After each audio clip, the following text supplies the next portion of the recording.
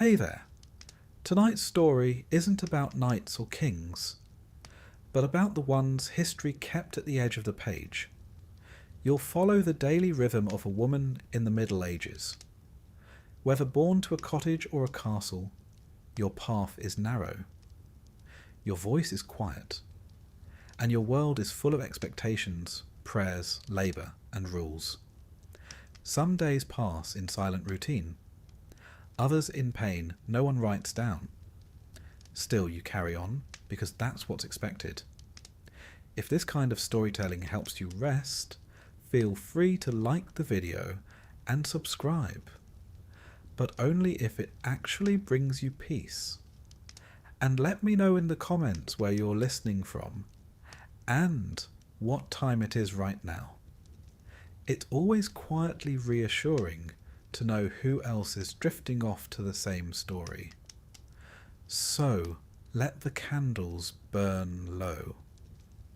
Let the chapel bells fade.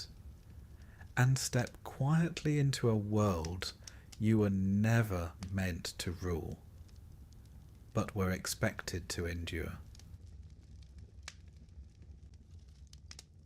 It begins, as most things do, in the dark. A stone cottage, a timber-framed hall, a quiet convent cell. The setting shifts depending on one's station, but the experience, coming into the world as a girl in medieval Europe, is surprisingly consistent. It starts with the blood. Childbirth in the Middle Ages was not a dramatic affair in the way Hollywood might have it. There were no galloping horses or shouting men. No, it was an affair of women. A chamber prepared, warmed if it could be, herbs and oils steeped, the midwife summoned, and all men very firmly told to wait outside and try not to faint.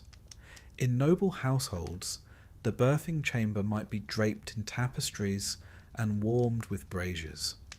In peasant homes, it was whatever space could be cleared beside the hearth, where the light from the fire flickered across the straw-strewn floor. Either way, the atmosphere was hushed, reverent, and tinged with fear. Midwives were essential, both practically and spiritually. Their tools were not surgical, no forceps or sterile instruments, but their knowledge of the female body, passed down through generations, was formidable. They knew when to brew raspberry leaf for labour pains, when to burn bay leaves to mask the smell of blood, when to call for the priest. For it was a dangerous thing, birth. The odds were not in anyone's favour. 1 in 3 women might die from complications of childbirth in her lifetime. The baby, too, was not guaranteed to live. In fact, infant mortality rates were staggering by modern standards. 1 in 4 babies would not survive the first year. The birth of a girl was met with quieter celebration than a boy, particularly among the nobility, where inheritance and lineage were closely guarded. Still, there was hope. Hope that she might live, that she might marry well, that she might one day produce sons. The church taught that pain in childbirth was Eve's fault, of course. A curse upon women for that unfortunate incident with the fruit and the serpent. Women were reminded that suffering was their spiritual inheritance, though they might earn some credit for enduring it with grace. In particularly difficult births, holy relics might be brought in. A scrap of a saint's robe, a sliver of the true cross, a vial of murky water from a well said to cure fevers. And if death seemed near, the midwife might baptize the infant herself. No priest needed in an emergency. Better a heretical baptism than an unbaptized soul. If the child survived, the next step was naming. For a peasant girl, the name might be simple: Alice, Agnes, or Matilda. Names drawn from saints, grandmothers, or whatever the local priest happened to favour. Among the nobility, names carried lineage. a noble daughter might be called Eleanor or Isabel, chosen to recall a mother, an alliance, or an ancestral title. Names in those days were not about individuality. They were about continuity. The baptism followed soon after, often within days, if not hours. The church insisted on it, not for celebration, but for salvation. The baby, swaddled in linen strips, would be carried to the church where the priest would perform the rite. It was believed that unbaptized infants who died would be trapped in limbo, a sorrowful but necessary outcome in the church's view, though many a grieving mother likely felt otherwise. The font was cold, the stone damp with centuries of other tiny heads dipped into it. Godparents were chosen, often more for social obligation than affection. A godparent was not simply a spiritual guide. They might one day serve as legal guardian, should the parents die. After baptism, the mother underwent a rite of her own, churching. This was a purification ceremony performed around 40 days after birth. The woman, having been considered ritually unclean during and after childbirth, would be blessed by the priest and welcomed back into the church. Some women found comfort in it. Others, one suspects, found it quietly insulting. Still, it was custom. A woman's body might bring life into the world, but it had to be washed of its implication first. In terms of practical baby care, medieval approaches were oddly specific. Swaddling was a near universal practice. Babies were tightly bound in strips of cloth to keep their limbs straight, their bodies warm, and supposedly their morals in check. A wriggling infant was seen as disobedient. Better, they thought, to bind them gently, like a little scroll of flesh and linen. Cradles were simple, often wooden, sometimes with rockers. A noblewoman might have a nursemaid to soothe the child through the night. A peasant woman did it herself, usually while also attending to older children, livestock, and the brewing pot. Multitasking, as they say, has ancient roots. Feeding was done by breast if the mother could, or by wet nurse if she couldn't, or if she was noble enough to avoid it. Among the aristocracy, it was fashionable to hire a village woman with robust health to feed one's child.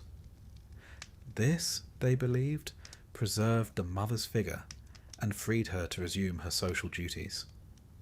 The milk of the wet nurse, it was said, could influence the child's character. So great care was taken in choosing one. No loose morals, no bad temper, no garlic in the diet. Weaning came early, sometimes as young as 6 months. Bread soaked in milk, or paps made of mashed grains, were common. There were no bottles, only spoons and cloths and, at times, pure guesswork. As the infant grew into a small child, the expectations began to crystallize.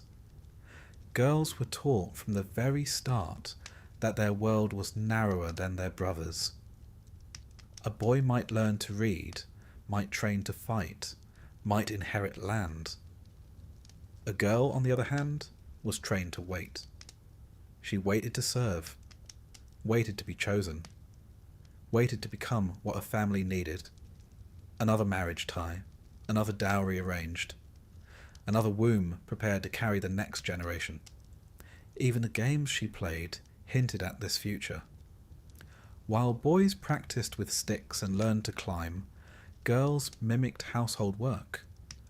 Rocking dolls in makeshift cradles, pretending to sweep, weaving grass into ribbons.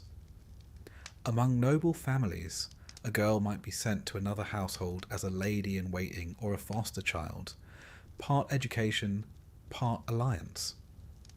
Among peasants, she stayed put, learning from her mother how to bake, spin, patch, and pray. The idea of childhood, as we think of it today, did not quite exist. Children were not mini adults exactly, but they were not wrapped in sentimentality either.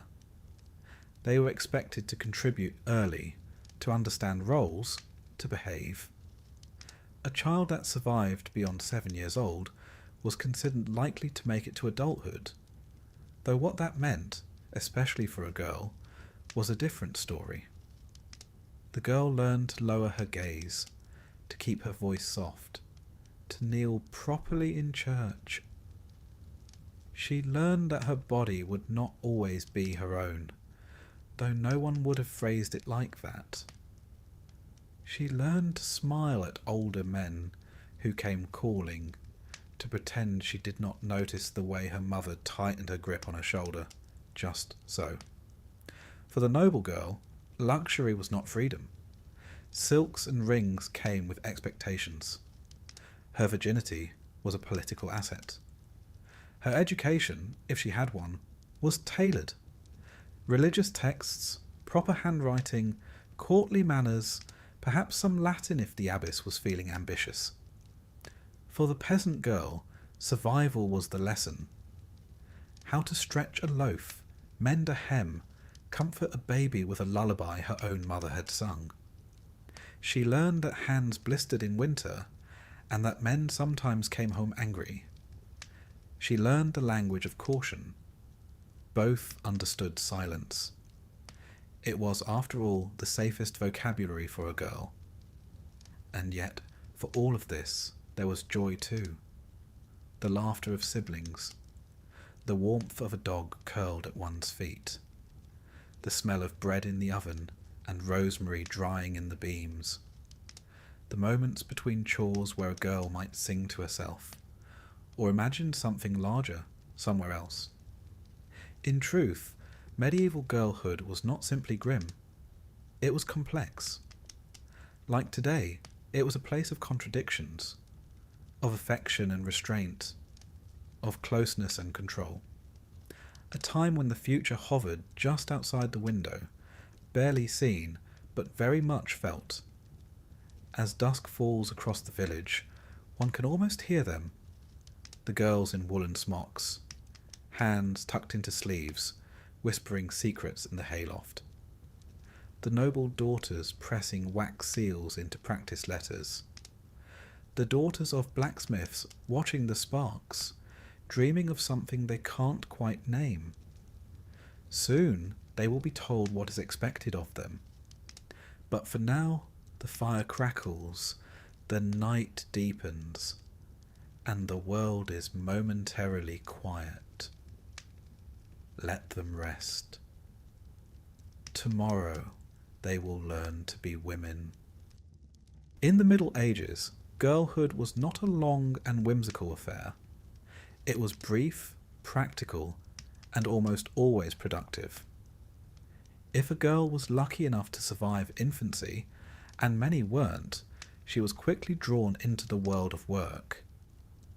Girlhood, in medieval terms, was not a protected bubble of learning and laughter. It was apprenticeships for the harder life that lay ahead. Whether born into a mud-walled peasant cottage or a chilly stone manor, a girl's training began early. By the time she could walk steadily and speak in sentences, her hands were already occupied. There were clothes to mend, food to fetch, fires to keep alive, and endless small tasks for her to perform. Rest was a concept reserved for others, and play, if it occurred, often doubled as a lesson. Let us begin, as many days did, with the peasant girl. She awoke early, before the sun in winter, with the first birdsong in summer. Her sleeping spot might be a straw-stuffed sack shared with siblings, or simply a woolen blanket on a bench by the hearth. Her family's house was one room, smoky, close, and never truly silent. The smell of ash, sour ale, and animal fur was everywhere. The day's first job might be gathering kindling from the woodpile, or fetching water from the stream. Jugs were heavy and cold, and feet bare. Her breath puffed into clouds, and her arms ached by the time she returned. She might then help knead the bread dough, coarse and dark, and stir the morning pottage, which had been simmering through the night, never fully finished, always added to. Her fingers grew used to constant motion.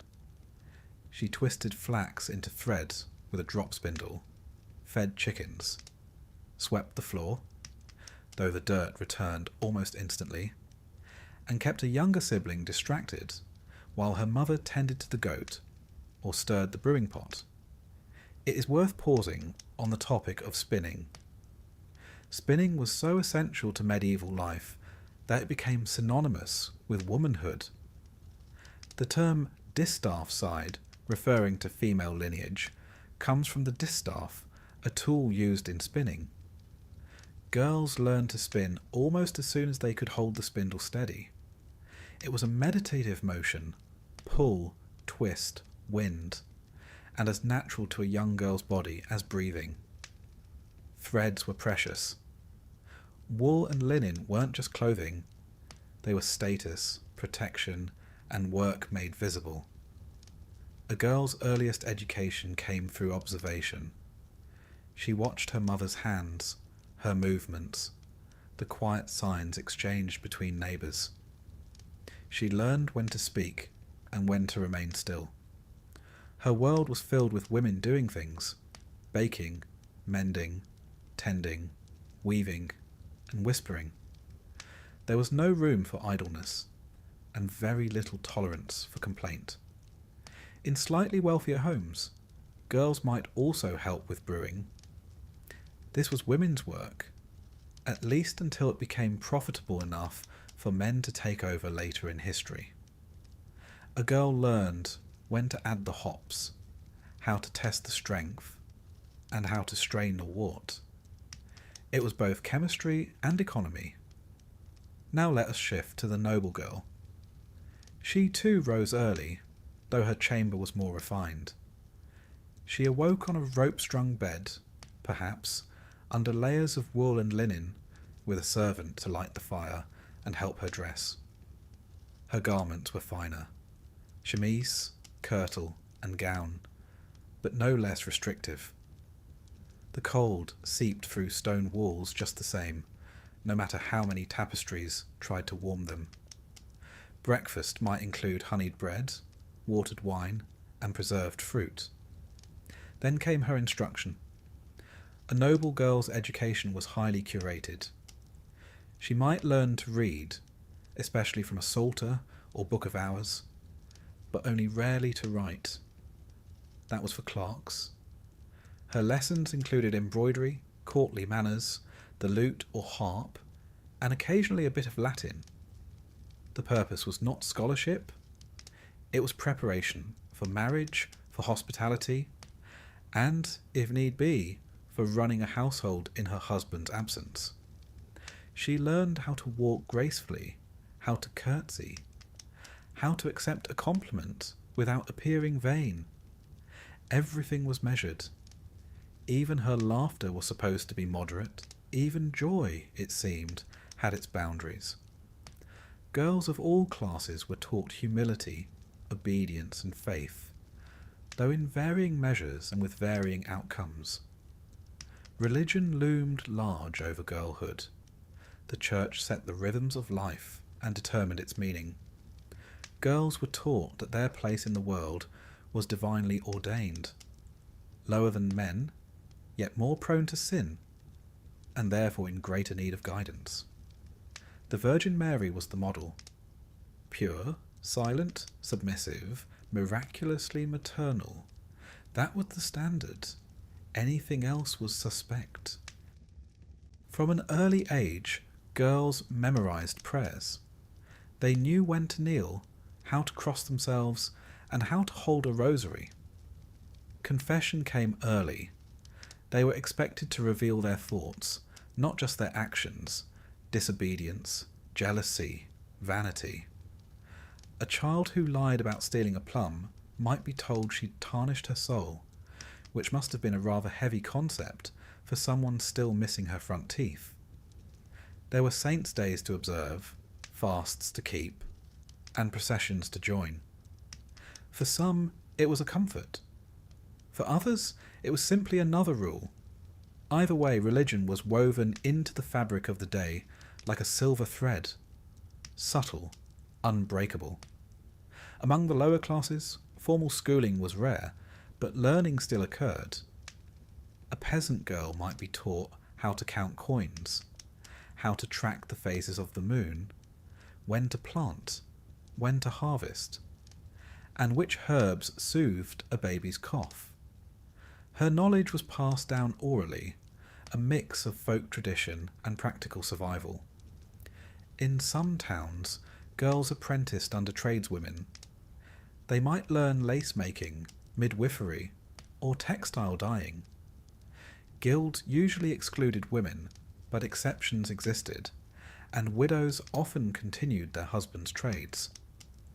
These skills offered a slim form of independence, a way to earn, to negotiate, to survive. The work, of course, was unrelenting. The noble girl learned to manage the kitchen ledger, to supervise servants, to embroider for hours without complaint. She practiced spinning too, more as a virtue than necessity, but her stitches were scrutinized for neatness. She might be called upon to help prepare a feast, to tend a sick relative, or to accompany her mother to a neighbouring estate. Everything she did was training for marriage, for piety, for respectability. And while it's tempting to romanticize her life, the gowns, the jewels, the minstrels, her freedom was heavily curtailed. Her life was monitored, her movements noted, her speech often limited to what was appropriate. Behind the fine curtain, there was little room to breathe. Peasant girls, by contrast, had more physical freedom, but less protection. They worked in fields, helped with animals, gathered firewood and herbs, and were sent to market alone. They were more exposed to danger, but also to the world. A peasant girl might see more of life before age 10 than a noble girl saw before her wedding night. Evenings brought no real rest.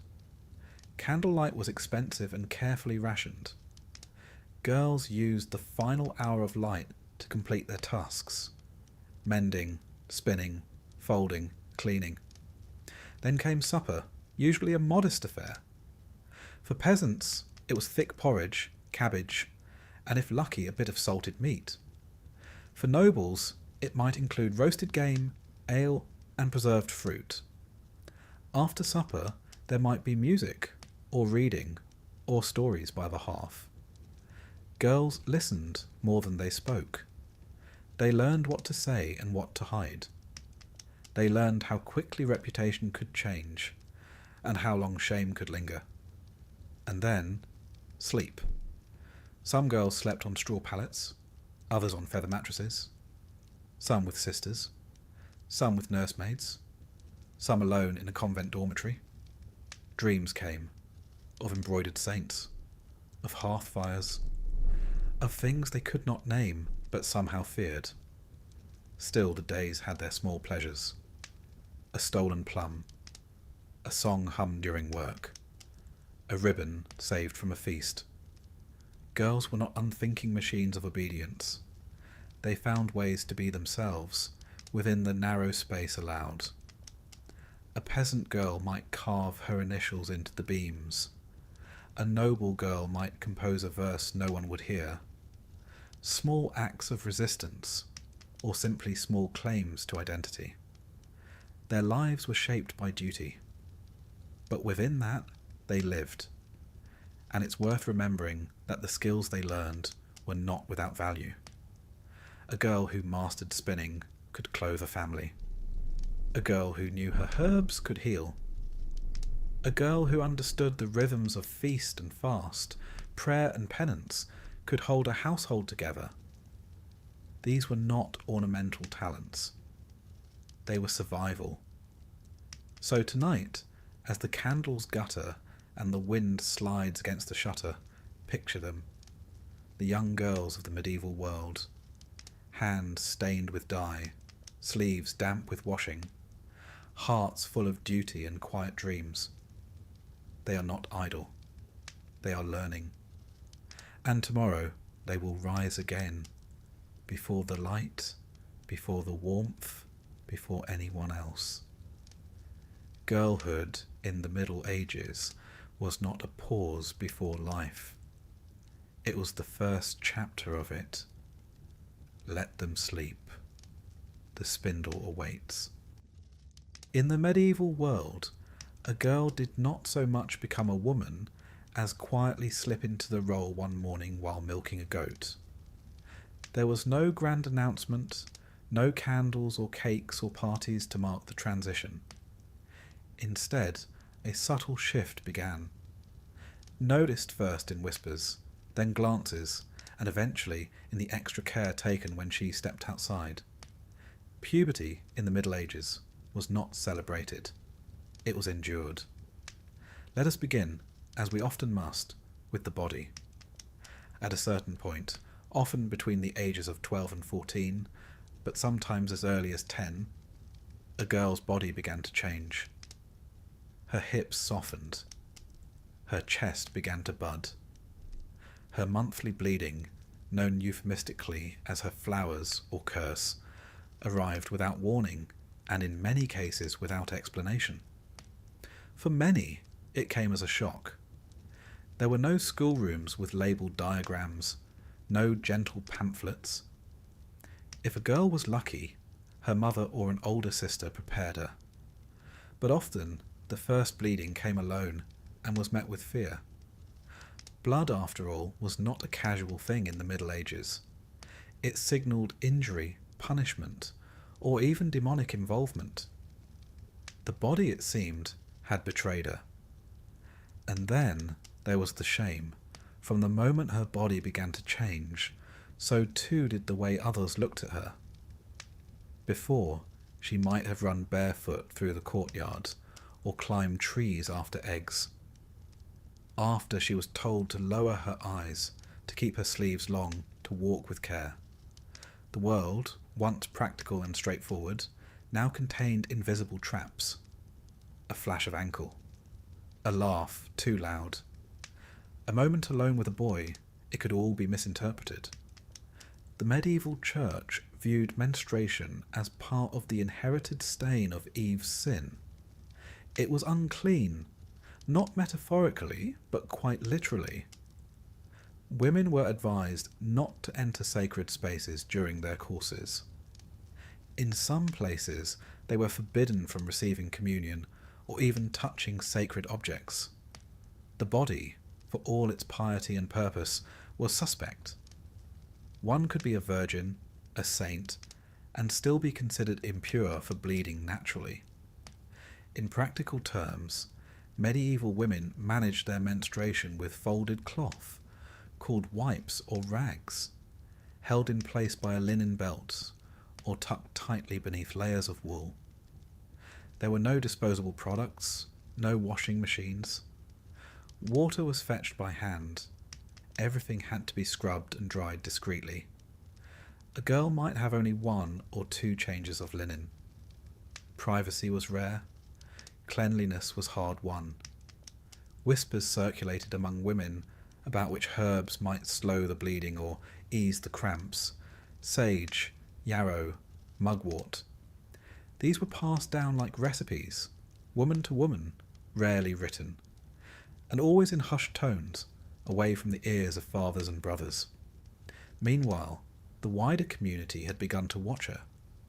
The term maiden now applied in earnest. It meant she was eligible, though mercifully not always ready, for marriage. Suitors might begin to appear, sent by their mothers or steered by matchmakers. She would be paraded, not literally, but socially, observed at church, praised for her modesty, her needlework, her silence. A girl's reputation became her currency. One misstep, one conversation overheard, one smile held too long, and the rumours could begin. A peasant girl might be called fast. A noble girl might be thought unchaste. Both labels were heavy and difficult to erase. Ironically, she was not supposed to speak of her womanhood, but everyone else could comment on it. For noble girls, these years marked the final stage of training before marriage. Their instruction grew more serious. How to run a household, how to instruct servants, how to bear sons, and, just as importantly, how to hold one's tongue. The art of being pleasant but not too familiar, learned but not arrogant, pious but not sanctimonious. She was taught to bow to her father, and then one day to her husband. For peasant girls, the change was less ceremonious. Her chores remained largely the same, but the social gaze altered. She was now expected to behave like a woman, to be modest, diligent, fertile. In some communities, she might work alongside her father in the fields one day and be betrothed the next. A useful womb, a capable back, a strong arm for kneading, these were considered virtues. And then there were the warnings. Girls were told cautionary tales of young women who walked into the woods and came back shamed, of girls who lingered at the well too long, of boys with clever tongues and wandering hands. No one explained desire, only danger. What the church did explain, at great length, was temptation. Women were described as both weak and dangerously alluring, a paradox that left them blamed whether they yielded or resisted. A man who strayed was led astray. A woman who strayed was a harlot. The Virgin Mother Whore Trinity followed them, always. In the convent, things were slightly different. There, a girl might have some reprieve from the pressure of marriage, but the shame of the body remained. Nuns, too, bled. Nuns, too, were warned against thoughts that might lead to sin. In some records, there are accounts of punishments for impure dreams.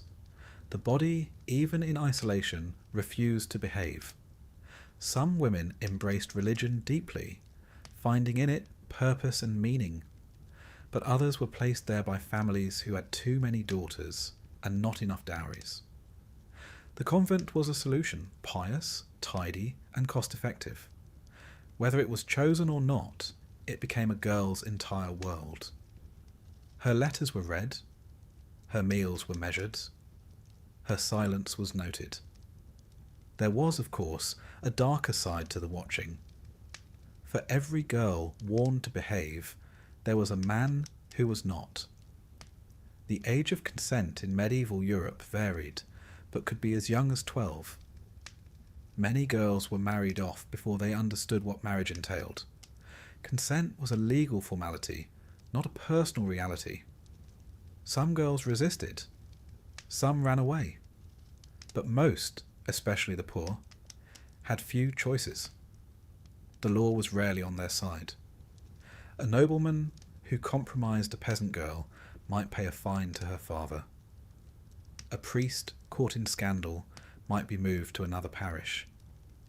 A girl who lost her virtue through force or persuasion was often blamed for it. And yet, in the spaces between shame and silence, girls found ways to endure. They whispered in kitchens, traded herbal remedies, joked behind church walls.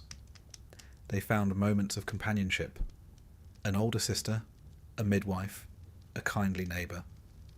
They learned to read faces, to stay out of reach, to laugh at the absurdities of modesty enforced by men who observed none themselves. They learned to spot which men were safe, which weren't. Who could be trusted with a confidence? Who would spread it like butter on bread? And some of them fought. There are accounts, scattered, rare, but real, of girls refusing arranged marriages, of women demanding justice, of midwives protecting their patients against legal reprisal. These stories did not fill the pages of chronicles, but they lived in the oral traditions, passed down like the recipes and the prayers. Because even as their bodies were treated like burdens, their minds kept working. They noticed everything: how their brothers were treated differently, how their mothers wore their exhaustion like a second gown, how the priest's eyes lingered too long, how the Lord's steward always asked for extra wine when they served at table. And in that noticing, they began to grow into the quiet strength that would carry them through the rest of their lives. Not with defiance, there was little room for that, but with a kind of patient resistance, with wisdom gathered from watching, and with alliances formed in whispered Latin and laced sleeves. So tonight, let us imagine them, not the wide-eyed girls of storybooks, but the keen-eyed, quick-minded, weary-limbed girls of real history, sitting at the hearth, one hand spinning, the other adjusting a woolen wrap, feeling the ache in their backs and the tug in their bellies, watching, always watching, learning how to live in a world that never quite welcomed them, but still needed them all the same. Let them sleep now. There is more to learn tomorrow. In the medieval world, a girl's path to marriage often began long before she could spell the word. Marriage was not so much a milestone of life as it was a transaction, one arranged by others, signed not in ink but in goats, acres, or the promise of future sons. Love, if it entered the picture at all, usually came after the agreement had been sealed, if it came at all. Among the peasantry, betrothals were casual but binding. A village father might say over a jug of ale, "Your Tom will marry my Alice, come harvest." No parchment, no fanfare, just a spoken agreement, witnessed by neighbours who would remember. In the eyes of the church, even this might count as a legitimate contract, provided both parties were of age and consented. In noble circles, things were more elaborate. Families drew up formal contracts, witnessed by clerks, and often sealed with wax. These negotiations could take weeks, months, even years. A lord might promise his daughter to the son of a rival baron to end a feud, or to a distant cousin to keep property within the family. The bride, of course, was rarely consulted. The legal age of consent for marriage was 12 for girls, 14 for boys. Though many married later, especially among peasants, the law permitted it early. Some aristocratic girls were betrothed at 6 or 7 and married by 14. A girl might be handed over just as she began to bleed for the first time. Her mother may or may not have explained what that meant. Her father almost certainly did not. Dowries played a central role in these arrangements. A girl's dowry was her portion of the family's wealth, goods, livestock or land that she brought into the marriage. Among nobles, dowries could be impressive: fortified manors, silver goblets, fine textiles or cash. Peasant dowries were more modest, perhaps a pig, a featherbed, or a spinning wheel. The dowry wasn't a gift. It was the family's bargaining chip. The richer the dowry, the better the match.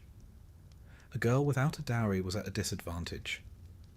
Her parents might offer a cousin to go with her, or a useful cow, or lower their expectations entirely. Once the match was confirmed, the girl's behaviour came under scrutiny. She was now a future wife. She was expected to walk with grace, lower her eyes, and know her place. Her virtue became the concern of the entire community. A girl seen speaking too freely to a boy might find herself whispered about. A laugh at the wrong moment could follow her for years. Noble girls might be sent away to live with their future in-laws, a practice called fostering. There, they would be trained in the habits of their new household, what foods were served, which saints were honoured, which servants to trust, and when to speak, rarely and only when spoken to. This was not an act of affection, it was orientation. And so came the wedding. For peasants, a wedding could be as simple as an exchange of vows outside the church. The priest blessed the union, the couple clasped hands, and the deed was done. There might be bread, cheese, a jug of ale, and some dancing if it wasn't raining. The bride's best gown might be blue, the colour of modesty. Her veil would be homemade. Her shoes, if she had any, patched. For nobles, weddings were grander affairs. Church ceremonies followed by days of feasting. Pigeons roasted with herbs, minstrels playing lutes, guests reciting toasts in Latin. The bride, dressed in imported silk or dyed wool, might barely recognise the man beside her, but she'd been taught to smile and to stay silent. Then came the bedding ceremony, a custom both practical and intrusive. Among common folk, this could be as simple as neighbours waiting outside to ensure the couple retired together. In noble houses, the ceremony might be public. Guests walked the couple to the bedchamber. They might undress the bride, offer ribald jokes, sprinkle holy water on the sheets. Some stayed to witness the start of the consummation, though accounts vary wildly on what was truly observed. The goal was simple: to ensure the marriage was valid. A marriage without consummation could be annulled. A bride's virginity was prized, proof that the child she bore would be legitimate, the bloodline unbroken. Some households hung the bedsheets out the next day, spotted with blood. Not for modesty, but as evidence. Sex within marriage was expected but not explained. Girls were rarely told what would happen. Some had vague warnings. Others knew nothing at all. In noble households, older women might offer advice. Don't flinch, or pray while he finishes. In peasant homes, the advice was more direct. It won't take long. The church viewed sex as both sacred and shameful. Marital relations were permitted, but only for procreation, and preferably without too much enthusiasm. Anything resembling pleasure was eyed with suspicion. A wife was not supposed to refuse her husband. Her body was his right, and yet she could be punished for being too eager. It was a narrow path to walk. Marriage gave a man authority over his wife in both legal and spiritual terms. She owed him obedience, labour, and fidelity. He owed her protection, provision, and if inclined, affection. But enforcement was uneven. A woman who disobeyed might be beaten, lightly the law said. A man who strayed was warned. A woman who strayed was ruined.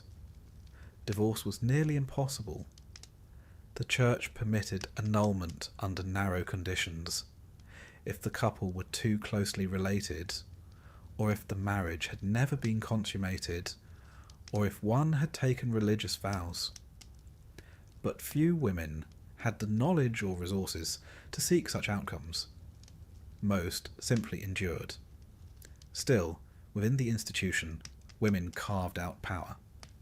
A skilled wife could manage a household, oversee accounts, barter at market, and command servants. Among peasants, she worked beside her husband, planting, harvesting, mending, milking. Among nobles, she managed estates in his absence, which was often. War, politics, or pilgrimage regularly took men away. A clever woman knew how to navigate her husband's moods. A kinder man might listen to her counsel. A harsher one might not. Some marriages grew into partnership. Others remained distant transactions. Widowhood, paradoxically, offered more freedom. A widow could inherit property, run a business, and act independently in court. Many preferred not to remarry. A second marriage risked handing everything back to male control. Some widows lived quietly, managing their affairs. Others thrived, becoming influential landlords, moneylenders, or guild members. Urban women, especially in trades, had more visible roles. A wife might work in a shop, brew ale, make candles, or sew for hire. City statutes sometimes recognised their labour. A few even ran businesses in their own names. But marriage still meant legal dependency. A married woman's identity was absorbed into her husband's. She could not sue or be sued. Her wages were his, and yet women endured. They learned how to stretch flour through Lent, how to hold their tongues at supper, how to navigate market gossip. They knew which priests would listen and which wouldn't. They taught their daughters when to smile, when to run, and what herbs might help with bruises or babies. They whispered behind their hands, laughed at the absurdity of things, and got on with the business of survival. They were not always resigned. Some rebelled. A few fled arranged marriages, married for love, or disguised themselves to escape. Others poisoned cruel husbands with herbs accidentally added to stew. Stories passed quietly among women, of clever wives, sly daughters, and the justice no court would give. Tonight, as the fire crackles low, imagine her, a girl no more than 15, standing in her wedding gown. It scratches at the neck. Her hands are cold. Around her, guests toast, music plays, the priest nods. She glances sideways at the man she's been given to. She barely knows him, but she will soon enough. Let her sleep now. Tomorrow she rises early. There is work to do.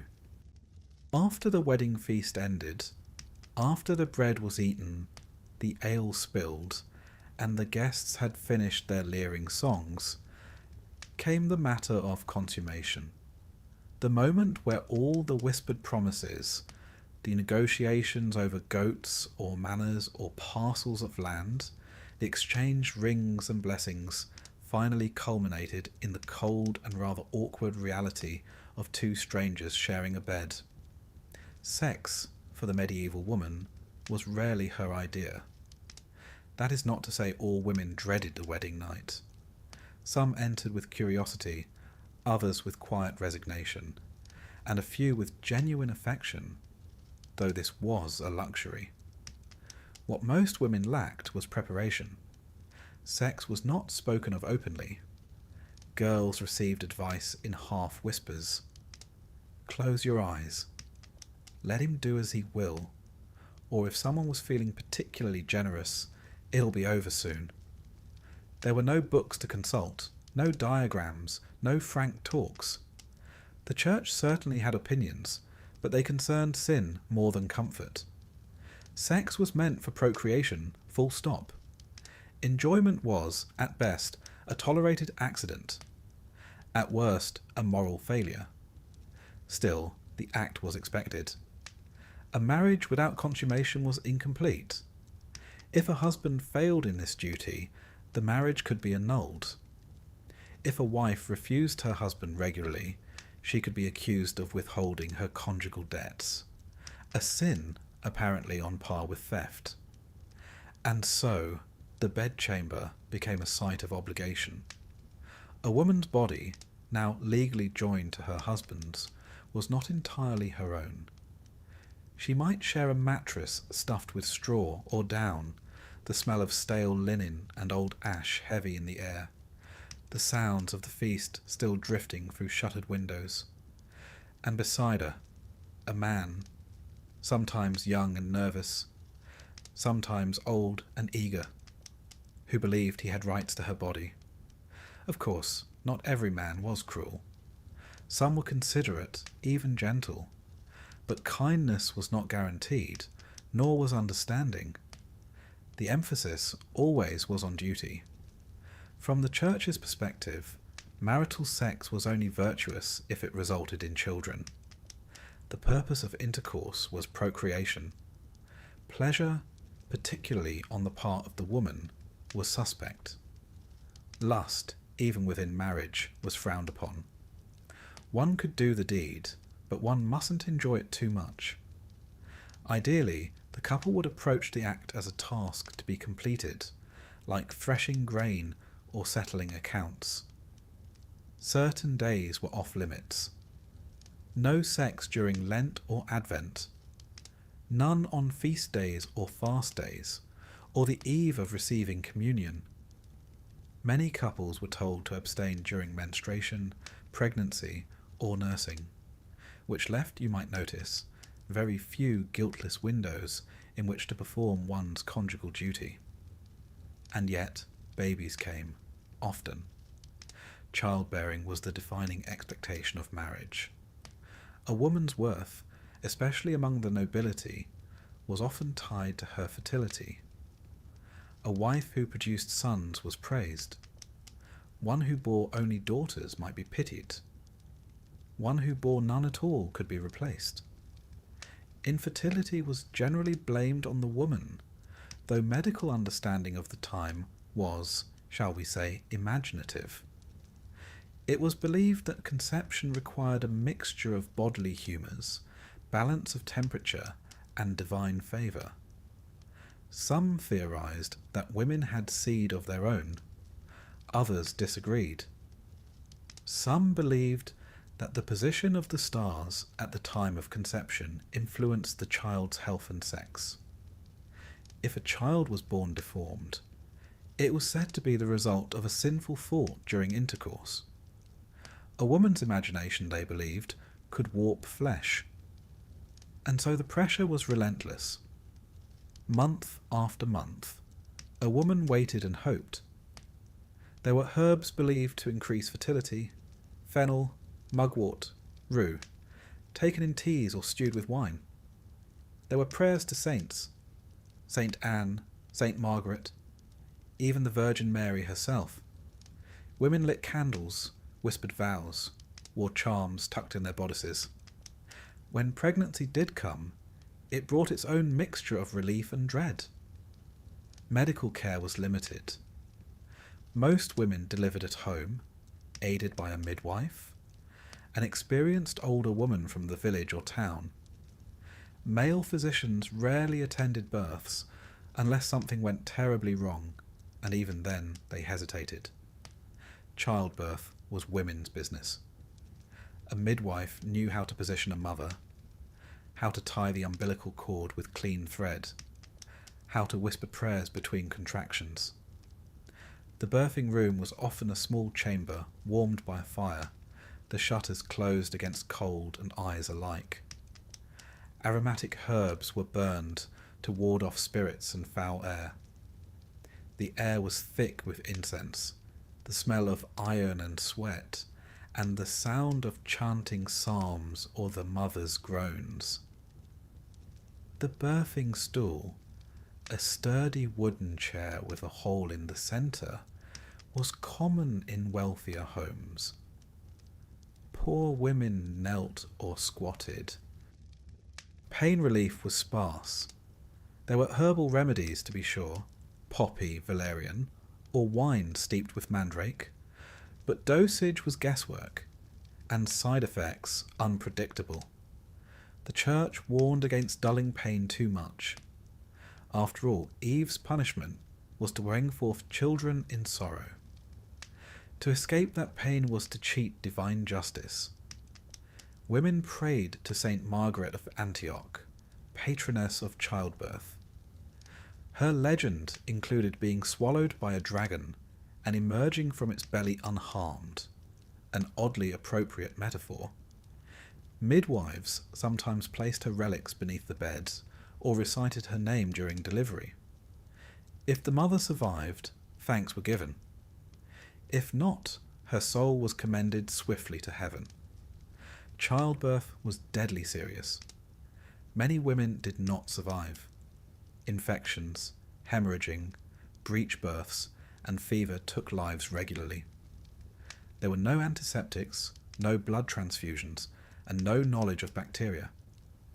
A woman might deliver one healthy child and die with the next, or lose the baby, or deliver a stillborn child, wrapped quickly and buried without naming. If the baby lived, baptism was urgent.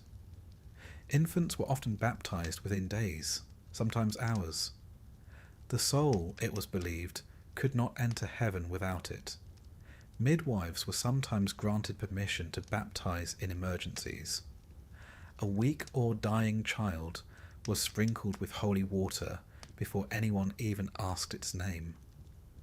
For noble women, childbirth was a public concern. The arrival of an heir was cause for ceremony. Witnesses were sometimes summoned to confirm the child's legitimacy. If the husband was away, letters were sent. Gifts arrived, swaddling clothes, amulets, sometimes fine linens embroidered with saints' names. Peasant births were quieter. A neighbour might bring broth, or a bundle of dried lavender, or help with the animals. But work resumed quickly. A peasant woman might be back in the fields within days. There was no maternity leave. There was no nursery. Babies slept in the same bed, fed at the breast, and were slung over a hip as their mothers hauled water or kneaded bread. Nursing was expected. Wet nurses were used by the wealthy or when the mother had died. The church discouraged wet nursing, worrying about moral contamination. One woman's milk influencing another's child. But it persisted nonetheless, especially in courtly households, where noble women were discouraged from nursing lest it interfere with fertility or appearance. And all this sex conception, childbirth, was overseen always by the watchful gaze of the church. The medieval church was not short on opinions. Manuals for confessors listed every possible sexual sin: too frequent, too lustful, on the wrong day, in the wrong position. But they offered little guidance on what was permitted beyond not too much. Desire, especially female desire, was treated with suspicion. A wife who initiated intimacy could be accused of having unseemly boldness. Even joy, if too obvious, might need to be confessed. Yet there was also veneration. The Virgin Mary, meek and mild, was the ideal woman, pure, obedient, nurturing. Her image appeared everywhere, but no one could live up to her example. She gave birth without pain, remained a virgin forever, and never once complained about her husband. Medieval women, one imagines, could only sigh and try their best. And so, the average woman lived between contradictions. Her body was sacred and sinful. Her role was exalted and dismissed. She was essential to the continuation of family, faith, and feudal society, and yet denied authority over her own life. Still, she persisted. She survived endless pregnancies, some joyous, some not. She buried children and bore more. She learned to read her body's signs, to sense when danger was near. She trusted the midwife. She prayed to Saint Margaret. She bit down on rags and counted contractions by candlelight. She nursed children while grinding grain, sang lullabies while mending socks. She knew how to keep a fever down, how to wrap swaddling tight, how to soothe colic with fennel water. She endured her husband's needs when she was tired, and whispered to her sister-in-law when she missed her monthly courses. She wasn't allowed to speak much of these things, but she knew them deeply. So tonight, imagine her, a woman lying in a low bed. Her hands are swollen, the air smells of herbs and wax. Somewhere outside, dogs bark. Her child is beside her, red-faced and hungry. She presses the baby close and hums, softly, a tune her own mother sang. The world is still spinning, still demanding. but for this moment she is still. Let her sleep now. Morning comes early. In the Middle Ages, the workday for a peasant woman began before the sun rose and ended long after it set, if it ended at all. She was not merely a housewife. She was a field hand, a cook, a brewer, a midwife, a weaver, a shepherd, a mother, and occasionally, for good measure, a thatcher of roofs. Her life was defined by tasks, by repetition, and by the steady rhythm of survival. And while history remembers kings and crusaders, coats of arms and coronations, most medieval people were not noble. They were poor. And many of those poor were women, wearing rough spun wool, bent over work from cradle to grave. Let us begin at dawn. There is no need for an alarm clock.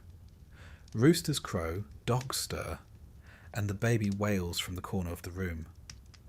The cottage is dim, the hearth has gone cold overnight, and the thatched roof drips gently in one spot near the door. She rises, barefoot on packed earth, and tends the fire with practised movements. Ash is pushed aside, kindling coaxed into flame. Smoke curls up into the rafters and out through a hole in the roof. Breakfast is whatever remains from the night before. Porridge, if they're lucky. Bread, if it hasn't gone too stale. A bit of cheese, a dried apple, a sip of ale. Yes, even in the morning. Water, being what it is, uncertain, possibly contaminated, is generally left to animals and sinners. Ale is safer. And besides, she brewed it herself. The children must be dressed, the cow milked, the chickens fed. If there's a pig, it will demand its usual fuss. All of this is done before the work of the day truly begins. The medieval manor economy relied on women's labour. On the lord's domain, his estate, peasants owed days of work in exchange for use of the land. Men might plough, harvest, or mend fences. Women gleaned, weeded, sowed flax, and bundled firewood. They worked in the fields beside their husbands, carrying babies on their backs, or leaving older children to watch the little ones. There were no nurseries. The world was your nursery. Even when not in the fields, a woman's work did not let up. She spun wool into thread, a task so common it became a symbol of womanhood itself. In fact, the word distaff, a spinning tool, was often used to refer to the female side of the family. A distaff family. It was not a compliment, necessarily, just a fact. Spinning was constant. Idle hands were frowned upon. A woman might spin while walking, while minding sheep, or while watching the stew pot. Thread was needed for weaving, for sewing, for mending endless tunics and hose. Clothes did not come from markets, but from her own skill. She carded wool, dyed yarn, repaired worn garments, and occasionally bartered spare cloth for salt or candles. She also brewed. Brewing was women's work. Ale was a staple, not a luxury. Weak ale was consumed daily by all ages, even children. It was called small beer, with just enough alcohol to kill off whatever lurked in the water.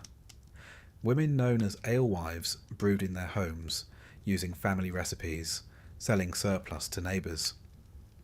The work was hot, sticky, and fragrant.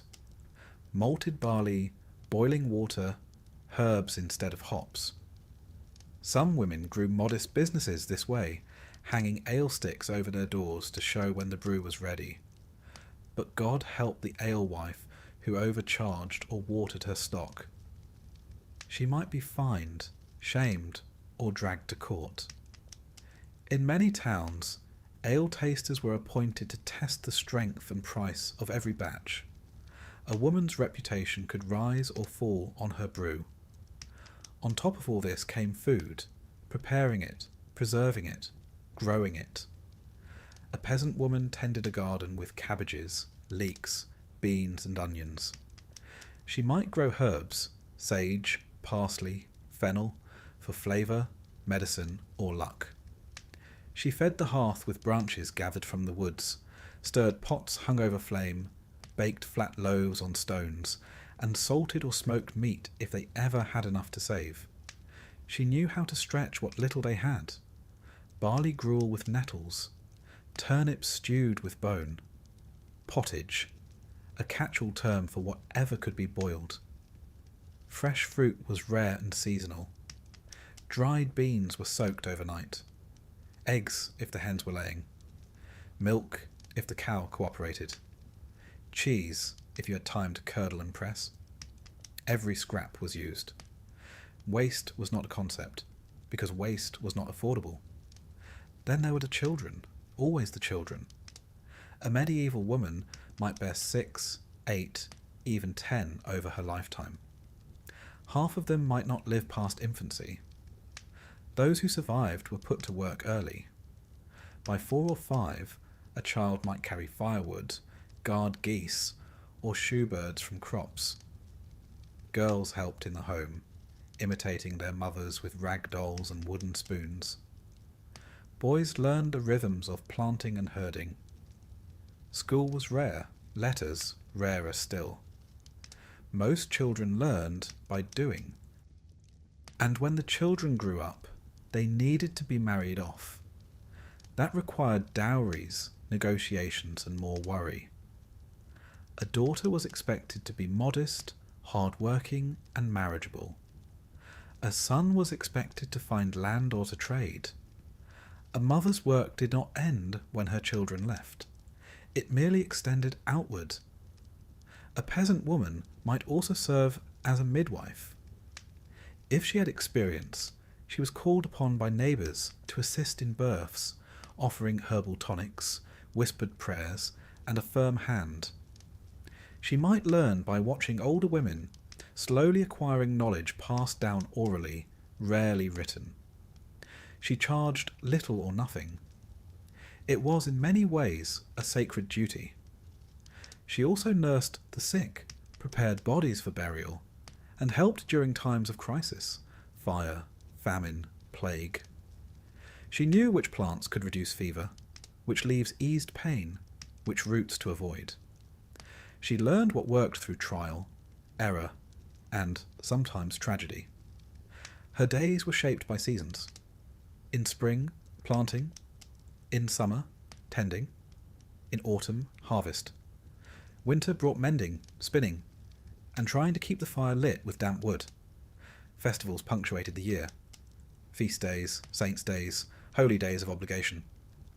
On those days, the work paused, briefly. There might be dancing, music, a bit of meat. Then it was back to the usual. Clothing was plain. A linen shift, covered by a woolen gown. An apron, a kerchief tied around her head. Shoes, if she had them, were leather and often damp. She might own a cloak for warmth. Jewellery, if any, was a wooden cross or a brooch to pin her gown. Her home was a one-room cottage, shared with husband, children, perhaps an elderly parent or two, and an alarming number of mice. The floor was hard-packed earth, the walls wattle and daub. Smoke curled from the hearth and lingered near the ceiling. Bedding was straw stuffed in sacks. Privacy did not exist. Comfort was minimal. And yet she endured. She found laughter in gossip with neighbours, comfort in ritual, pride in her skills. She may have known only a few prayers by heart, but she said them daily, over bread, over babies, over sick goats. She marked time not by hours but by chores. First milking, then breakfast, then the turning of the sun. Women like her kept the world spinning quietly. Their labour was not recorded in ledgers. Their names were often forgotten. But they were the heartbeat of the village. And while noble women are the ones who appear in poems and portraits, it was the peasant woman who lived the truest rhythm of the age. She didn't need to read Latin or play the lute. She needed to know when to harvest onions, how to patch a tunic, how to soothe a crying child while minding the fire. Her knowledge was embodied, instinctual, honed by necessity. There were, of course, moments of joy, a good harvest, a child's safe birth, a festival with dancing and music, a night without rats, laughter around a fire, a husband who sang to her softly when no one was listening, a daughter who spun her first good skein of wool. These small joys mattered because they were real, tangible. Heron. So tonight, imagine her. She lies beside the hearth, the embers glowing faintly red. Her back aches. Her hands are chapped. Her belly is full for once, and she hums softly as the baby stirs. Outside, the wind brushes the thatch. Tomorrow she will wake before dawn. But for now she is still. Let her sleep. She's earned it. While most medieval women moved from childhood to marriage with barely a pause to catch their breath, a select few veered off the expected path entirely. They didn't marry, they didn't raise children, and they didn't boil cabbages while a baby cried at their feet. Instead they slipped behind high stone walls, took vows of chastity, and disappeared, at least from the world's eye. They became nuns. To enter a convent was to enter a world both cloistered and strange, sacred and stifling, quiet yet never truly still, a life of rules, prayers, and daily ritual, but also surprisingly often a life of books, learning, and, if one was particularly cunning, the faintest scent of independence. Let's begin with why a girl might end up in a convent. For noble families with too many daughters and not enough dowry silver, the convent was a tidy solution. It preserved the family's wealth and spared them the hassle of finding a husband for every child. One daughter to God, two to marriage, and one, perhaps the least charming, to the nearest priory. Some girls were offered to the church as children, their destinies decided before they could walk. It was not always a punishment. For some girls, especially those with a taste for reading or a dislike of childbirth, convent life was a welcome alternative. In a world where a woman's worth was usually measured in wombs and weaving, the monastery offered a rare escape, a place where a woman could live without being someone's wife, someone's mother, someone's cook, or someone's property. Entrance to a convent involved a ceremony, not unlike marriage. There were veils instead of rings, vows instead of kisses, and instead of a husband, the bride of Christ was now wedded to her faith. Her hair was often shorn, her name changed, and her secular life left behind, at least in theory. But what did her new life look like? Convent routines were governed by the rule, most often the rule of St. Benedict, a document written in the 6th century and embraced with fervour for centuries after. This rulebook dictated nearly every hour of a nun's day. Wake up at midnight for prayers. Rise again before dawn. Chant, read scripture, perform chores. Eat in silence. Pray, work, pray again. There were 7 canonical hours, each marked by prayer. Matins, lauds, prime, terce, sext, nun, vespers, and compline. Yes, that's more than 7, but the math was medieval. Bells rang, voices murmured, psalms echoed in stone halls. It was not an idle life. But within those prayers and fasts, there was variety. Convents varied widely in their daily experience, depending on wealth, location, and leadership. Some were austere. No meat, no heat, barely a blanket between you and pneumonia. Others were surprisingly well appointed, especially if the abbess came from a wealthy family and managed her estate with shrewdness. Some nuns wore coarse wool, and bathed once a season. Others dined on roast fish and soft bread, and might own illustrated manuscripts worth more than a village. Education was one of the great benefits of convent life. While most medieval women remained illiterate, nuns were often taught to read Latin, to copy texts, to illuminate manuscripts. Some composed music, wrote treatises, or compiled histories. A handful became renowned scholars in their time. Hildegard of Bingen, for example, a Benedictine abbess in the 12th century, was a writer, composer, mystic, and medical theorist. She wrote about everything from theology to botany. She claimed visions and corresponded with emperors. She was, in short, not to be trifled with. Her success was rare, but she was not entirely alone. The convent, paradoxically, could be one of the few places where a woman might be taken seriously as an intellectual. Removed from the expectations of wifehood, she could study, write, teach, even lead. An abbess had real power over land, tenants, even priests who entered her domain. She could administer estates, hear confessions, and settle disputes. Her signature carried legal weight. She was, in her own small kingdom, sovereign. But not all convents were scholarly havens. Some were overcrowded, poorly funded, and mismanaged. Some were more prison than sanctuary. Novices were kept on strict schedules, meals were meagre, and discipline was harsh. A nun caught dozing during prayers might be made to kneel on cold stones. One who laughed too much, or heaven forbid, sang the wrong tune, might be sent to a cell to reflect on her sins. Chastity was the cornerstone of convent life. Nuns took vows to renounce all earthly desires. They were brides of Christ after all.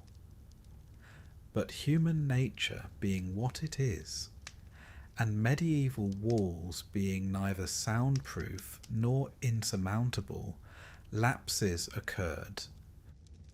There are records, charming, mortifying records, of nuns bearing children, of monks sneaking into nunneries, of abbesses caught harbouring lovers. One English nunnery was once accused of being a brothel under the guise of religion. It's safe to assume that not all charges were fair, but the persistence of such rumours suggests that even cloistered life was not free from scandal. Still, most nuns lived in earnest faith. They embroidered altar cloths, baked communion bread, tended sick villagers, taught girls to read, and prayed sincerely for the souls of others. Their days were structured, their roles respected, their peace, if they were lucky, protected. Some convents specialised in nursing the sick. These were the forerunners of hospitals, with nuns acting as caregivers, herbalists, and midwives. They learned how to treat fevers, bind wounds, and administer tonics. Their knowledge, passed down woman to woman, was rarely written, but deeply rooted.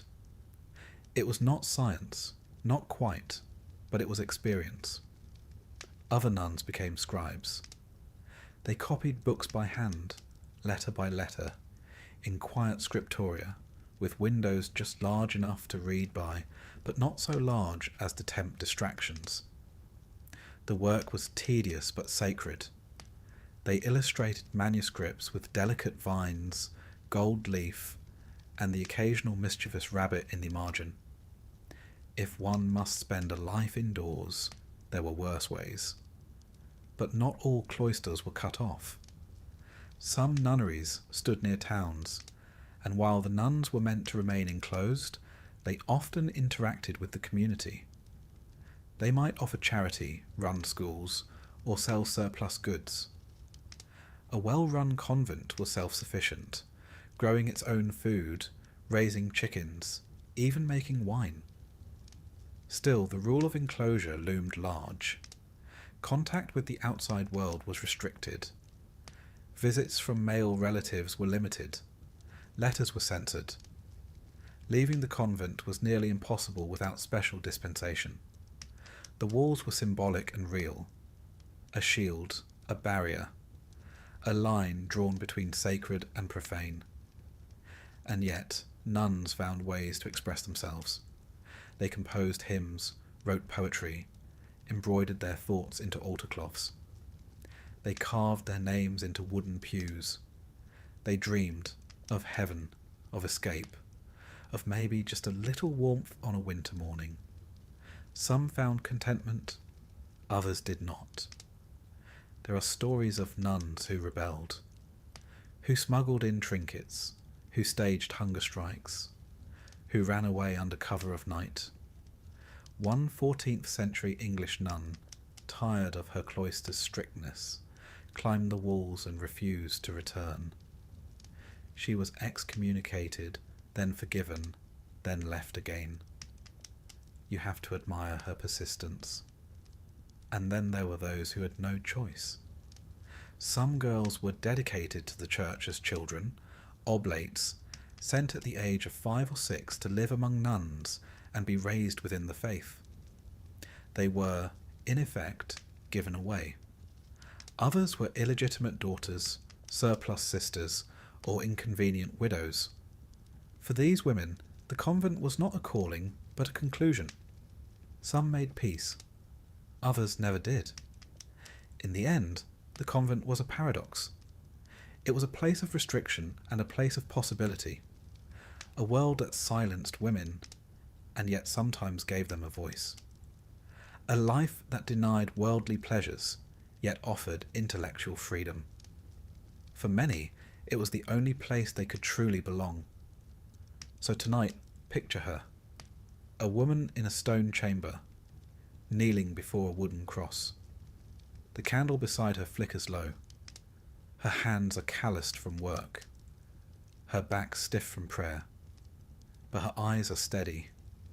She has not spoken aloud in hours, but she has thought deeply about things no one else may ever ask her to share. Outside, the wind moves the branches. Inside, the bell for Compline tolls. Let her rest now. She will rise before dawn.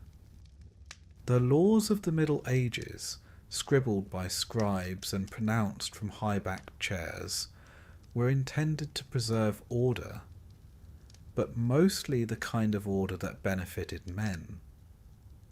They were not imagined with women's needs at the centre.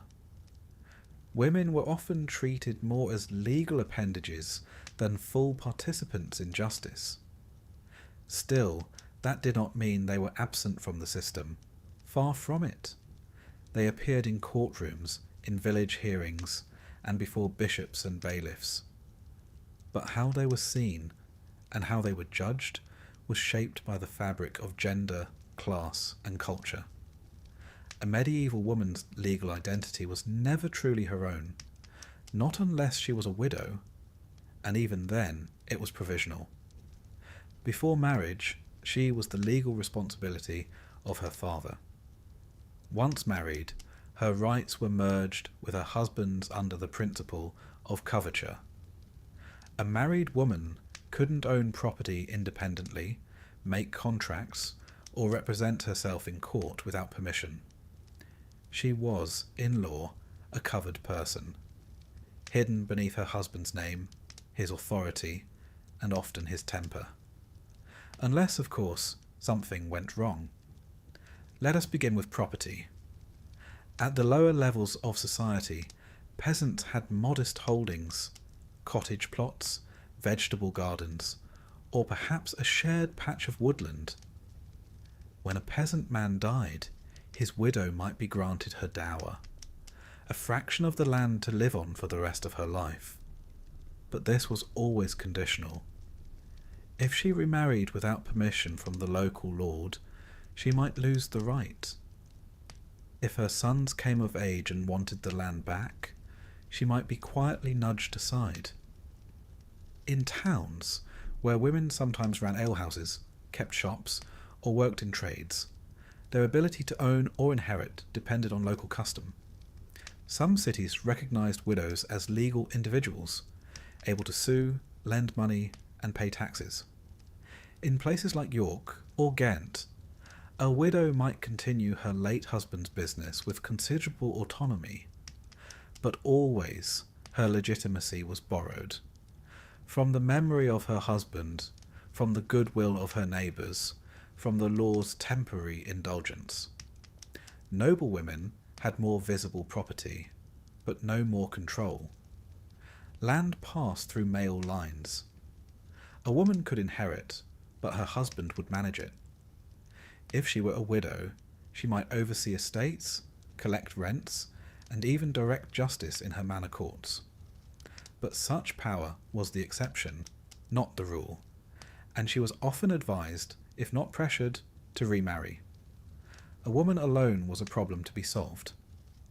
And then there was marriage itself. The church insisted on consent. A valid marriage required that both bride and groom agree freely. But this lofty ideal often clashed with practice. Marriages were arranged, sometimes when the girl was still a child. Fathers bargained dowries. Lords forced matches for political advantage. Girls might find themselves married before their 12th birthday, though consummation was ideally delayed until 14. Once married, a woman's legal status disappeared into her husband's. She could not initiate a lawsuit. She could not control her own earnings. In many ways, she became a legal shadow. The law presumed her obedience and presumed her silence, unless, again, something went wrong. If a woman was mistreated, beaten, abandoned, or cheated, her options were narrow. She could appeal to the church courts, which governed marriage and moral behaviour. A woman deserted by her husband might petition for restitution. A woman whose husband was impotent could, with great embarrassment, seek annulment, though this often involved proving the case through invasive examinations or awkward demonstrations. Divorce, as we know it, did not exist. The church forbade the dissolution of valid marriages. Annulments were permitted only if the marriage had been invalid from the start. Too young, too closely related, forced, or unconsummated. Otherwise, the best a woman could hope for was legal separation, a declaration that she and her husband should live apart. But she would remain married in the eyes of God and the law. As for punishment, the courts were inventive. Minor offences brought fines, especially in manor courts where money was the most efficient form of correction. A woman who brewed poor ale might be fined or banned from selling for a season. A woman who let her geese stray into the Lord's fields might pay a few pence. A woman who shouted at her neighbour, or accused her of stealing, or hexing her butter, might be labelled a scold. The crime of being a common scold was uniquely feminine. It applied only to women and was defined not by specific acts, but by behaviour deemed disruptive: gossiping, quarrelling, speaking too boldly. In England, a scold might be punished by ducking, tied to a chair and submerged in water, sometimes repeatedly, for the community's amusement. In other places, she might be made to wear the scold's bridle, a metal muzzle with a tongue plate that prevented speech. It was as humiliating as it was painful. Women also faced charges of theft, assault, and even murder. They were tried in royal courts, alongside men, and could face hanging if convicted. But their path to conviction, or acquittal, was often shaped by perceptions of character. A woman who was known as pious, quiet, and obedient might receive leniency. One who was seen as loud, proud, or overly clever might not. And then there was the matter of the church courts, the spiritual arm of medieval justice. The ecclesiastical courts claimed authority over all matters of morality: marriage, adultery, fornication, slander, and heresy. Here, women were often brought to answer for their private lives. A woman accused of bearing an illegitimate child might be ordered to confess publicly, to perform penance, or to stand before the congregation in her shift.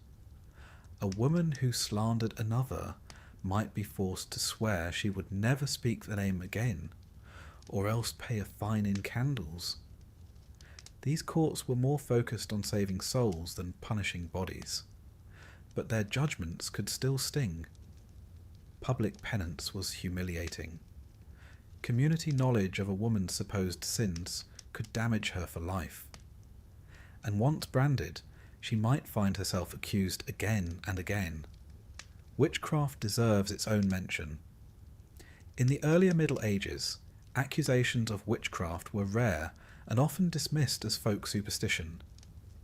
But as the centuries passed, the concept evolved. By the 14th century, the church began to associate magic with heresy, and a heresy with women, a healer who used herbs, a midwife whose patient died, a widow who argued too often. All were at risk. Accusations might begin with whispers: a cow that stopped giving milk, a child who took ill, a curse muttered in anger. Once suspicion took root, it grew like ivy. Trials for witchcraft were unevenly distributed across Europe. In some regions they were common, in others rare. Torture was often used to extract confessions, though it was not universally permitted. A woman accused of consorting with the devil might be examined for witches' marks, pricked with needles, or simply interrogated until exhaustion or desperation produced a plea. And yet, women were not merely victims of justice. They also participated in it. They brought suits to court over broken promises, unpaid debts, stolen livestock. They appeared as witnesses, especially in cases involving neighbours, property, or marriage. In village life, memory was the currency of law. Who saw the fence moved? Who heard the promise made? Who knew the shape of the disputed boundary? Women, often being the ones who stayed home and watched everything, were repositories of this knowledge. Widows especially were active legal agents. No longer under a husband's shadow, they could own land, run businesses, and represent themselves. Some became formidable figures: landladies, moneylenders, even constables in rare cases. Their authority came not just from legal standing, but from reputation. A widow with a sharp tongue and a good memory was not to be underestimated. In urban centres, women participated in guilds, especially as widows continuing a husband's trade. They brewed, baked, wove, stitched, and sold. Some guilds allowed women to be full members. Others tolerated them unofficially. All expected them to obey guild rules, pay dues, and face penalties for transgressions. Justice, as experienced by medieval women, was inconsistent. It depended on class, location, who you knew, and what you were accused of. But beneath the patchwork of law codes and court roles, a pattern emerges. Women learned how to work the system, or at least how to survive it. They played roles when needed.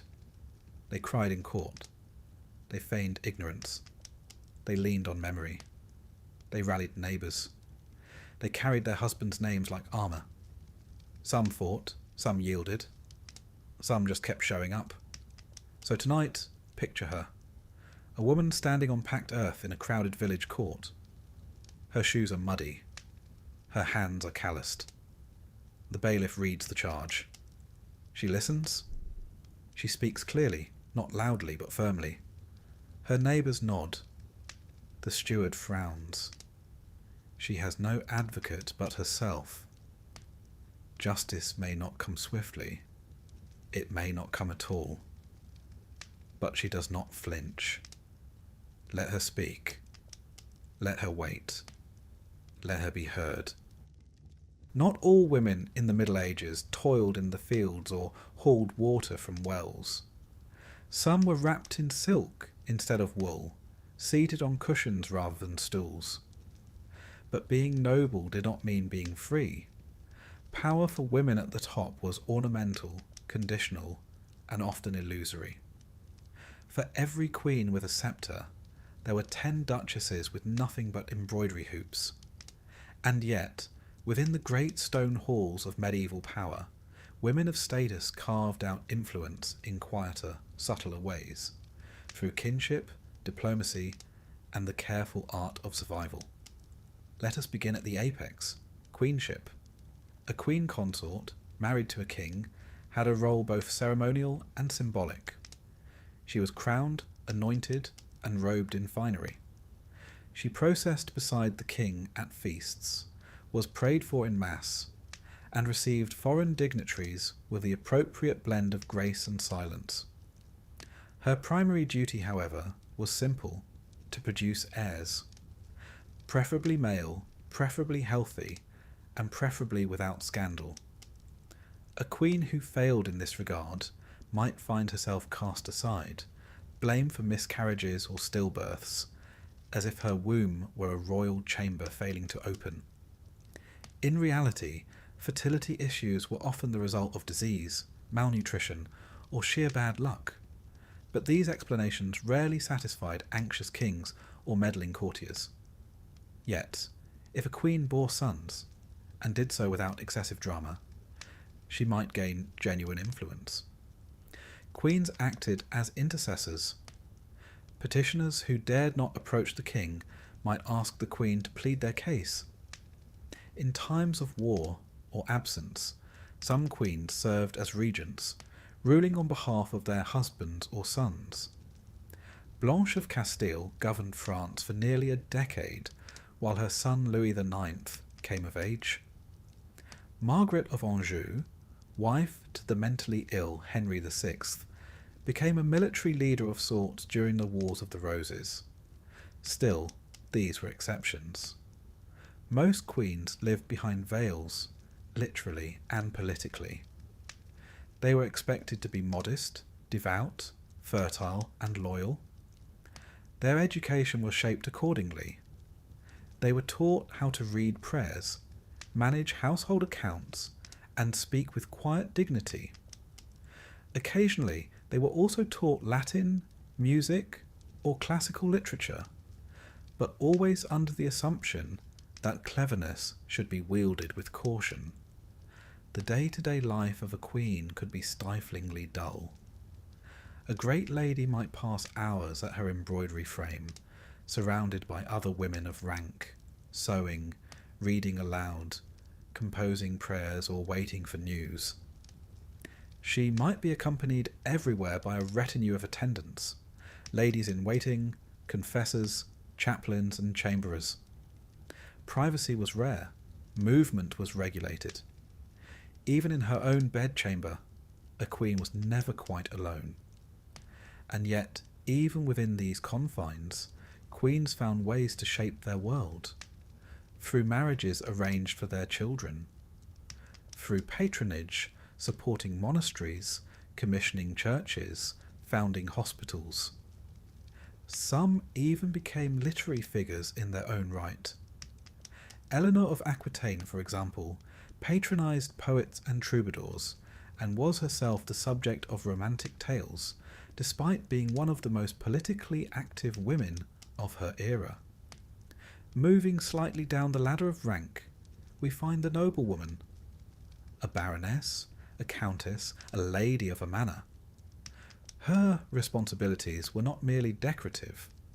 She oversaw vast households, managed estates, resolved tenant disputes, and ensured the smooth operation of everything from grain stores to laundry services. When her husband was away, fighting, hunting, negotiating, she took command. Letters from noble women often contain instructions for planting crops, paying servants, and securing provisions. One 13th century English lady, Margaret de Lacy, corresponded regularly with monks, abbots, and estate stewards, giving orders and settling land issues in her husband's absence. She may not have worn a sword, but she wielded a seal with confidence.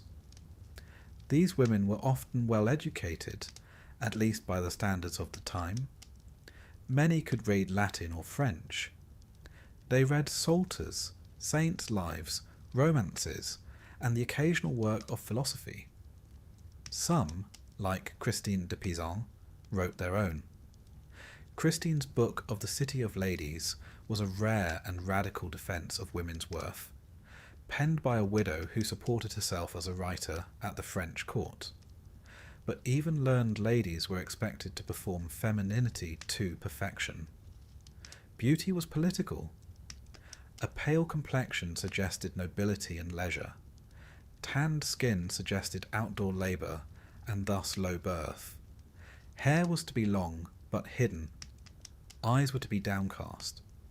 Laughter was to be controlled. A noble woman's body was not entirely her own. It was a vessel for alliances, a visual symbol of her family's status, a thing to be dressed, watched, and above all married off. Marriage among the nobility was never about love. It was about land, titles, and political advantage. A girl might be promised in marriage before she could walk, and wedded before she could reason. She would be taught to obey, to honour, and to endure. Love, if it came at all, was a happy accident. That said, not all noblewomen were docile. Some manoeuvred with astonishing skill. They wrote to the Pope, appealed to Parliament, bribed bishops, or hired private armies.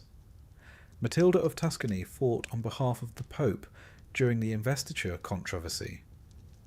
Isabella of France overthrew her own husband, Edward II, with the help of her lover and a fleet of mercenaries. Even cloistered women could exert authority. Hildegard of Bingen wrote letters to emperors and theologians, warning them of divine wrath with the calm assurance of one who was used to being heeded. Many noble women acted as patrons of the arts.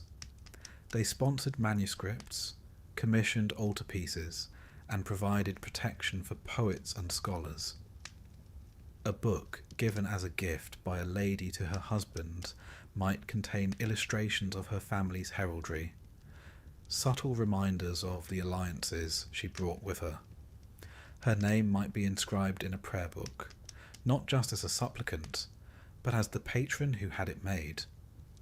Clothing, too, was a form of statement.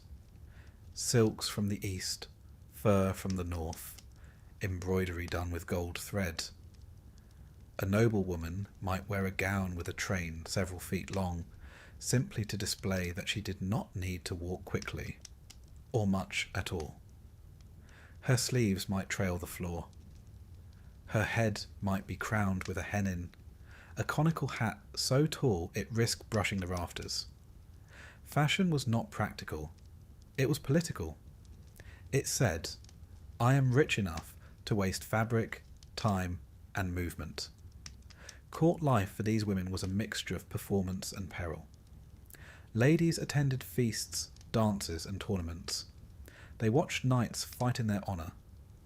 They received gifts, jewels, songbooks, love poems, sometimes sincere, sometimes strategic.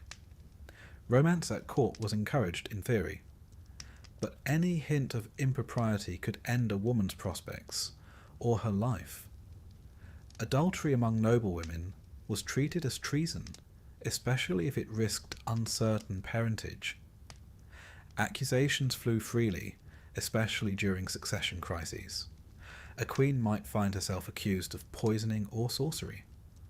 A lady-in-waiting might be banished for one ill-timed glance. Reputation was everything. it was also fragile. Still, not all was grim. For some noble women, the court was a playground of ideas. Here they could hear music, learn languages, practice diplomacy. They might help arrange treaties or oversee correspondence. Some even went on pilgrimage or crusade, leaving behind detailed letters that tell us more about their lives than any law book ever could. A few became queens in their own right, ruling not as consorts, but as sovereigns. Empress Matilda of England was one such figure, though her claim sparked civil war. Eleanor of Aquitaine held lands in her own name and ruled over them with ferocity. These women, though exceptional, remind us that status could be a sword as well as a shield. But most noble women did not become queens. Most did not lead armies or pen manifestos. They lived more quietly in manors, castles, or courtly apartments. They bore children, wrote letters, ordered fabrics, and tried not to be noticed by the wrong people. Their lives were structured by expectation, shaped by marriage, hemmed in by reputation. And yet, they endured. So tonight, imagine her, not a queen, not a peasant, but a lady of moderate rank. She stands in her solar, the fire crackling low. She has just written a letter to her steward about grain stores. Her gown is tight-laced. Her sleeves are heavy with embroidery. Outside, the wind blows over the thatched roofs of her tenants' homes. She listens, waits, and signs her name with care. Power may not be hers by right, but she holds it gently in her own quiet way. In the end, what remained of a medieval woman was often very little. A name in a marriage register, a painted face in a manuscript margin, a handful of bones in an unmarked grave. History, much like the chroniclers who shaped it, did not lean kindly toward women. Queens were remembered for their wombs. Peasant women disappeared without a whisper. And the rest? They lingered as ghosts in footnotes, patron saints of causes they did not choose, or nameless mothers in family trees that bent ever toward the male line. But they were not entirely lost. In the quiet corners of archives and the marginalia of manuscripts, the echoes of medieval women persist. They survive in court records and tax rolls, in miracle tales and tomb effigies, in songs sung under breath while spinning flax. Their legacy is not always grand, but it is textured, persistent, and strangely human. Let us begin with the most visible, the queens and saints.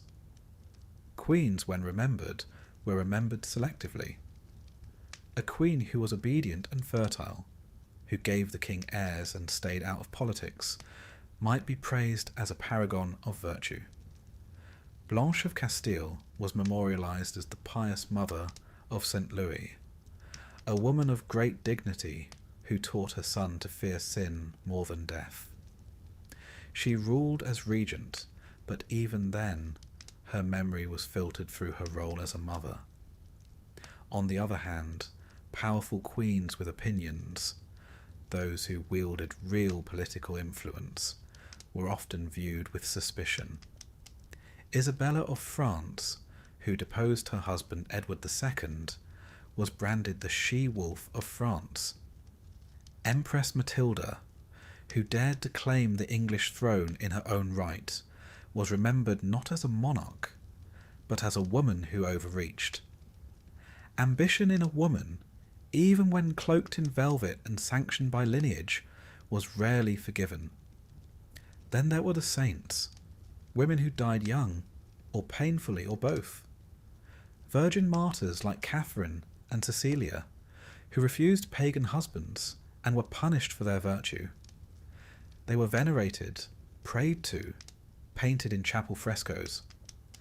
Their stories were rewritten again and again, usually by monks who had never met a woman like them, and wouldn't have known what to say if they had. Yet these saints offered women models of piety and endurance.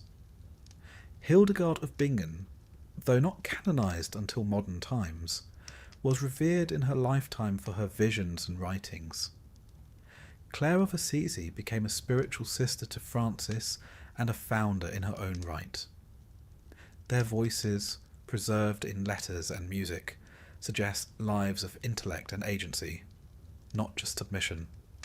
Moving downward in rank, the memory of noblewomen survived in ledgers, letters, and, most strikingly, tombs. Effigies carved in stone rest above many a church floor. Women with folded hands, long gowns, hair tucked into linen veils. Some lie beside their husbands, others alone.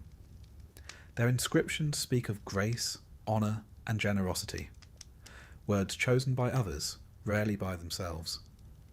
These memorials tell us more than they seem to. The style of clothing, the placement of hands, the heraldry on a shield, all offer clues to how the woman lived and how her family wished her to be seen. Some tombs were lavish, paid for by sons or husbands eager to show piety. Others are modest, perhaps the best that could be afforded. A few are worn smooth by time and feet, names erased by centuries of churchgoers walking above. There were also women who left behind written records, though not always intentionally. Court transcripts include their words, preserved by clerks with ink-stained fingers. In these lines, women speak plainly about land disputes, broken promises, or chickens gone missing. Their voices are legal, domestic, weary, precise. They were not trying to be remembered. They were trying to be heard. Some women wrote deliberately. Christine de Pizan composed entire books defending the value of women's lives. Her Book of the City of Ladies created an allegorical city where women were safe from slander and celebrated for wisdom. She cited historical women, biblical women, legendary women, and in doing so etched herself into history as one of the first professional female writers in Europe. A few noblewomen kept household accounts or prayer books, now preserved in museums. The margins contain tiny notes, gifts given, letters sent, prayers for departed children. These are not histories in the grand sense, but they are intimate, tactile records of living. They remind us that women remembered themselves even when others did not. And what of the peasant women? The alewives and spinsters, the mothers who buried children before their first winter, the girls who never made it to marriage. These women rarely left written records. Their memories survive in folklore, superstition, and the cautious documentation of others. Sometimes their names appear in tax lists. Marjorie who owes 6p for her goat. Sometimes in court rolls. Agnes who accused her neighbour of theft.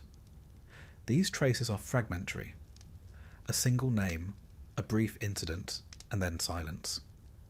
But from these fragments, patterns emerge, of resilience, of labour, of humour tucked into hard lives.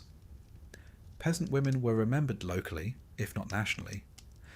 They lived in community memory. The old woman who knew herbs, the midwife who never lost a mother, the widow who told stories by the fire. Their reputations were their legacies. Some were feared, accused of witchcraft or bad luck. Others were cherished, mourned when they passed, their names kept alive in song or whispered tales. Wives were remembered by their husbands, sometimes. In the wills of tradesmen and merchants, one finds phrases like, "To my dear wife Joan, I leave our bed and my best cloak," or to Alice, who has kept my house these 30 years. These are not sonnets, but they are markers of companionship, partnership, and survival through seasons good and bad. Mothers, too, left impressions on their children, even if unnamed. A knight might remember the prayers his mother taught him. A merchant might recall the meals his mother prepared. Daughters passed on recipes, superstitions, lullabies. Memory was matrilineal, even when lineage was not. Then there are the nameless women in art. Medieval manuscripts teem with images of women, some symbolic, some specific. They are queens and saints, yes, but also shepherdesses, washerwomen, dancers, and demons with curling hair. Sometimes the illustrations seem playful. A woman chasing a rabbit with a spoon, a nun playing a harp. Sometimes they seem sharp. A scold being dunked in a pond. A woman locked in a tower. These images reflect how women were seen, feared, desired, or mocked. But they also reflect the artist's world, where women were part of every street, every home, every chapel. They were not invisible. They were simply overlooked by those who thought history should be written by men, for men, about men. But women remembered each other. Nuns prayed for their sisters long after death. Mothers told stories of grandmothers who baked certain breads or planted garlic by moonlight. Village girls repeated songs sung by older women who, in turn, had learned them decades before.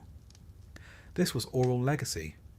It did not make it into books, but it shaped the rhythms of life. Even today, archaeologists uncover clues. A spindle whirl in a ditch, a comb beneath a hearthstone, a silver brooch beside a skeleton with worn teeth and strong hips. The objects women left behind speak when no one else did. They tell of labour, of love, of selfhood expressed through small persistent acts.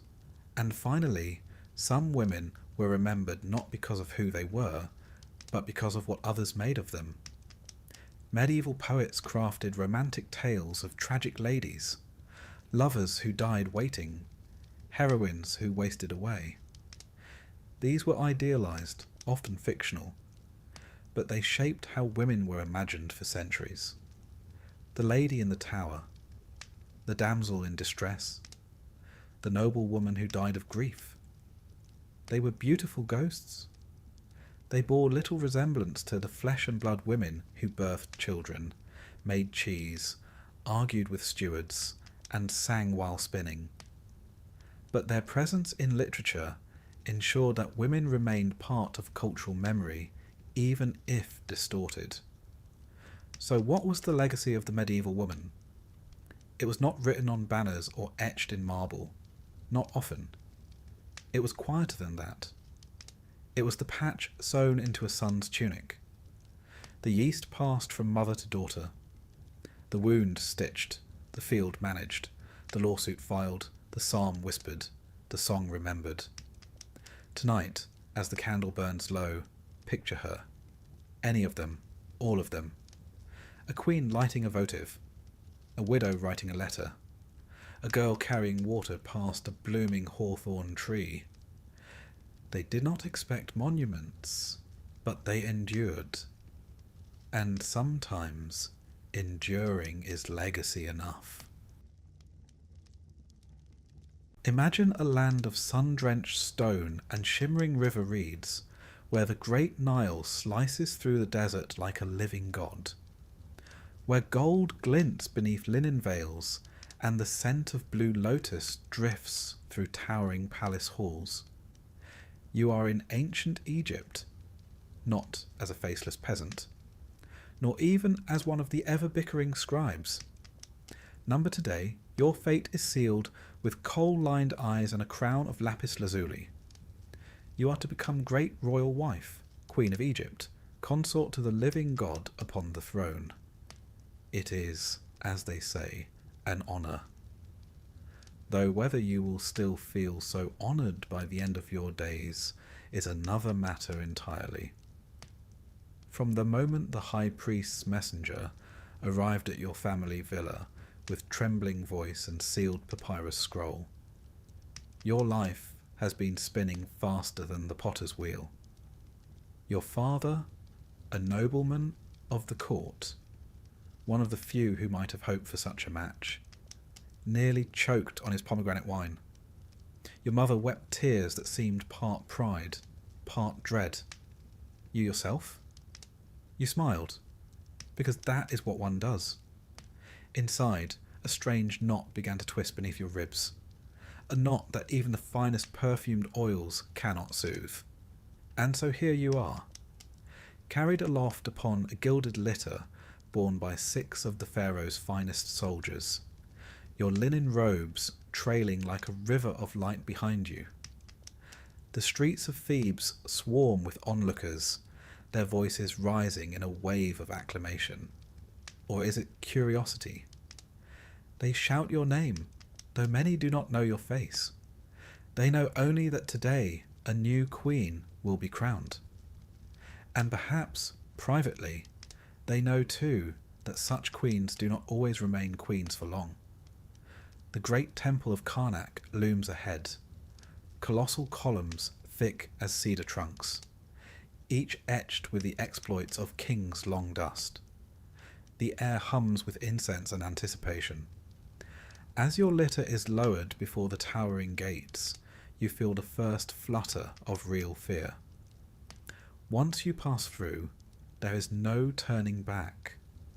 You are met by the high priest, an ancient figure so gaunt he seems to have been carved by the same artisans who built these walls. His smile is thin as papyrus. "Come, daughter of Egypt," he intones, voice echoing through the stone. "It is time." You follow him beneath the massive lintels, feet bare upon cool alabaster tiles. Ahead, the inner sanctuary shimmers with lamplight. Statues of Isis and Hathor gaze down upon you, serene and pitiless. Here, the rites of queenship will bind you to the throne, and to all that comes with it. The coronation ritual is long, deliberate, and thick with meaning. You are washed in sacred water, drawn from the Nile at dawn. You are anointed with oils whose recipes are known only to the temple's innermost circle, oils meant to confer not just physical beauty, but spiritual protection. Your eyelids are darkened with kohl to ward off the evil eye. Your lips stained with red ochre, symbol of life. You are clad in robes of finest linen, embroidered with the royal uraeus, the rearing cobra that marks divine authority. It is a serpent that offers no comfort. And then, the moment, the great crown of the queen is brought forth, gleaming with gold and semi-precious stones. The high priest lifts it high above your bowed head, his voice solemn as he declares you great royal wife of the 2 lands. The crown settles upon your brow with surprising weight. You resist the urge to shift beneath it. At that moment, the doors to the sanctuary swing wide. A trumpet sounds. You emerge once more into the blinding sun, the air thick with cheering and flower petals. But though you smile and wave as trained, already your mind is elsewhere. You know the stories. Every girl at court whispers them beneath embroidered fans. How queens have risen to command armies, to guide kings, even to rule in their own right. And how they have been poisoned, betrayed, erased from memory as though they had never been.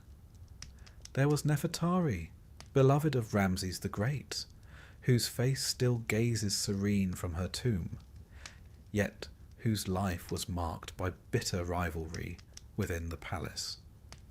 There was Nefertiti, queen beside the heretic king Akhenaten, whose very fate remains an enigma.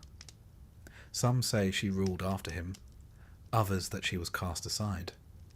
And there was the formidable Hatshepsut, who seized the throne itself, and whose stepson later chiselled her name from monuments in furious retribution.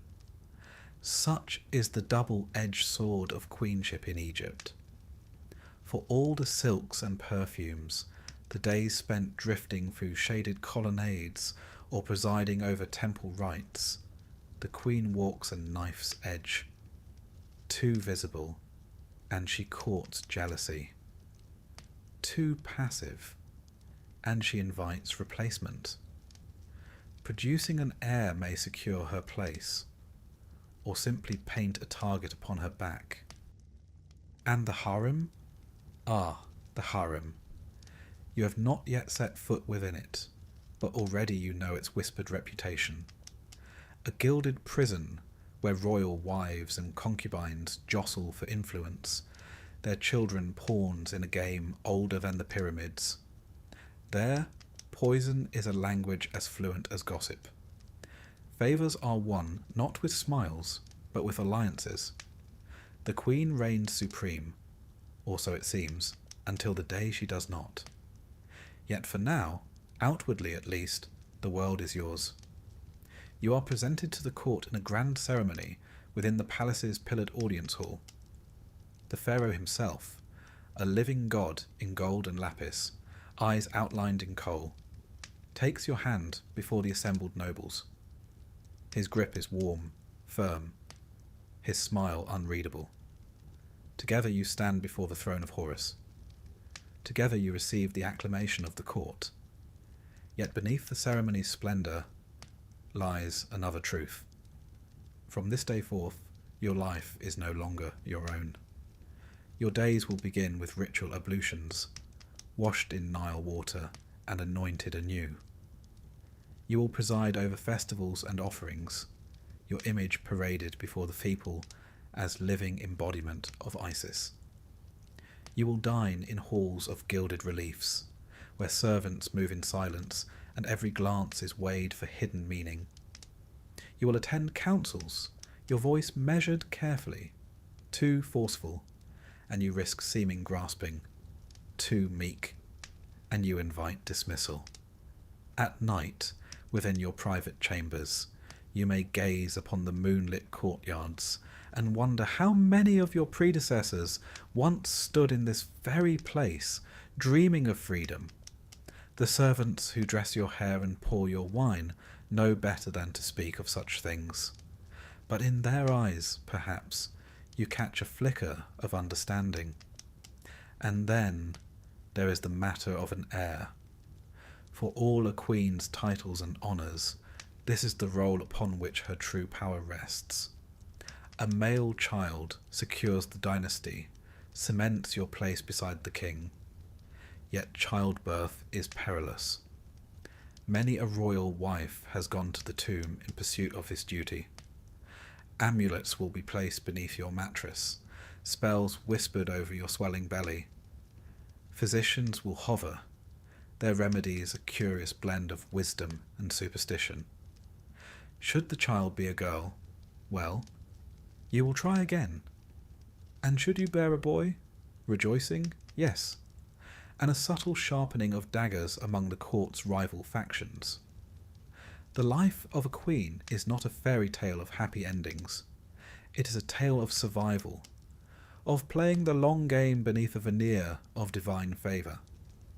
For every Hatshepsut who rose to rule, there were 10 whose names are lost, their sarcophagi empty, their portraits defaced. But there is power too. With patience, wit, and a keen sense of timing, a queen may shape the destiny of Egypt from behind the throne. She may command armies through her son, sway the priesthood, forge alliances that outlive her rivals. The wise queens do not reach for power too soon, nor wait too long. And so, as the sun sets upon this day of days, you sit within the palace's perfumed inner chambers, your crown newly polished, your fingers stained faintly with henna. The court musicians play softly beyond the screened doorway. The king dines elsewhere tonight, no doubt consulting with his viziers or inspecting temple plans. You sip date wine from a chalice shaped like a lotus. Sweet, yes, but laced with the bittersweet taste of all that lies ahead. You are great royal wife of Egypt, adored, envied, watched from all sides. Behind the silks and gold lies a simple truth. Here, power and peril are one and the same. Sleep well, Queen, while you still can. Morning comes not with a gentle nudge, but with the deliberate chime of bronze bells in the dark. You are awake before the first blush of sun gilds the horizon, before even the acolytes have swept the sand from the temple courtyards. The Queen must be seen, polished, radiant, otherworldly, before the realm itself stirs. In the stillness of your private chambers, carved cedar screens filter the early light. The air is cool and sweet with lotus and frankincense, for servants have spent the better part of the night burning cones of resin to ensure that no foul spirit lingers come dawn. One can never be too careful, especially when so many around you would delight in your misstep or your sudden absence. A quiet tap at the door signals the arrival of your handmaidens. They enter in perfect silence, their linen robes whispering against the polished stone. The tallest carries a silver basin filled with Nile water and petals of blue lotus. The youngest, a fresh robe spun from linen so fine it is said to be fit for the goddess Hathor herself. Another bears the precious jars, oils of myrrh and cinnamon, sacred unguents meant to anoint the Queen and protect her from both harm and blemish. You are guided to the ceremonial bath, an alabaster pool inlaid with turquoise. The water is cold at first, a reminder that even divine skin must endure its earthly trials. Hands smooth and sure cleanse away the oils of the previous day, tracing each limb with practiced reverence. It is not a task performed for comfort, but for symbolism. To remain pure, to remain worthy in the eyes of the gods and of Egypt, one must be reborn with every sunrise. Once dried and wrapped in linen, you are seated before a low mirror of polished copper. Here the transformation begins. Coal is ground fresh, blended with malachite for its vivid green sheen. Not merely cosmetic, but protective, shielding the eyes from the sun's harsh glare and the ever-watchful gaze of rivals. Lips are tinted with ochre, cheeks with a subtle dusting of rouge. A queen must never appear fatigued, no matter the burdens she carries, or the sleepless nights spent listening for the scrape of sandals in the corridor. Then comes the hair, an elaborate ritual unto itself. Though your natural tresses are healthy, they are supplemented with strands of imported hair, woven skillfully to achieve the desired length and volume. Some strands may well have been clipped from the heads of foreign captives, a thought you wisely keep to yourself.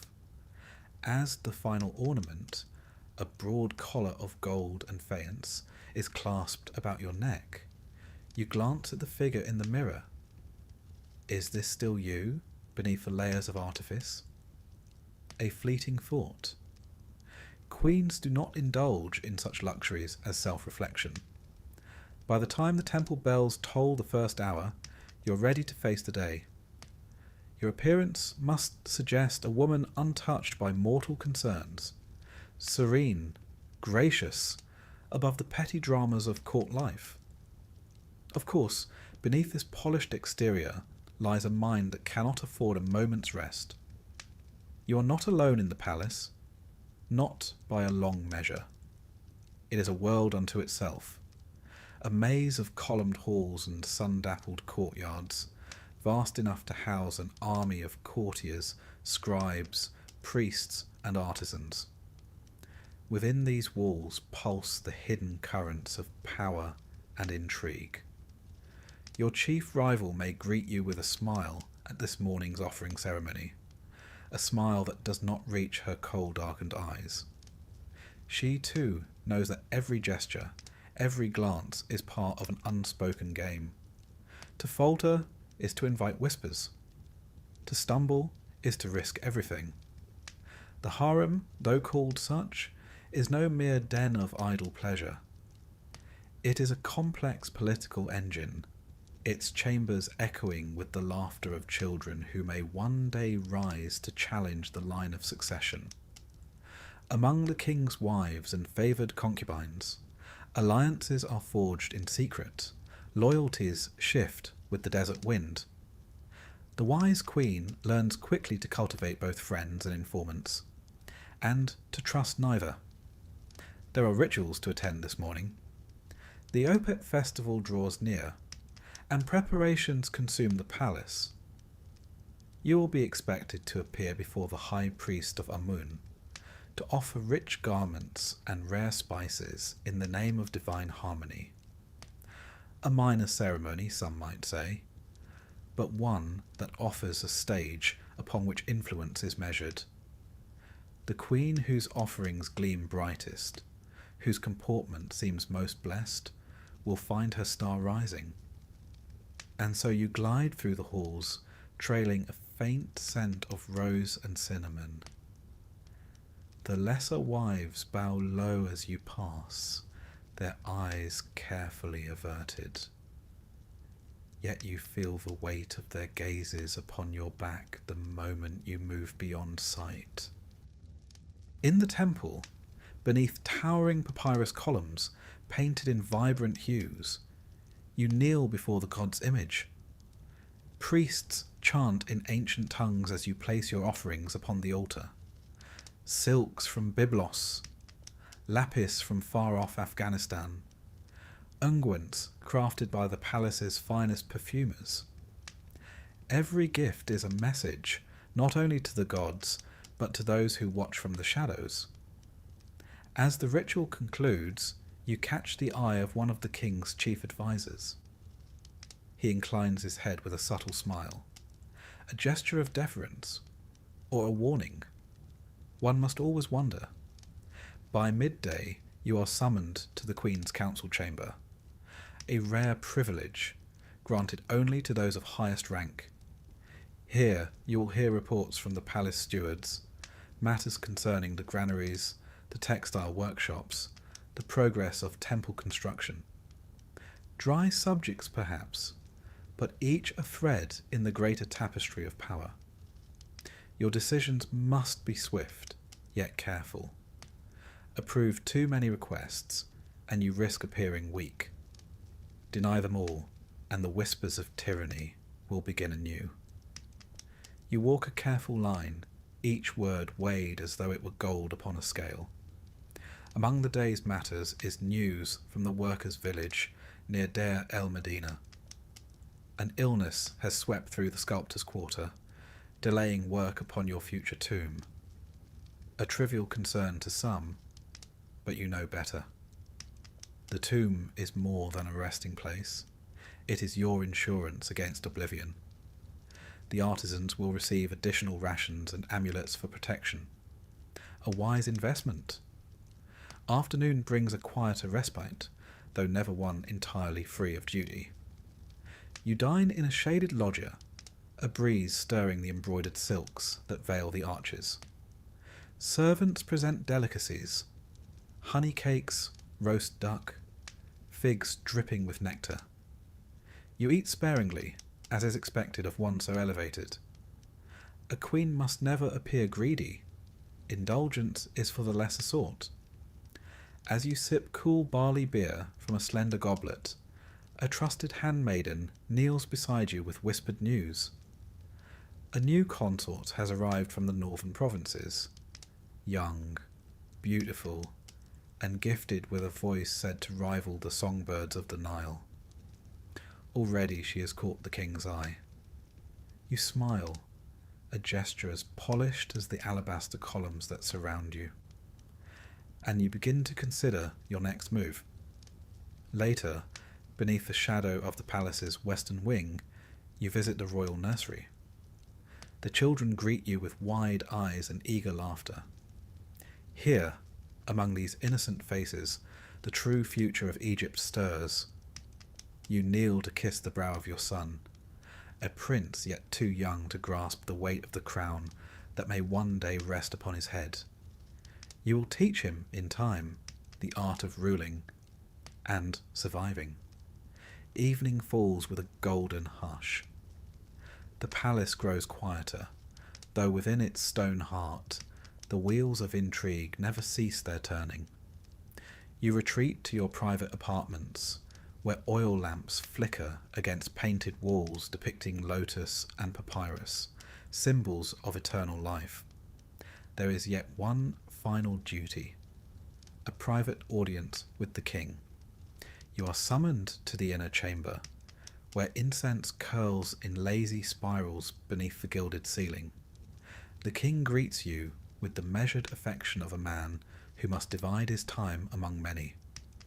Your words are chosen with care, your gaze demure yet knowing. You are queen, but you are also counselor, diplomat, enchantress. The roles shift as swiftly as the Nile's current. When at last you return to your bedchamber, the moon rides high above the palace.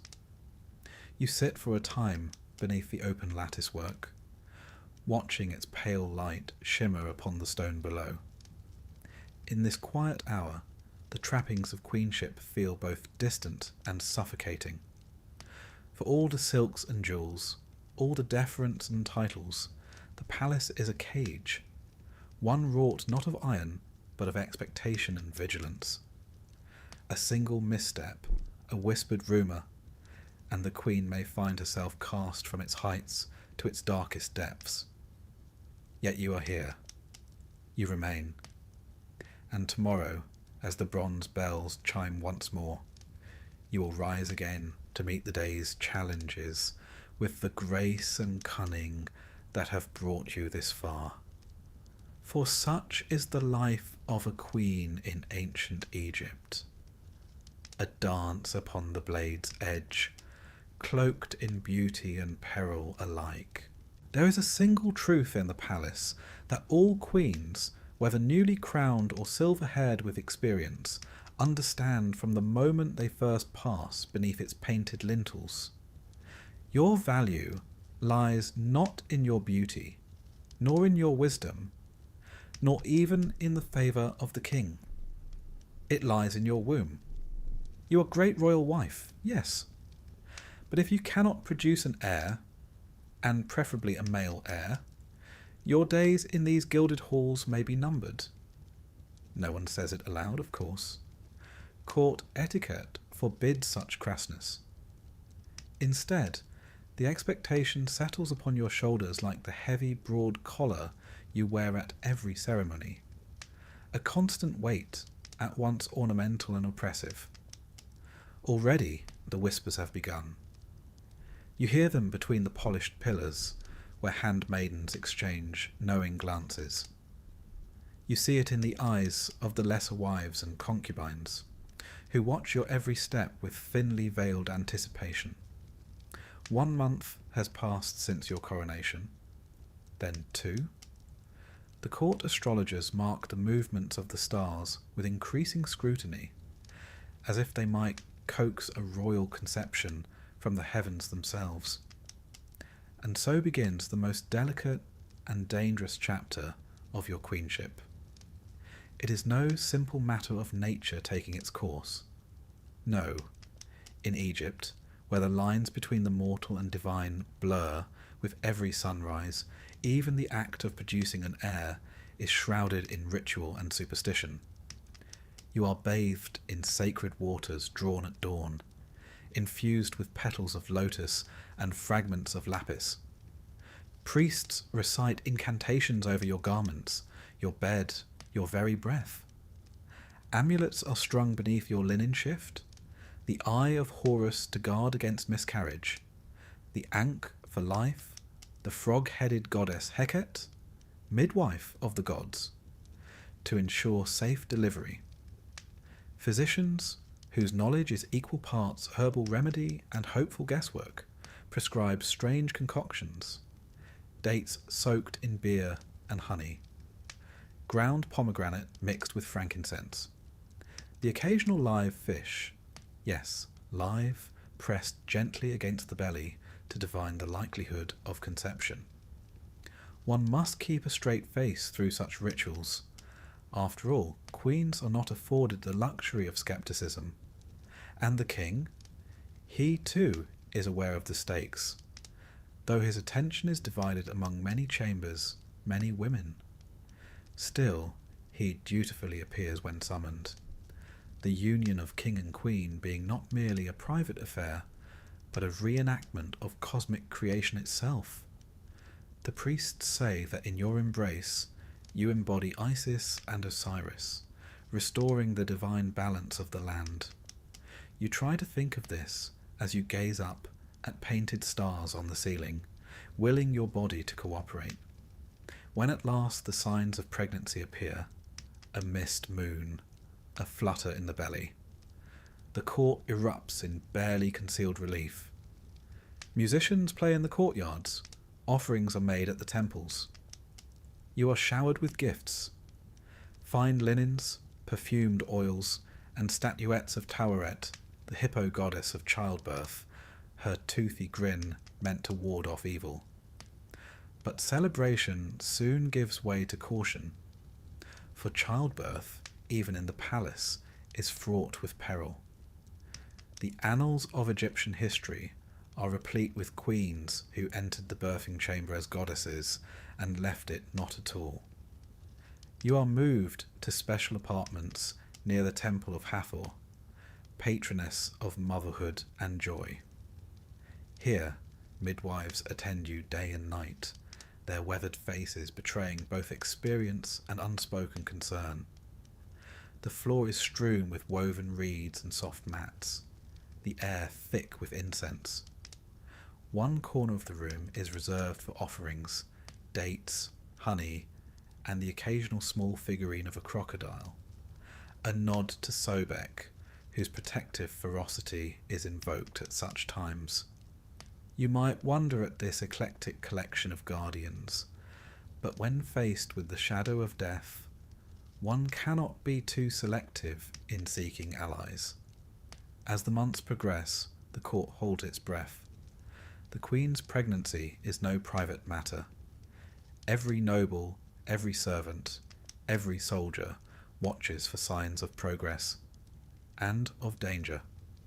Should you miscarry, the blow to your standing would be immediate, perhaps irreversible. Such was the fate of many a royal wife. History whispers of queens quietly dismissed, their names stricken from records after a series of failed pregnancies. Others fared worse, poisoned by rivals eager to clear the path for their own offspring. One cannot overlook the tale of Queen Mutnejmet, wife of the usurper Horemheb, whose repeated miscarriages were immortalized in temple reliefs, and who vanished from a court soon after.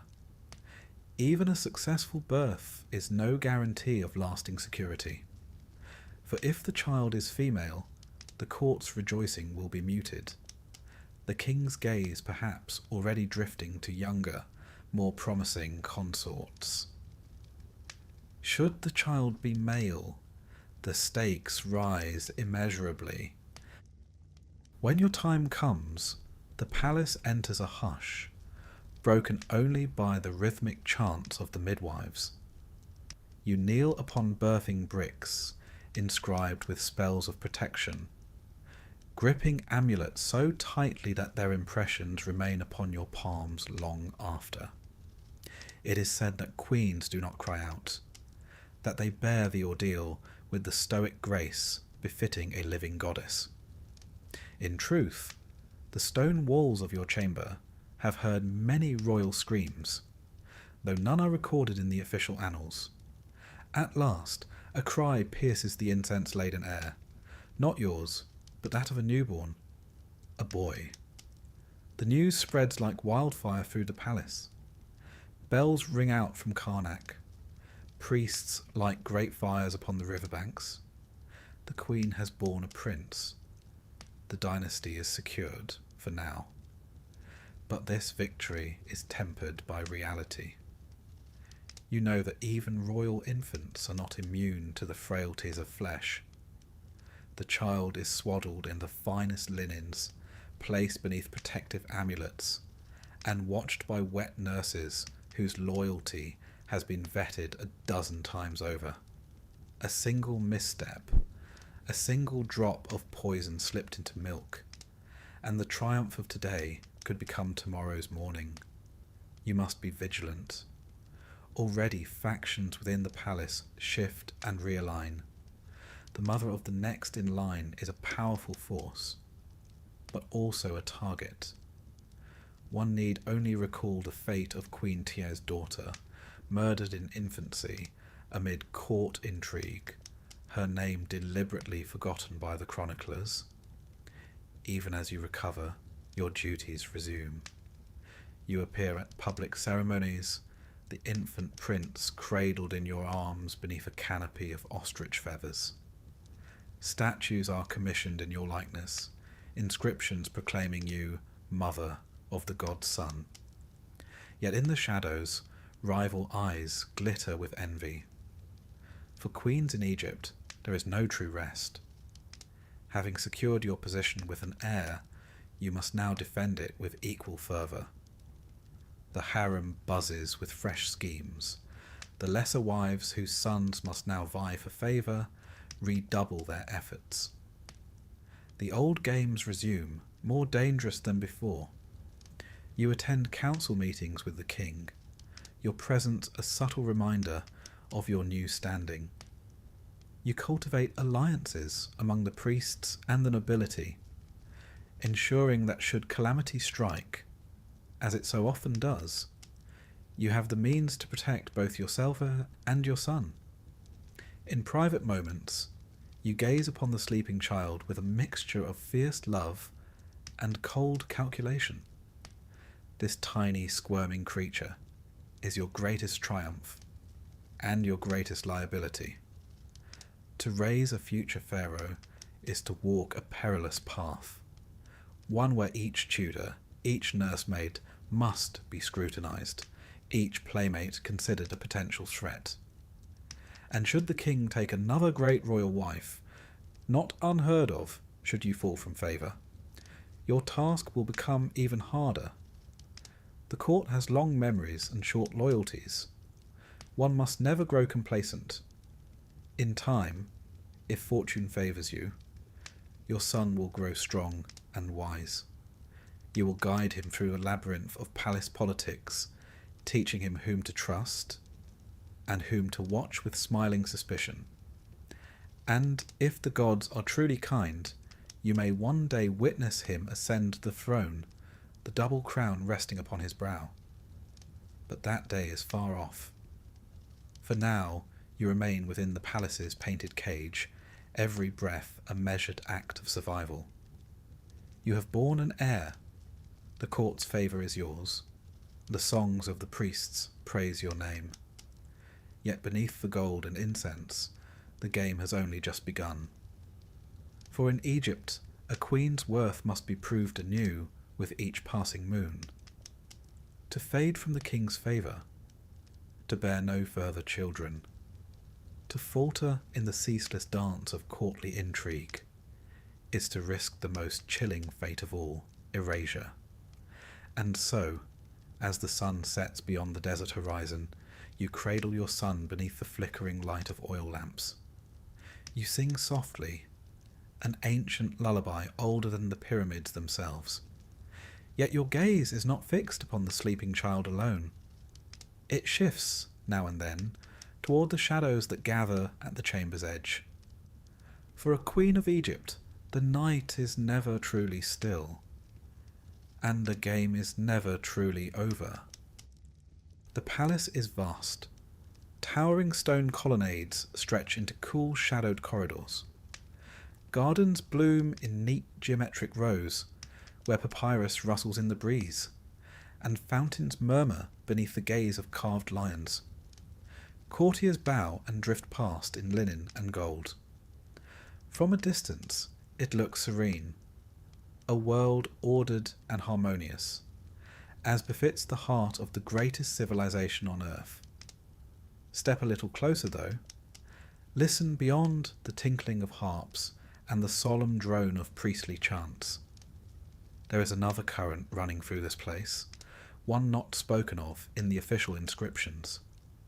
The palace breathes intrigue, and within its breath it whispers one eternal truth. You are never alone. You are great royal wife, mother of a prince, and that makes you a prize target. Around you swirl the other women of the royal household, secondary wives, concubines, foreign princesses sent as diplomatic gifts, and their formidable retinues of ladies-in-waiting and ambitious relatives. Each one has a stake in the unspoken game, and many will not hesitate to play it boldly. There is no official map to this web of rivalries. You must learn its paths and pitfalls through experience, instinct, and trusted spies, though trust itself is a rare and fragile commodity. Even the servants who anoint your brow with sacred oils may carry news of your private moments to ears you'd rather not imagine. By custom, the king's harem occupies a separate quarter of the palace, a walled enclave of luxurious apartments, gardens, and pavilions. Here, many of the royal wives and concubines reside when not summoned to court or to the king's side. In theory, it is a space of beauty and refinement. Music lessons, embroidery, poetry recitations beneath the shade of date palms. In practice, it is a simmering crucible of ambition. You walk the paths of these gardens with measured grace, always with attendants, of course. A queen is never seen wandering alone. That would invite gossip. And gossip here is more dangerous than any serpent lurking in the reeds. There are faces you greet with carefully polite words, eyes you meet with a bland smile that conceals your watchfulness. You know the histories.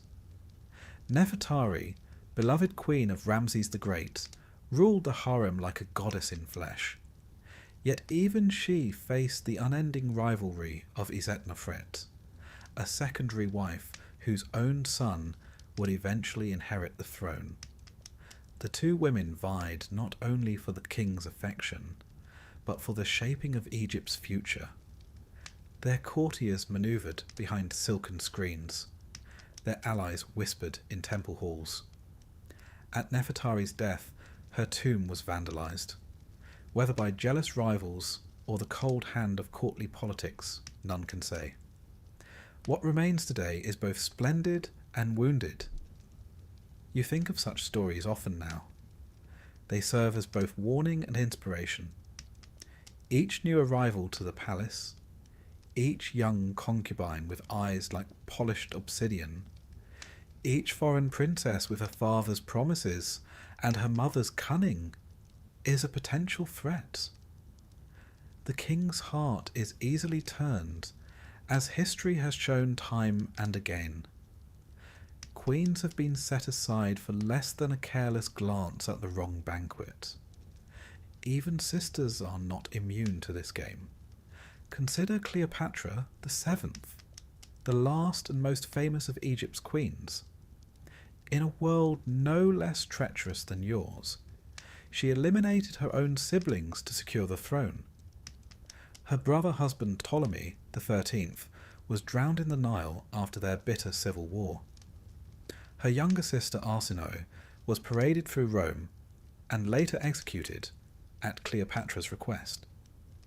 It is a grim reminder that in matters of power, blood offers little protection. You take tea today in one of the palace's shaded gardens, the sandstone walls hung with woven garlands. A small gathering of royal women has been arranged, ostensibly to celebrate the upcoming Opet festival. In reality, it is a subtle test of alliances. The Queen's tea, like all things here, carries its risks. The palace kitchens are well guarded, the chief cupbearer loyal to you, or so he says. Yet poison need not be crude to be effective. A tincture that clouds the mind, a powder that weakens resolve, a slow-acting venom masked by sweet honeyed dates. You sip carefully, smile lightly. The cup never leaves your sight. Conversations drift around you. A young concubine boasts of her skill with the harp. Another praises the king's latest hunting exploits. All harmless on the surface. But beneath the words flow subtle currents of status and intent. Every compliment is a probe. Every glance, a calculation. One of the lesser wives leans forward, her eyes gleaming. "Your son grows strong, my queen. I hear he bested his tutor in wrestling last week." A harmless comment, or a veiled threat. To draw attention to your son is to draw attention to the ambitions that circle him like vultures. "He is a child," you reply smoothly. "He enjoys his games." You shift the topic with practiced ease, asking after the health of her daughter. To accept flattery is dangerous. To appear defensive, fatal. Such exchanges are endless, their stakes invisible to the casual observer. Many queens of old failed to master them and paid dearly. Queen Ankhesenamun, widow of Tutankhamun, sought alliance with a foreign prince to secure her safety. A bold move that ended with her vanishing from the record. Was she betrayed by a rival? Silenced by the priests? No one knows. Even now, you must wonder which smiles around you conceal knives. The old adage holds true. A quiet tea in the garden can be more dangerous than a battlefield. Your allies are few, and must be cultivated with care. A trusted lady-in-waiting whose family owes you loyalty. A eunuch whose discretion has been purchased with gold and promises. A priestess whose whispered prayers carry double meanings. You build your network slowly, patiently, for haste invites exposure. Yet alliances shift. Friendships sour. Today's confidant may be tomorrow's betrayer. The palace records are rich with such cautionary tales. In quieter moments, you walk among the statues of past queens. Their faces, serene in alabaster or painted with fading pigments, offer no counsel. Yet their stories linger. You think of Tie, wife of Amenhotep III, who wielded immense influence and corresponded with foreign kings, yet whose legacy was nearly eclipsed by the rise of Akhenaten and his religious upheaval. You think of Hatshepsut, who dared to rule as king, donning the false beard of Pharaoh. For years she outmaneuvered her rivals, until her memory was almost entirely erased by the jealous Thutmose III. Such are the lessons you must heed. Power is never given freely. It is seized, defended, and, if one is wise, relinquished only at death. As evening falls, the gathering disperses. Courtiers retreat to their quarters. Musicians pack away their lyres. You linger a moment beneath the stars, the scent of jasmine thick in the air. A new note arrives by the hand of a trusted servant, unsigned, of course. It speaks of a foreign envoy scheduled to arrive in secret tomorrow, bearing gifts for one of the king's newer favourites. Another ripple in the pond, another game to watch. You retire to your chambers, where attendants remove your ornaments and unbraid your hair. In the quiet, you allow yourself a moment of reflection.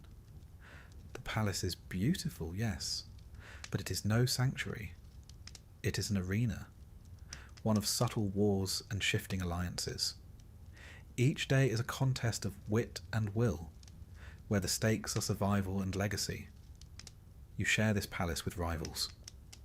And while you walk its painted halls with grace, your heart must remain as sharp as any blade. For in this place of stone and shadow, even a queen must remember. Trust is a luxury, vigilance a necessity. and tomorrow the game begins anew. You sit beneath the painted ceiling of your private chamber, the walls cool beneath your fingertips. A gentle breeze stirs the linen draperies, carrying the scent of crushed myrrh and blooming acacia. In your lap lies a scroll, a genealogy of your illustrious house, inked by the finest scribes in the land. You unroll it slowly, eyes tracing the names. Father, mother, grandfather, grandmother, uncles, aunts, cousins, many of whom have, in one form or another, become entangled in the great tapestry of your dynasty's lineage. It is a fine thing, they tell you, to have royal blood. The purer, the better. And here in Egypt, purity takes precedence over all else, certainly over more pedestrian concerns of propriety or genetic diversity. You will marry within your family. You know this. Every girl born beneath the palace roof knows this. It is not a matter of preference or affection. It is a duty, a cosmic necessity woven into the very fabric of kingship. The gods themselves set the precedent. Isis and Osiris, sister and brother, husband and wife, created the divine order. To imitate their union is to uphold Ma'at, the sacred balance that holds the universe together. That the practice also serves to consolidate power and property within the royal house is, of course, a fortunate coincidence. Your own match was announced with great ceremony. The court heralds proclaimed it a union of destiny. The high priests invoked the blessings of the pantheon. Privately, you reflected that the match was more likely the result of several tense negotiations behind closed doors. Still, the marriage was sealed, and sealed with blood as well as gold. Your new husband is your brother, or perhaps your half-brother. The lines blur. You have known him since childhood, chased sunbeams across the palace courtyards together. Now you meet beneath the heavy weight of crowns and expectations. The wedding itself was a spectacle. Musicians played beneath canopies of palm fronds. Dancers performed in honour of Hathor, goddess of love and joy. Incense smoke curled toward the heavens as you knelt before the altar. Hands joined beneath a net of golden thread. The priest's voice echoed through the temple halls.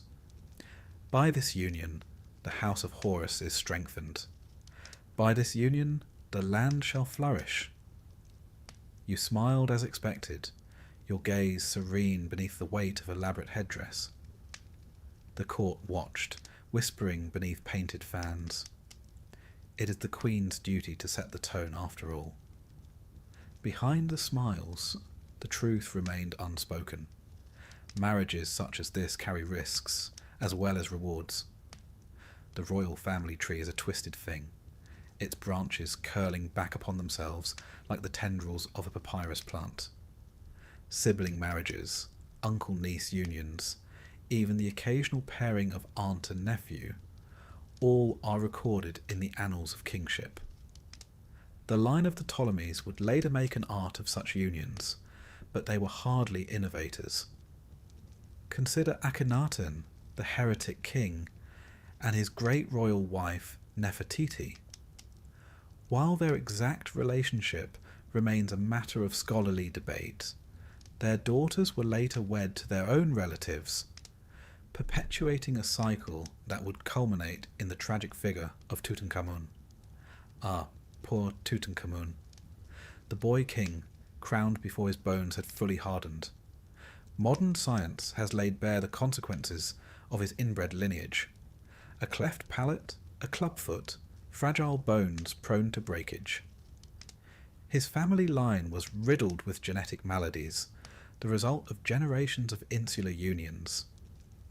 Even the treasures of his tomb, glorious though they are, could not conceal the frailty of the young pharaoh they enshrined. You cannot help but wonder what price your own bloodline might yet pay. It is not a thought one can voice within these walls. The priests will tell you that royal blood must not be diluted, that the gods themselves demand it. The courtiers will nod and murmur in agreement, ever eager to align themselves with orthodoxy. Still, the palace midwives whisper tales in the dark. They speak of stillborn infants, of twisted limbs and breathless babes laid silently to rest. The tombs of queens tell a similar story. Many a consort has been interred with tiny coffins beside her, tragic echoes of an unbroken line's hidden cost. And yet the cycle continues. To marry beyond the royal bloodline would be unthinkable, a breach of divine order. The occasional foreign princess may be taken as a secondary wife, her presence a symbol of alliance rather than affection. But the true lineage must remain pure, its sacred essence undiluted.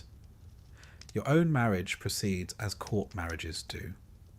You and your brother husband share formal meals beneath painted stars, exchange carefully chosen words in public settings.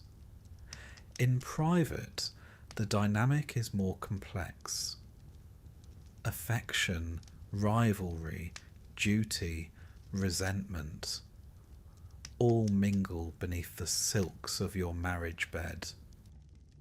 You are aware that your husband's eye wanders. It is expected. No one rules the heart of a king.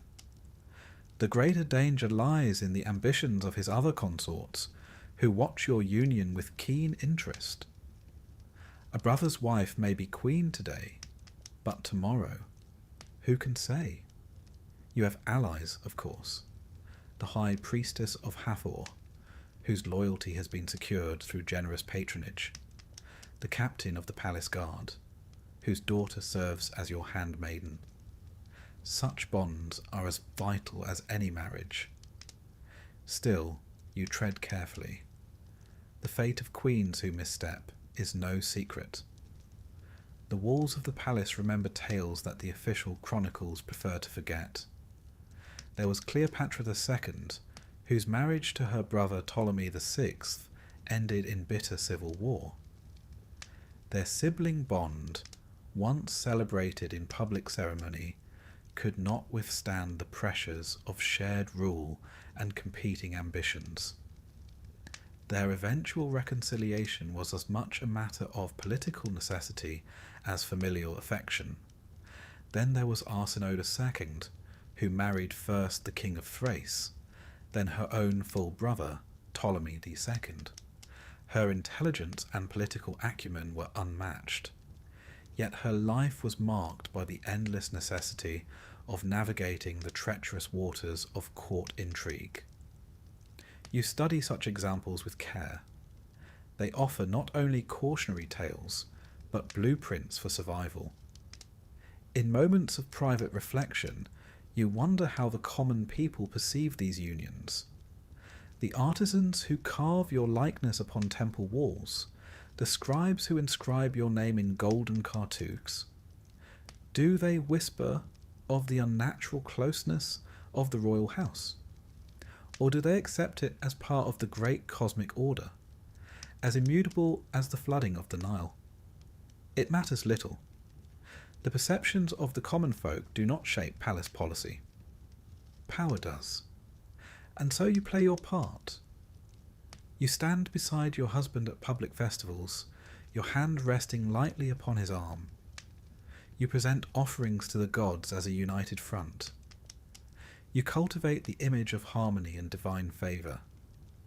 Yet beneath the surface, you remain watchful. Should a rival consort bear a son, the balance of power may shift in an instant. Should your own union fail to produce an heir, your position may falter. In this game, there are no guarantees, only the certainty that the dance will continue. Even now, scribes record your marriage in glowing terms. The scrolls will speak of divine union, of the strengthening of the royal line. They will not speak of your private doubts, of the knowledge that the path you walk is both gilded and perilous. You roll the genealogy scroll once more, its inked names seeming to twist beneath your gaze. The gods demand purity, the court demands heirs, the people demand spectacle. Between these demands, the queen must navigate a path as narrow as a knife's edge. You rise from your seat, the cool stone beneath your bare feet grounding you for the tasks ahead. Another day of ceremonies awaits, another round of alliances and calculated smiles. And so you steel yourself. For in Egypt, to marry your brother, your uncle, or worse, is not an aberration. It is a duty, one you will fulfill with all the grace and cunning the role demands. The dance continues, and you, Queen of Egypt, must dance it well. You wake to a dawn as gold as any that has graced the Nile in its long, winding history. The stone columns outside your chamber are bathed in soft light, their painted reliefs of lotus blooms and soaring falcons glowing faintly in the early warmth. It is a beautiful morning, though beauty, as you well know, counts for very little in the halls of power. As great royal wife, you are mistress of the palace in name, favoured consort in ceremony. But beneath the bright surface of this life, you have been cast into a game, one vast, intricate, and merciless. And in this game, even a queen is but a pawn. You did not ask to be moved across this board. Few do, but that will not save you. The viziers plot with soft words and watchful eyes. The priests chant hymns in the open while whispering curses in the dark. Even your own family, whose blood flows in your veins, see you as an asset to be deployed, a prize to be wagered in alliances that may or may not survive the next full moon. And you? You smile, you bow, you move your own pieces in turn, for there is no other choice. You were raised on such stories, of course. What girl of noble blood has not heard of Queen Nefertiti, the favoured wife of Akhenaten, the heretic king who dared to defy the ancient gods? At first, her role was ceremonial, a queen, nothing more. But as Akhenaten's grip on the old order faltered, Nefertiti's power grew. In temple reliefs, she is shown smiting enemies, an honour few queens ever claimed. Some believe she ruled in her own right after his death, under the name Neferneferuaten. Others whisper darker endings, a palace coup, a convenient disappearance. The lesson is simple. A queen may rise in this game, but her ascent is neither guaranteed nor safe. You are summoned this morning not to the king, but to his vizier, a man whose years have taught him the art of masking threats with courtesies. The message is polite, the appointment unavoidable.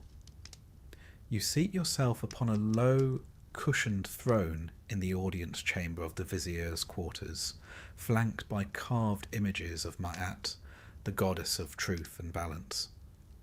The irony is not lost on you. He greets you with florid compliments, inquires after your health, your son's progress, the upcoming festivals.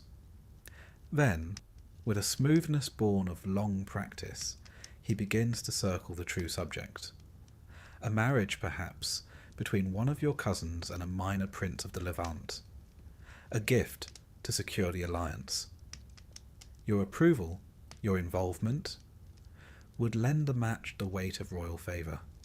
You smile, nod, and give the expected answers. And silently, you consider what is not being said. Who benefits from this marriage? What loyalties are being purchased? Which factions will rise or fall if you support this match? And, most importantly, what trap may be woven into the request? Queens are convenient messengers. They are even more convenient scapegoats. You leave the vizier's chamber with polite words exchanged and many more questions unspoken. Your thoughts turn to other examples. Consider Queen Mutemwia, mother of Amenhotep III. Little is known of her, but much can be inferred. Her marriage was likely a political maneuver. A foreign princess, perhaps, her presence at court negotiated by embassies and scrolls sealed with wax and wary smiles. When her son rose to the throne, she gained new influence, but only so long as she remained useful. Such is the way of things. Or take Cleopatra VII again, a master of this deadly game. From her earliest years she was trained in the arts of diplomacy and manipulation. When her father Ptolemy XII fled Egypt, it was young Cleopatra who held the palace together. Later, she would align herself with Rome's most powerful men, first Julius Caesar, then Mark Antony, forging alliances that shook empires. Yet even she couldn't outrun the forces arrayed against her. Rome's legions and Octavian's ambitions were a tide too great to turn. Their stories are instructive. They remind you that no alliance is permanent, no favour eternal. You return to your chambers where trusted advisers await. Messages have arrived. One from your brother, now governing a northern province. Another from a foreign envoy seeking audience. Each parchment carries its own implications, its own risks. You must answer carefully, for every word may be read by eyes other than those for whom it is intended. And while these matters unfold, others gather in darker corners of the palace. The priests of Amun watch the king's heretical tendencies with growing concern. Some whisper of ancient prophecies, of rightful bloodlines, and the necessity of sacrifice to restore cosmic order. You are no stranger to such murmurs, nor to the veiled threats they carry. You're not untouched by the machinations of your own kin, either. Your uncle writes often, urging you to press certain causes before the king. A priesthood appointment here, a land grant there. Each request is framed as a favour to the realm, but you know well that favours must be repaid, and debts are dangerous things. You play this game as best you can. You host banquets, where the placement of each guest is a calculated signal. You sponsor temple rites, weaving ties with the priesthood, even as you guard against their ambitions. You present yourself at court as the model of royal virtue, while cultivating discreet channels of information beyond the official scribes. It is exhausting, this life, but it is the life you have. Sometimes, in the quiet of night, you walk the palace gardens beneath the stars. You pass the statues of forgotten queens, their features worn smooth by time. Some were pawns who never moved beyond their first square. Others became queens in truth, players of rare skill who bent the game to their will. You wonder which path will be yours. In these moments you recall the foreign princesses who entered this game with fewer advantages. The Mitanni bride sent to Amenhotep III, the Hittite princesses dispatched to Rameses II. They came with dowries and diplomatic hope, but little else. Many faded into obscurity, their tombs unmarked, their names preserved only in dusty inventories of marriage gifts. And yet a few seized their chance. The Kassite princess who became a queen of Babylon, the Mitanni bride whose letters reveal a keen grasp of court politics. You have more power than they did, but also more enemies. Each day brings new manoeuvres. A minor official seeks an audience. A priest hints at omens concerning the king's health. a noblewoman's sudden illness sparks rumours. Was it a natural ailment or the work of unseen hands? Even the king himself is not immune to manipulation. His advisers counsel restraint in foreign policy. Or is it fear? His favoured courtiers press for greater privileges or greater control? You walk a narrow line, seeking to guide without appearing to command. You think again of Nefertiti. At her zenith, she shaped Egypt's destiny alongside Akhenaten. And then, as swiftly as she rose, she vanished. Her disappearance remains one of history's great mysteries. Was it death, exile, assassination? No one knows. The stone faces of Amarna offer no answers. But you have learned this much. In this game, the wise queen prepares for all possibilities. And so, you strengthen your network. You place trusted agents among the palace staff. You cultivate ties with the merchants who supply the court. For information flows where silver passes. You ensure that should the tide turn against you, you will not face it alone. The game continues. It always does. You have seen queens fall for a single miscalculation, a misplaced word, a forgotten alliance. You will not join them. As the sun sets beyond the palace walls, casting long shadows across the painted courtyards, you prepare for tomorrow. Another audience. Another round of calculated smiles and veiled promises. Another step along this treacherous path. You are a pawn, perhaps, but pawns can become queens. And queens, as the old proverb says, can shape the fate of kings. You rise from your seat, the cool stone beneath your feet grounding you once more. The board is set, the pieces move, and you, Queen of Egypt, are ready to play. The sun has not yet cleared the horizon when you are summoned. Already the palace hums with activity. Servants flitting through the colonnades, courtiers rehearsing their lines for the day's ceremonies, priests preparing sacred oils and incense. You rise from your bed of carved ebony and linen, your sleep light as ever. The title of Great Royal Wife brings with it many privileges. Restful nights are not among them. A handmaiden kneels at your side. The High Priest of Amun requests your presence at the Temple of Karnak, my queen. Of course he does. The festival of Opet is upon you once more, a grand spectacle intended to renew the divine power of the pharaoh, and, by extension, the land itself. As Great Royal Wife, you are no mere observer. You are a living embodiment of the goddess Hathor, consort of the sun god Re, and patroness of love, beauty, and fertility. You must play your part with grace. The kingdom, and your standing within it, depends upon it. The transformation begins at once. You are bathed in sacred waters, anointed with unguents of myrrh and cinnamon, dressed in flowing linen, dyed the deep blue of the night sky.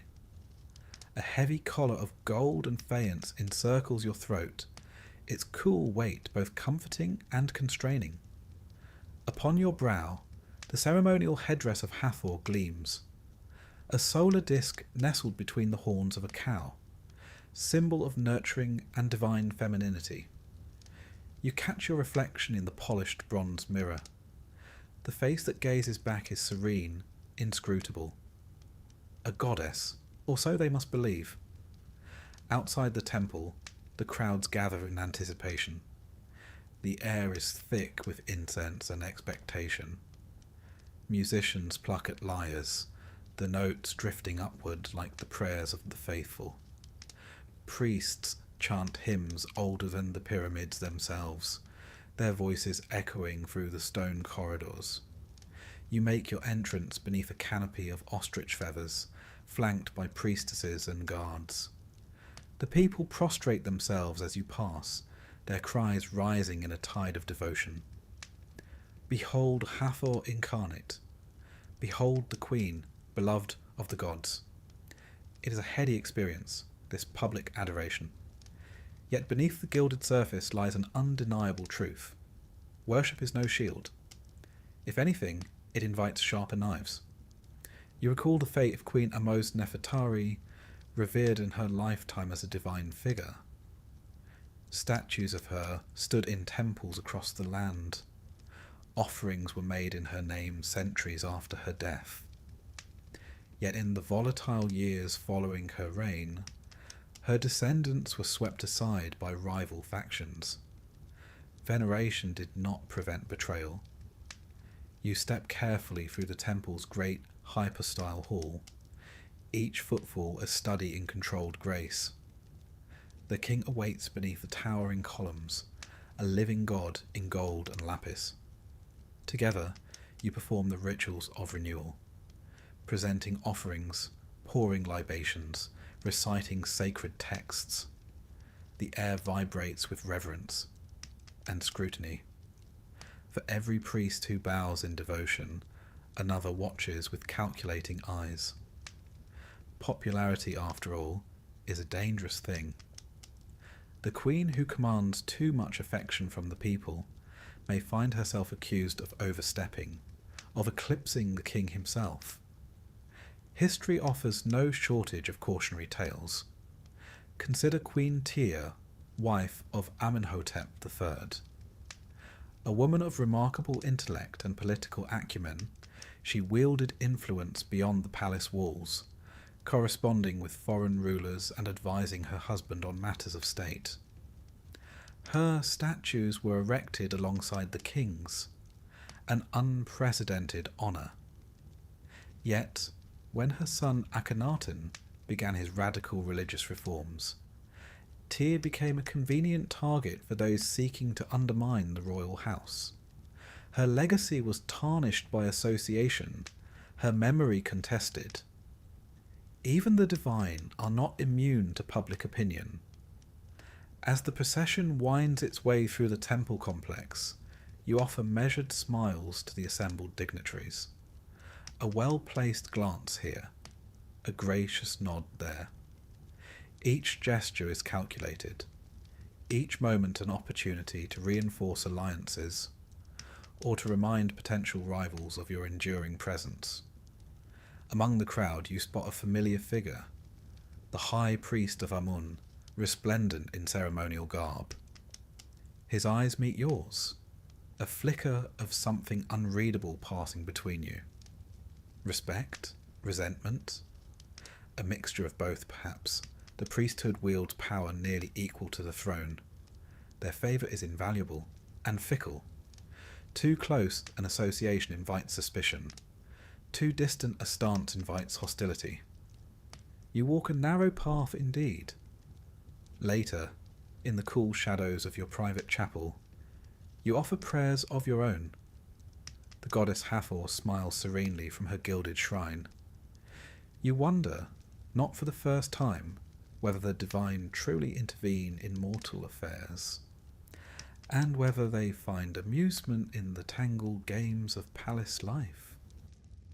Your attendants bring news as you recline upon a cushioned bench. Whispers circulate of a rival consort's rising favour. A lavish new estate granted by the king. A private audience that lasted well beyond the expected hour. You mask your reaction with practised ease. Such tides rise and fall daily. The wise queen remains steady, unmoved. Yet you take note. The game is relentless.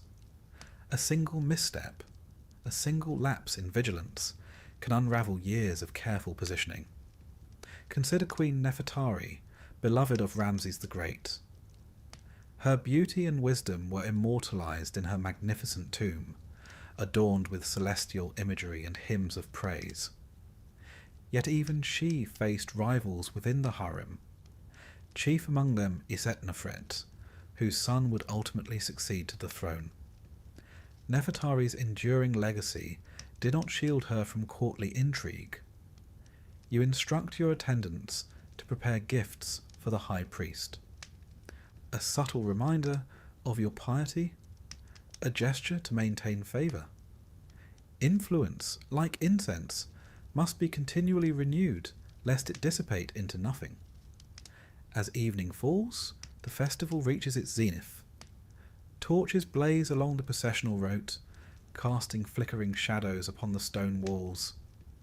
You ride in a ceremonial bark, the people thronging the banks of the Nile, their chants echoing across the water. Hathor lives, the queen is her vessel. In this moment, you are adored beyond measure. Yet the weight of the headdress upon your brow serves as a constant reminder. Adoration is fleeting. Safety is an illusion. You think of Cleopatra once more, a queen who mastered the art of public image, cultivating her persona as Isis reborn. Her charisma captivated rulers and subjects alike.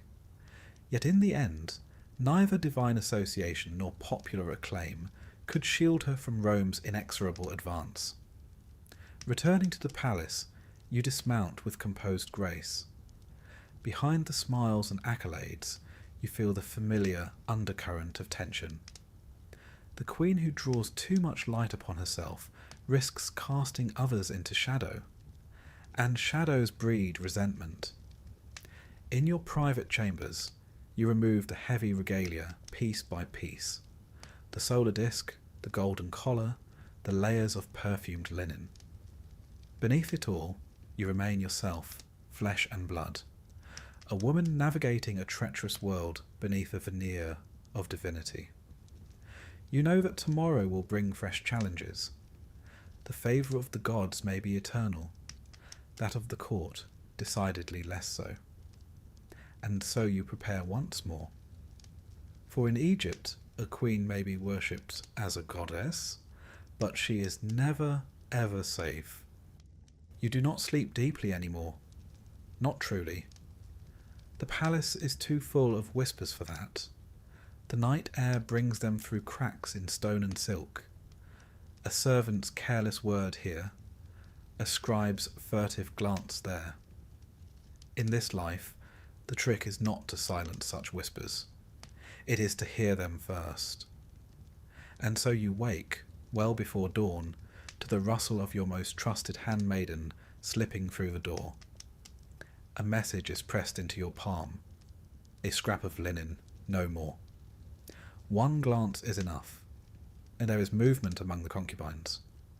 One in particular has grown bold, too bold. She boasts of the king's growing affection, of late-night audiences and gifts wrapped in lapis and ivory. And worse, she has begun to gather allies. You smile faintly, though there is no mirth in it. You had expected as much. In the great game of the Egyptian court, survival is not merely a matter of charm or divine favour. It is a matter of vigilance, and of striking first when the balance tilts. History remembers the queens who played this game well. It remembers, too, those who failed. You rise from your couch, moving with deliberate ease. Outside, the moon lingers pale against a violet sky. Your attendants prepare you for the day, unaware that this morning's tasks go far beyond temple rites or polite audiences. As they drape you in fine linen and coil your hair with strands of gold, your mind is elsewhere, assessing your pieces, testing the strength of each. You think of Nefertiti, whose statues once stood beside her husband's as an equal ruler. Some say she orchestrated her own rise through careful alliances with the priesthood and military.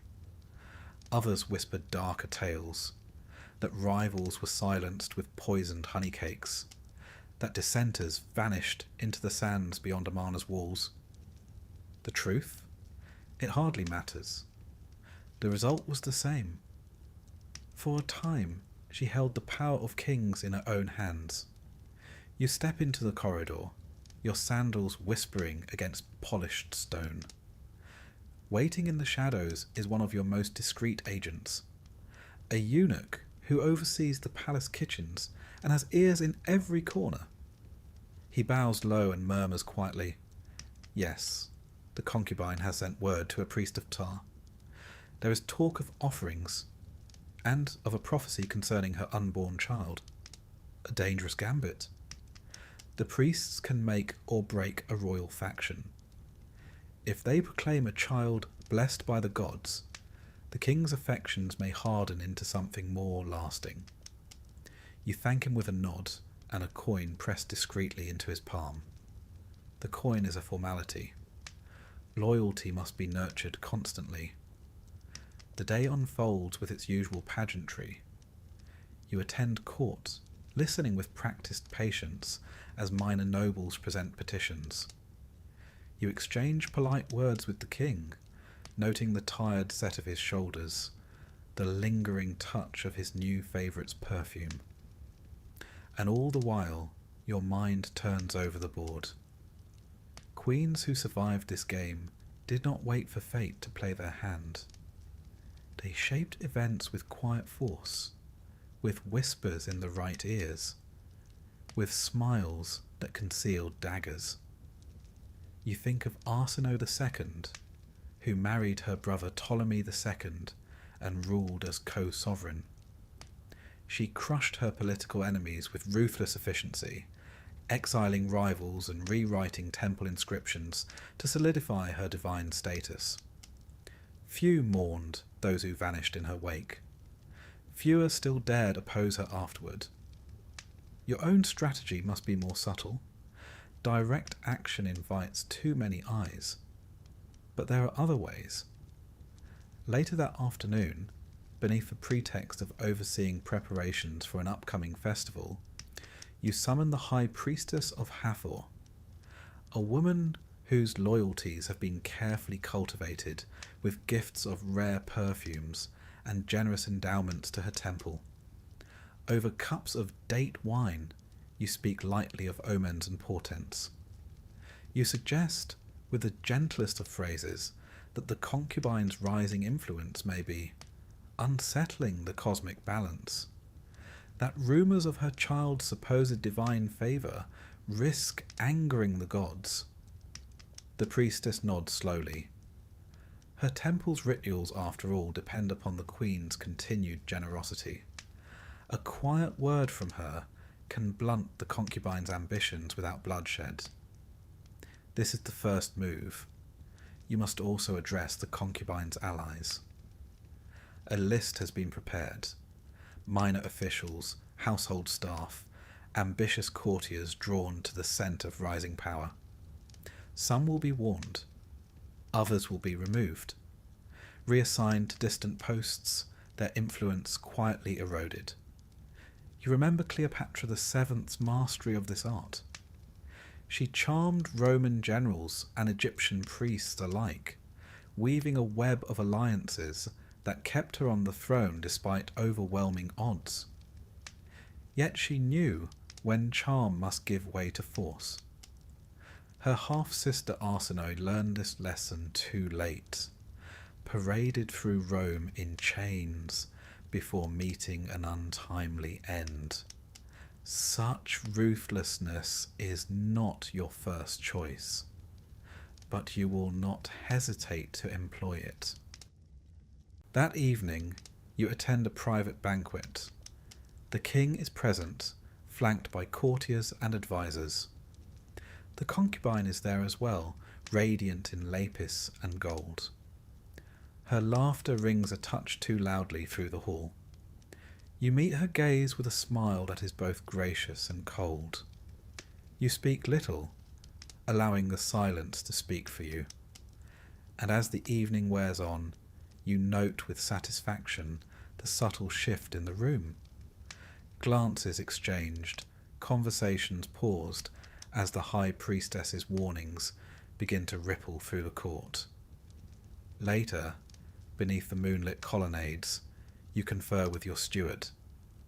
Certain shipments of fine oils and silks meant for the concubine's apartments will be delayed indefinitely. A message will be sent to the captain of the palace guard, requesting increased patrols in certain quarters. Visibility, after all, discourages reckless ambition. And so the game unfolds.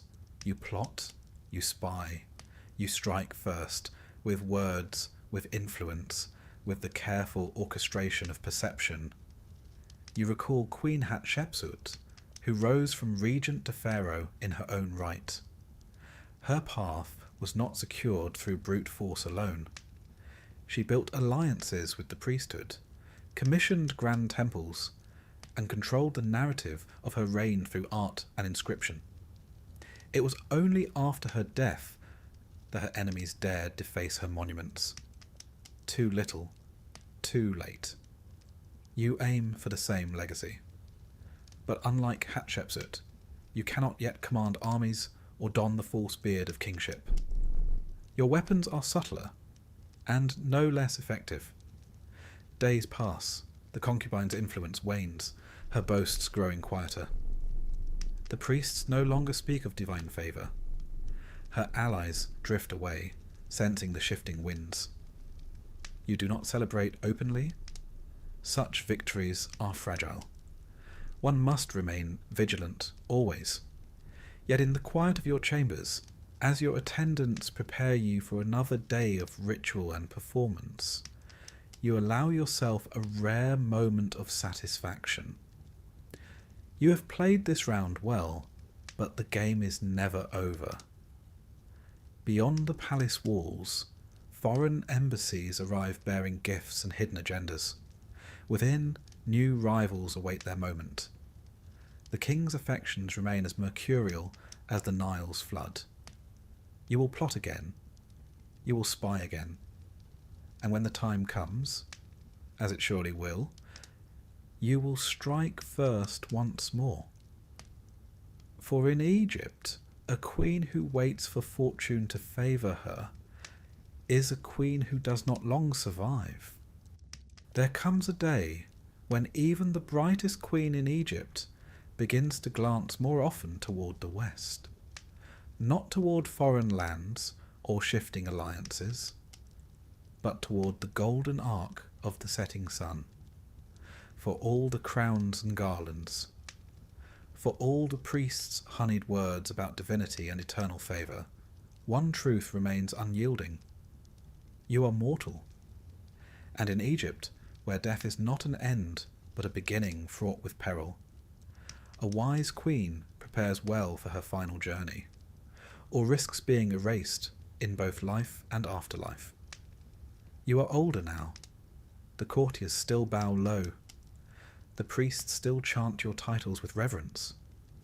But beneath the oil lamps and gilded beams of the palace, you see it in their eyes, a quiet measuring. Your hair, once black as coal, is now touched with silver, though the finest perfumers can soften its gleam. Your face is still fair beneath its careful layers of ochre and scented oils. But you know time's hand better than they do. You have survived long beyond many rivals. The concubine who once schemed to raise her son above yours now lies forgotten beneath a modest tomb. The vizier who dared plot against you has long since been sent on an extended pilgrimage from which he will not return. You have played the game with skill and iron patience, but even the sharpest blade dulls. Even the most careful player must at last prepare to leave the board. And so you begin. It is not a morbid task. In Egypt, preparation for the afterlife is a queen's sacred duty, as crucial as any offering to the gods. The Book of the Dead speaks plainly. The unprepared soul faces oblivion, or worse. You begin with your tomb. It is already underway, of course. No queen of standing would dare leave such matters until too late. For years now, artisans from Deir el Medina, the finest painters and masons in the land, have toiled to create your eternal house. Its chambers spiral deep into the limestone cliff of the West Bank, beneath the Valley of the Queens. There, beneath layers of earth and stone, your body will rest, awaiting the long journey through the Duat, the realm of the dead. You visit the site now more often, clad in plain linen robes, your face veiled, you descend into the half-lit corridors while your retinue waits above. The air smells of fresh-cut stone and beeswax. The walls bloom with new pigment. Fields of reeds, boats of the sun god Ra, the winged goddess Ma'at stretching her arms in welcome. Your artisans bow low, their eyes bright with reverence, and perhaps some fear. A queen's gaze lingers long on their work, and one poorly rendered glyph might invite ruin. You study the scenes carefully. They must not only please the living court, but persuade the gods themselves. You think of Hatshepsut's mortuary temple at Deir el-Bahari, its grand colonnades proclaiming her divine birth and rightful rule. Such a monument is a weapon against forgetting, for even in death your rivals will not rest. They will seek to tarnish your name, to strike it from stone and memory.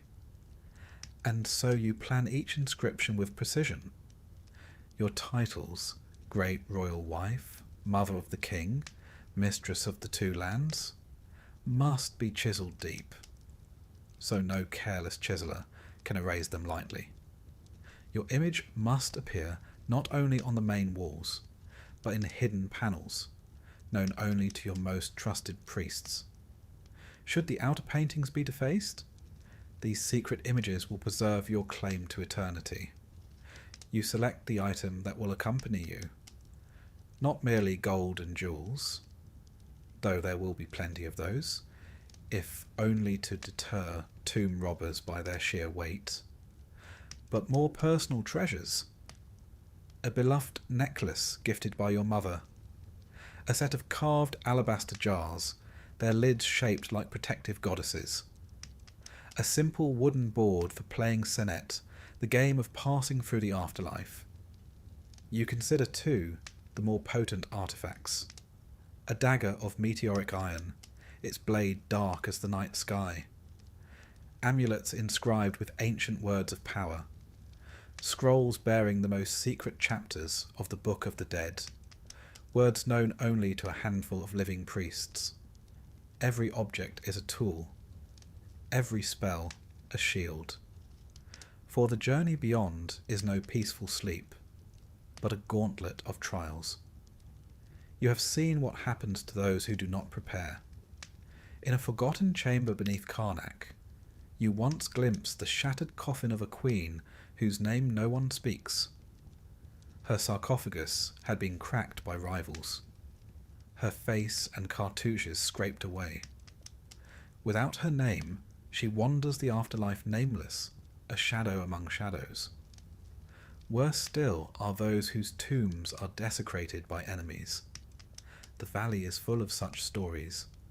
Tombs opened in secret, their treasures looted, their occupants left adrift in the eternal void. Queens who once ruled in splendour now lie in fragmentary remains.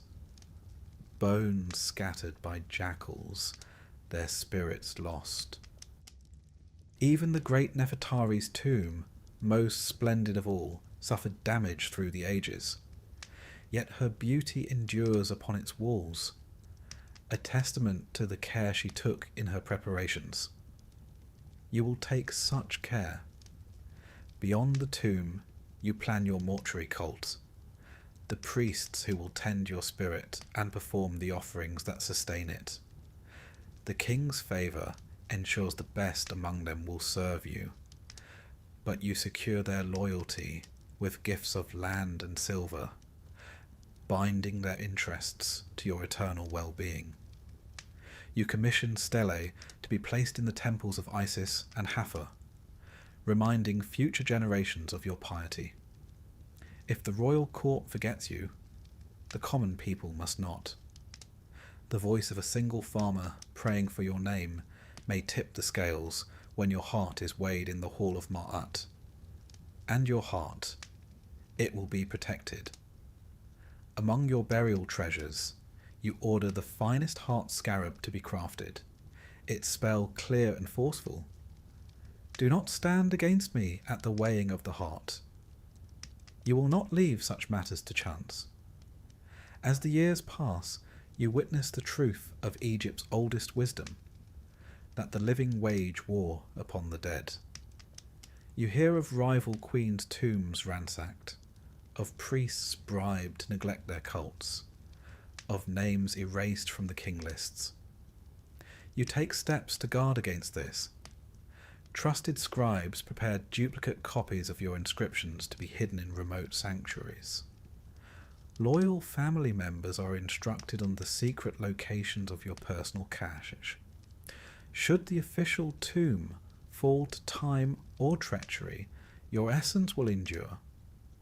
It is a strange fate, this double life of a queen preparing for death.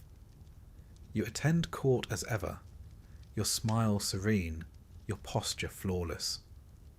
You preside over festivals, make offerings to the gods, advise your son the king with measured words. Yet in quiet moments, beneath the gilded trappings, you're already walking the shadowed path toward eternity. You oversee the carving of your canopic jars. Each lid must bear the correct goddess, Nephthys, Selket, Isis, Neith. Their protection is no mere symbol. Their vigilance is vital. You instruct the embalmers in secret preferences. The oils to be used, the linen to be woven with spells, the placement of the Shabti figures, tiny servants who will labour for you in the fields of the afterlife. And you compose a personal prayer to be recited beside your body at the final rites. It will speak of your love for Egypt, your loyalty to the gods, your worthiness in the eyes of Ma'at. Not all queens receive such care. The evidence is stark. Archaeologists have uncovered countless examples of queenly tombs whose sanctity was violated. Mummies stripped of their wrappings, bones broken, names obliterated. Sometimes this was the work of common robbers. Often it was sanctioned from within the court itself. Hatshepsut's name was hammered from her monuments by her stepson. Nefertiti's fate remains one of Egypt's great enigmas. Some believe her tomb was deliberately hidden to prevent such desecration. Even in death, the game does not end. And so you plan, layer upon layer of protection and remembrance. A net of spells and offerings, inscriptions and hidden truths, designed to anchor your spirit in the world beyond. You understand the stakes. The soul that is forgotten ceases to exist. The name that is not spoken fades into oblivion. And you have not spent a lifetime mastering this perilous world, only to be consigned to the darkness. You prepare for death, but not for rest. For in Egypt, the afterlife is a realm of struggle, no less fierce than the court you leave behind. You will face it with the same will that carried you through the palace intrigues and shifting alliances of the living world. You will not be forgotten. You will not be erased. And as you gaze one last time upon the setting sun, you whisper a final vow beneath your breath. I will endure. There comes a moment, no matter how strong your spirit, no matter how carefully laid your plans, when your breath falters for the final time. The flesh that wore crowns and gold lies still upon the polished stone slab, anointed and wrapped beneath layers of linen and spell. The queen is dead. And yet, is that truly the end? In Egypt, death is a doorway, but not a simple one. Beyond it lies a winding path through darkness and starlight, 1,000 dangers and 1,000 hopes. Whether you cross into the fields of reeds, a land of perfect harvests and unbroken joy, or fade into the black, lost among the restless dead, depends upon more than piety or preparation. It depends upon memory, upon whether your name, your image, your story endure. You knew this. You prepared for it. You wove your legacy into every surface that could bear it. Stone, gold, papyrus, even the whispered songs of temple choirs. But as you now drift toward the western horizon, the final game begins. One played not by you, but by those who remain. Your tomb is sealed with solemn ceremony. Priests chant the ancient spells. Oil lamps flicker in the darkness as the final stones are set. Outside, the mourners wail and scatter sand upon their heads. Your son, now king, promises that offerings will be made for evermore. For a time, all is well. The first year, your mortuary cult burns incense and pours milk upon the altars. Songs are sung in your honour. The weavers of the palace still speak of your grace. The priests of Hathor remember your generous gifts. But memory is a fragile thing. Even now, in the second year, the tides begin to shift. A new great royal wife adorns the palace. Her charms are praised, her likeness commissioned in fresh stone. Courtiers bow low to her now. Your name is spoken less often in the great halls. You are no longer present to remind them. You think of those who managed to defy this slow erosion. Queen Nefertari, beloved of Ramses the Great, whose tomb is a jewel of colour and light. Her image, arms outstretched in prayer, endures across the ages. The queen who became a goddess in the hearts of her people.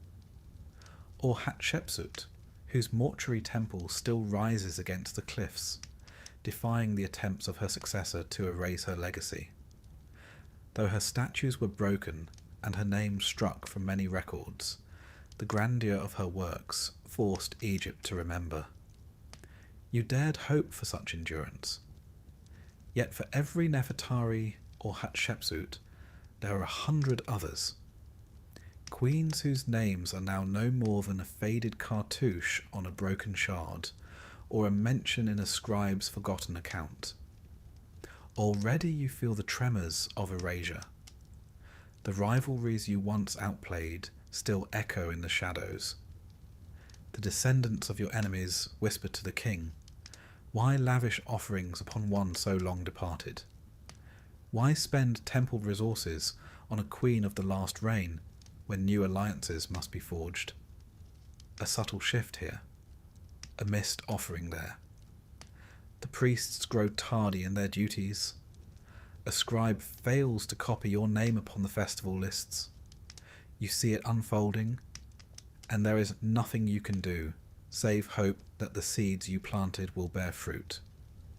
You think again of Cleopatra VII, a queen who defied Rome, who held emperors in thrall, who ruled with cunning and brilliance. Her end was tragic, her body lost, her tomb a mystery. Yet her name lives on, burnished in the world's memory like a polished gem. Even the might of Augustus could not erase her entirely. This, too, is a form of immortality. But it is not granted to all. In the centuries that follow, your fate may take many forms. Perhaps a young priest, stumbling upon your image in a half-forgotten shrine, will pause to speak your name. A simple act, yet one of profound power. For the Egyptians believed that to speak a name is to make it live again. Or perhaps your tomb will be found by robbers in the dark of night. They will strip it of gold and ivory, leaving your carefully prepared body exposed to the dust. Your name may be scrawled upon a ledger, sold with your stolen jewels to the highest bidder. Worse still, perhaps an enemy, rising in a future court, will order your name erased entirely. The artisans will chip away your likeness. The priests will be forbidden to utter your titles. You will become one of the damned forgotten, wandering the afterlife rootless and unremembered. And yet, even this is not the full truth. For Egypt is a land where the past lingers beneath every stone. names thought lost have been found again. A cartouche buried beneath sand. A fragment of hymn preserved in a crumbling scroll. The archaeologists of this new age, strange priests in foreign garb, uncover the works of queens long vanished. They brush away the dust of centuries, read aloud the ancient words. And in that moment the old magic stirs again. Your voice may yet be heard. You reflect on this as the millennia unfold around you. Time here has no meaning. You drift between moments, glimpsing flashes of a world that has forgotten much but remembers just enough. One day perhaps a team of scholars will descend into your tomb, torches blazing against the carved walls. They will marvel at the richness of your burial, the artistry of your stele. They will photograph your face, preserved by sacred oils and ancient skill. Your story will be told anew, perhaps with errors, perhaps with embellishments, but told nonetheless. This is the strange afterlife you inhabit now, a dance between fading and remembrance. You know that some queens were not so fortunate. The tomb of Queen Mutnojmet, once adorned with scenes of royal triumph, was stripped bare. Her body left to moulder in obscurity. Her name nearly lost to history. Others fared little better. Tombs desecrated, bones scattered. Names ground from temple walls. Forgotten entirely, save for a few tantalizing hints in dusty archives. And yet, even they are not beyond hope. For as long as the stones of Egypt endure, there remains the chance of rediscovery. Of a voice, however faint, calling out from the depths of time. And so you watch. You wait. You think of your son, now an old man himself, his face lined with years and cares. Does he still honour your name? Does he instruct his children to do the same? Perhaps, perhaps not. In the end, your immortality lies not only in blood, but in story. You recall the ancient proverb, "A man is not dead so long as his name is spoken." It is a truth deeper than the Nile itself. As the modern age dawns and the strange new scribes pore over ancient texts, you feel a flicker of hope. Your cartouche appears in a scholarly tome. A replica of your jewellery gleams in a glass case. A visitor, gazing upon your likeness, speaks your name aloud, imperfectly, but with wonder. And for that moment, you live again. You understand now what the priests could never fully grasp. Immortality is not merely a matter of offerings or perfectly recited spells. It is memory, it is story. Queens who transcended time, Nefertiti, Cleopatra, Hatshepsut, grasped this instinctively. They shaped their legacies with words and images powerful enough to echo across the ages. Others vanished without a trace. You prepared well. You fought long. Whether you will endure as one of the remembered or fade among the forgotten, that now rests in hands beyond your reach. But as long as Egypt endures, as long as curious minds seek the whispers of the past, there is hope. And so, in this twilight realm between the living and the dead, you wait. Not for rest, but for remembrance. For you are a queen of Egypt. You will not be forgotten lightly. And should your name be spoken once more beneath the vaults of the stars, you will smile and walk again among the reeds of the eternal fields. It begins with a knock on the door. Not yours, mind you. You don't get to knock. That privilege belongs to your husband or your father. Perhaps a clergyman with a worried expression. They're knocking on the heavy oak doors of a Victorian asylum, and you are inside the carriage, waiting. You've been acting strangely, they say, crying too often, laughing at nothing. reading French novels with too much enthusiasm. You refused meat at dinner. You stayed in bed too long. Or you got up too early. You forgot to smile at the vicar. Whatever it was, you were seen. And in Victorian Britain, being seen was enough. The year is 1875. England is industrious, soot-stained, and certain of itself. The asylum system is in full swing, governed by the Lunacy Act of 1845. Under this law, every county must provide an institution for the mentally ill. They were called lunatic asylums, a term applied rather liberally. In practice, it encompassed everything from melancholia and hysteria to epilepsy, homosexuality, alcoholism, and grief. Yes, grief. Too much mourning could be a sign of madness. Now, it would be lovely to say you're being brought here voluntarily, but legally there's no such thing.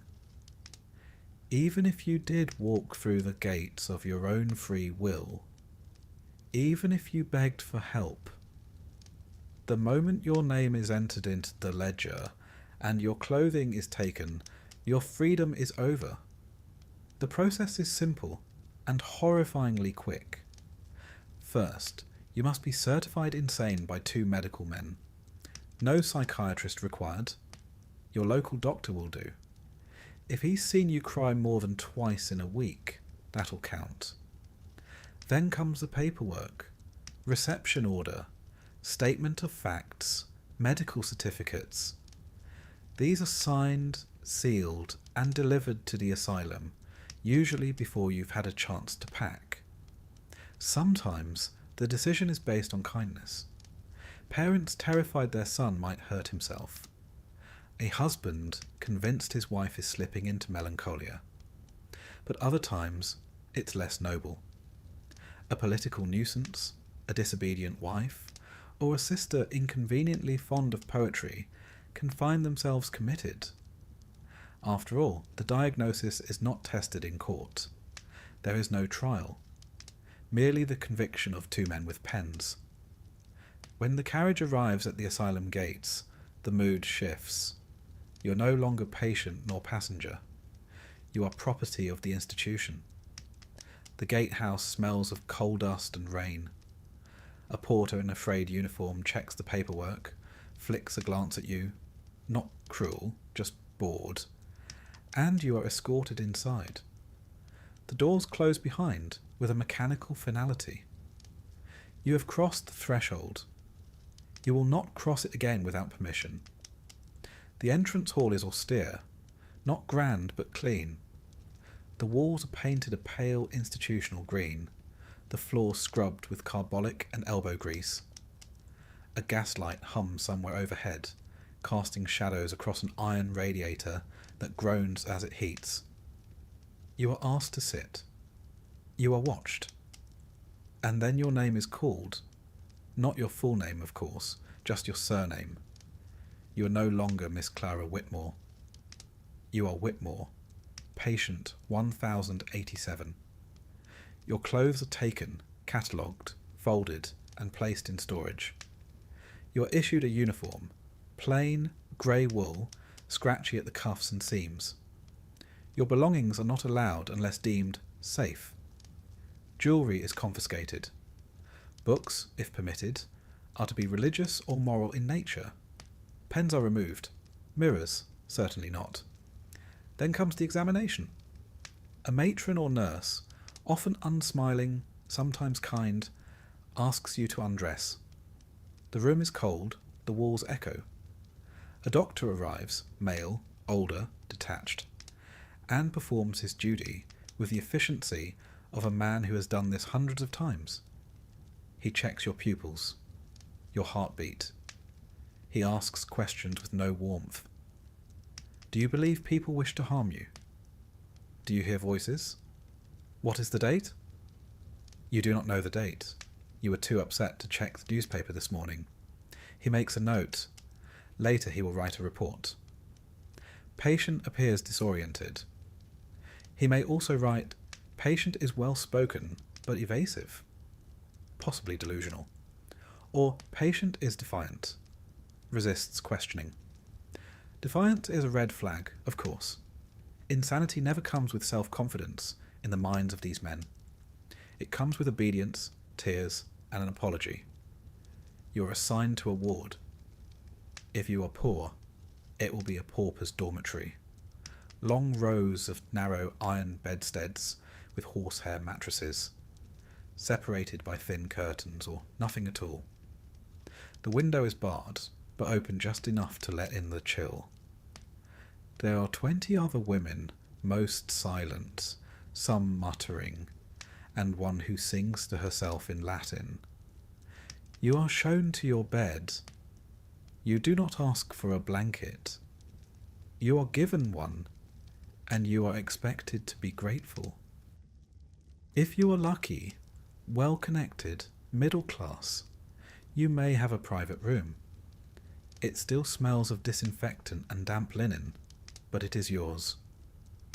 The wallpaper is peeling. A cracked basin sits beneath a small mirror. The mirror is bolted to the wall.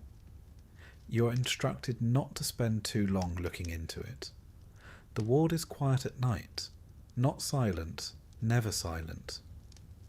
There is the occasional sob, the creak of a bed frame, the rustle of sheets, the heavy footsteps of the night attendant.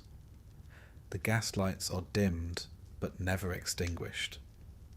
Total darkness is considered dangerous, as is total freedom. In the morning you are woken at 5, not with a bell, but with motion. The ward doors swing open and the attendants begin their rounds. Bedclothes are pulled back. Basins filled. If you resist, you will be noted as uncooperative. If you weep, you will be told to compose yourself. Breakfast is at 6. Porridge, bread, weak tea, silence. Then comes work, the cornerstone of Victorian asylum life. You may be assigned to the laundry, or the kitchen, or the needlework room. You may sweep floors or peel potatoes. Work is considered therapeutic. It distracts the mind from madness. It also, conveniently, saves the institution money. If you are a man, your experience differs slightly. You may be assigned to the garden or joiner's shop. You will repair shoes or build furniture. You may, if stable enough, help dig graves in the asylum cemetery. Yes, they do try to keep the work meaningful.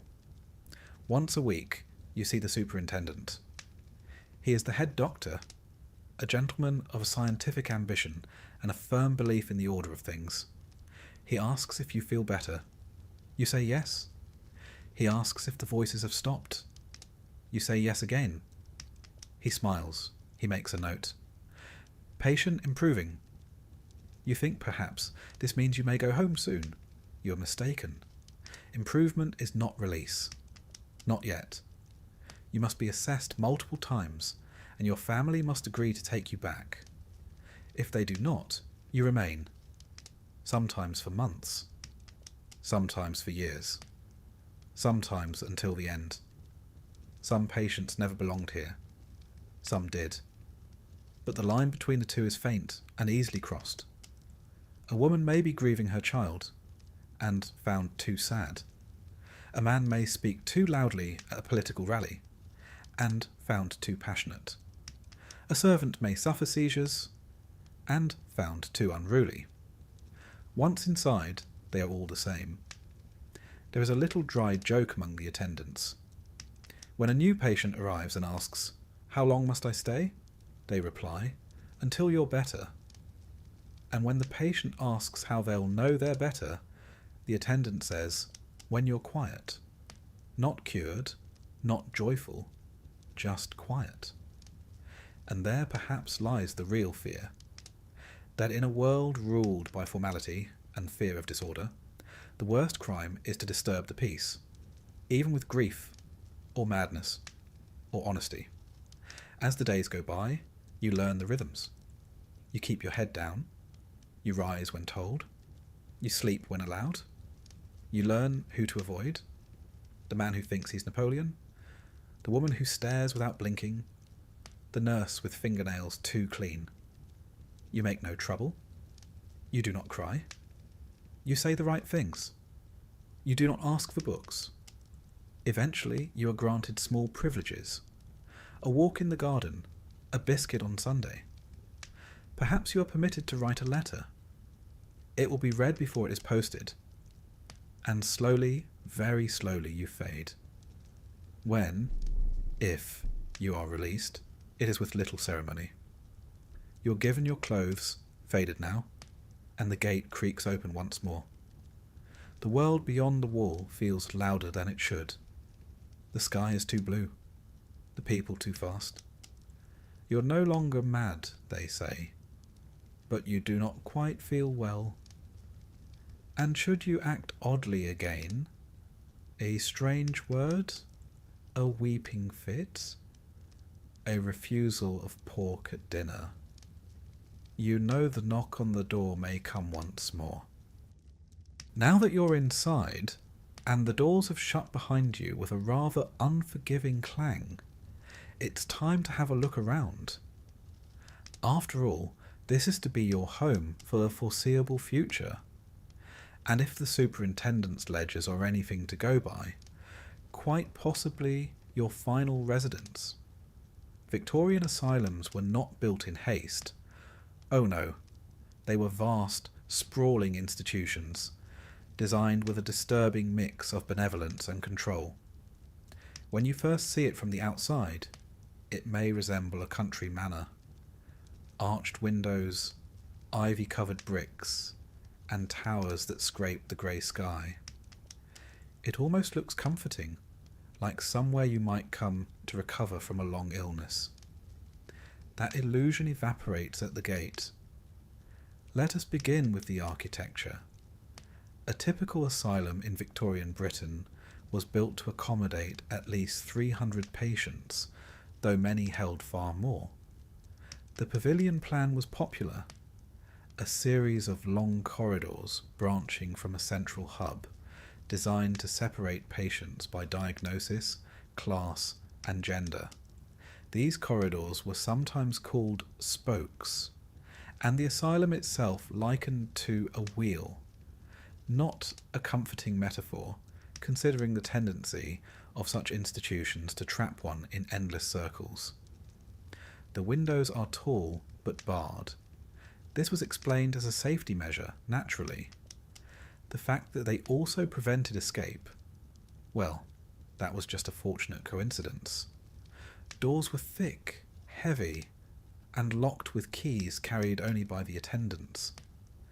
The key ring was worn like a badge of rank. It jangled wherever the attendant walked, a metallic warning of authority in motion. Let us now move inside. The main entrance hall is large and undecorated, walls painted a shade somewhere between despair and linoleum. You'll find gaslights flickering faintly overhead, casting long shadows on the floor, which was either stone or hard-polished wood, scrubbed daily with carbolic acid. The scent is unmistakable, sharp, medicinal, and clinging. It clings to your clothes, your skin, your thoughts. Each asylum had a central administrative block. That's where the superintendent had his office. A place of wood panels, leather-bound ledgers, and books with titles like Observations on Insanity among the Lower Orders. The superintendent was usually a man of status, a medical gentleman with firm beliefs and a well-waxed moustache. He was not to be questioned. Let's go down the corridor now. This is where the patients are housed. You'll notice the gender segregation is strict. Men on one side, women on the other. A shared wall may separate them, but never a shared room.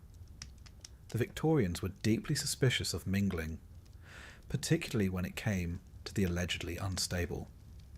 Pauper patients, the poor, were kept in open wards. Long rooms filled with beds lined up in merciless rows. Iron bedsteads precisely 12 inches apart. Mattresses stuffed with straw or horsehair. Bedding, if you could call it that, consisted of a single rough blanket. In the summer, you roasted. In the winter, you froze. Middle class or private patients had individual rooms. These were small, perhaps 6 feet by 10, but considered a luxury. A single bed, a basin, and a washstand. No lock on the inside, of course. The door could be opened at any hour by an attendant, often without knocking. Privacy was not a priority. Now, take a look at the communal areas. The day room was where patients spent most of their waking hours. It had long wooden benches, a few tables, perhaps a piano if the institution could afford such frivolity.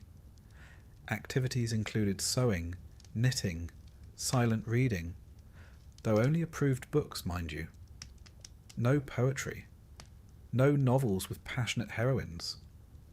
Religious tracts were always safe. The dining hall came next. Long trestle tables, tin plates, and the clatter of cutlery. Meals were silent affairs, monitored closely by staff. Patients were watched not just for manners, but for signs of deterioration. If you refused to eat, you'd be encouraged. Sometimes that meant spoon feeding. Sometimes a rubber tube and a funnel. The food, if you're wondering, was not designed for taste. Breakfast was porridge, thick, lukewarm and grey. Lunch might be boiled mutton with turnips, or a watery stew. Supper was bread, cheese, and tea so weak it resembled regret more than a beverage. It wasn't starvation, but it wasn't joy either. Let us continue through the asylum. You'll notice the smell changes room by room. Disinfectant mingled with human odour, occasionally interrupted by the harsh tang of lye soap. The laundry was in constant operation. Soiled linens came in daily, washed by patients under supervision. If you were a woman of quiet disposition, you'd likely be assigned here. The work was hard, but preferred. It kept your hands busy and your thoughts away from the barred windows. Now we arrive at the bathing rooms, not spas by any stretch. Baths were infrequent, typically once a week if you were lucky. The water was rarely hot. Bathing was supervised, and there was no privacy. Patients were stripped, scrubbed, and rinsed by nurses who had seen far too much. Modesty was irrelevant. Cleanliness, or the institutional version of it, was paramount. Further down, we pass the treatment rooms. These are not comforting places. There are high-backed chairs, sometimes with straps. Shelves with glass bottles of tinctures and tonics. A cold plunge bath. Not for relaxation, but for shock therapy. The theory was that sudden cold might frighten the madness out of you, or at the very least subdue you long enough for supper. One room in particular is worth noting. The seclusion chamber. Always painted white. Always with a single window far too high to reach. The bed is little more than a mattress on the floor. The walls are padded if you're lucky. If not, you learn quickly not to thrash about. Patients were placed here for shouting, weeping, or resisting medication. Sometimes for their safety, often for the staff's convenience. Let's visit the chapel, shall we? Every proper Victorian asylum had one. Religion was considered essential to recovery, or at least useful in enforcing obedience. Services were held weekly. Patients were expected to sit in silence, hands folded, eyes forward. Hymns were sung, sermons delivered. Occasionally someone would weep quietly. That too was noted in the superintendent's book. One cannot ignore the grounds. Outside, if weather and behaviour permitted, patients were marched around in groups. Always in groups, never alone.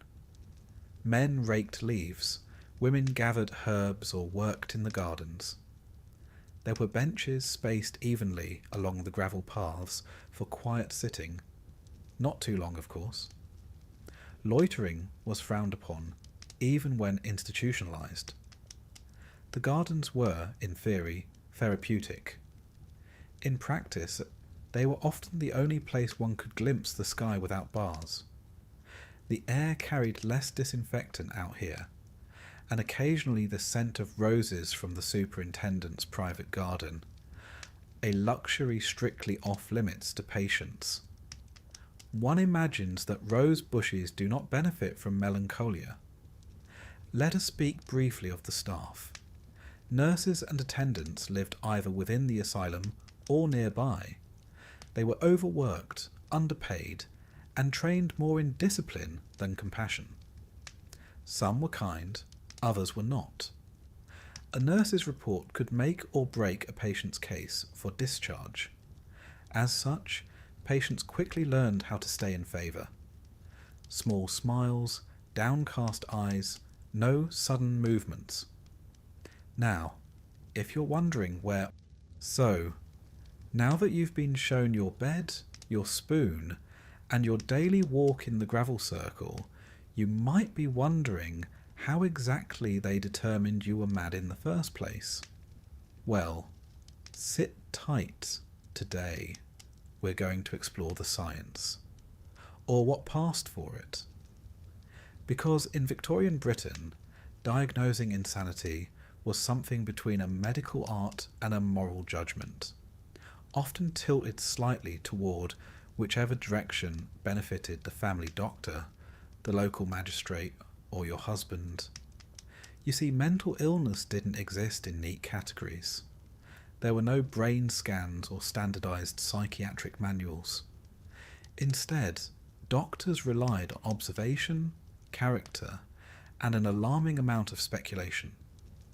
And so, the moment you entered the asylum, you were not simply unwell. You were something else entirely, classified. Let's start with the Big Four. These were the primary diagnostic labels scrawled into thousands of asylum ledgers across Britain. 1. Mania. 2. Melancholia. 3. Dementia. 4. Monomania. Let's break them down. Slowly, of course. Mania was not what it is today. It didn't necessarily mean euphoria or high energy. No, in Victorian terms, mania meant excitable, agitated, or worse, opinionated. If you were loud, restless, had racing thoughts, or refused to sit still during your intake interview, you were likely to receive this label. Men got this diagnosis more often, but women weren't immune, especially if they raised their voice in public. Melancholia, on the other hand, was sadness. Not just grief, mind you. Persistent sadness, especially when it came without visible cause. Women were particularly susceptible to this diagnosis. If you wept too frequently, stayed in bed too long, or lost your appetite after a death in the family, and didn't recover on schedule, you were marked as melancholic. The preferred treatment?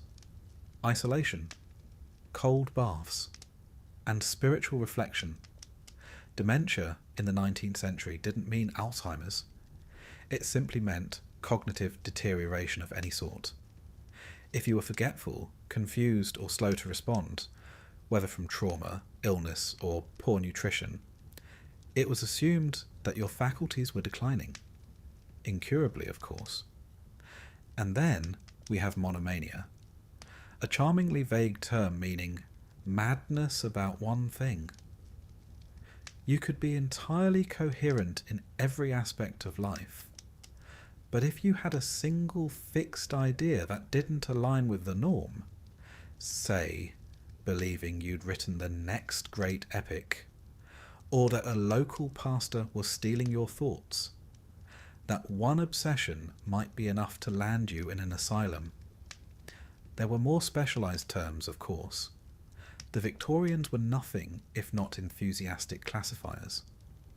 We had moral insanity, religious insanity, hysterical madness, puerperal mania, madness after childbirth, senile insanity, epileptic insanity, alcoholic insanity.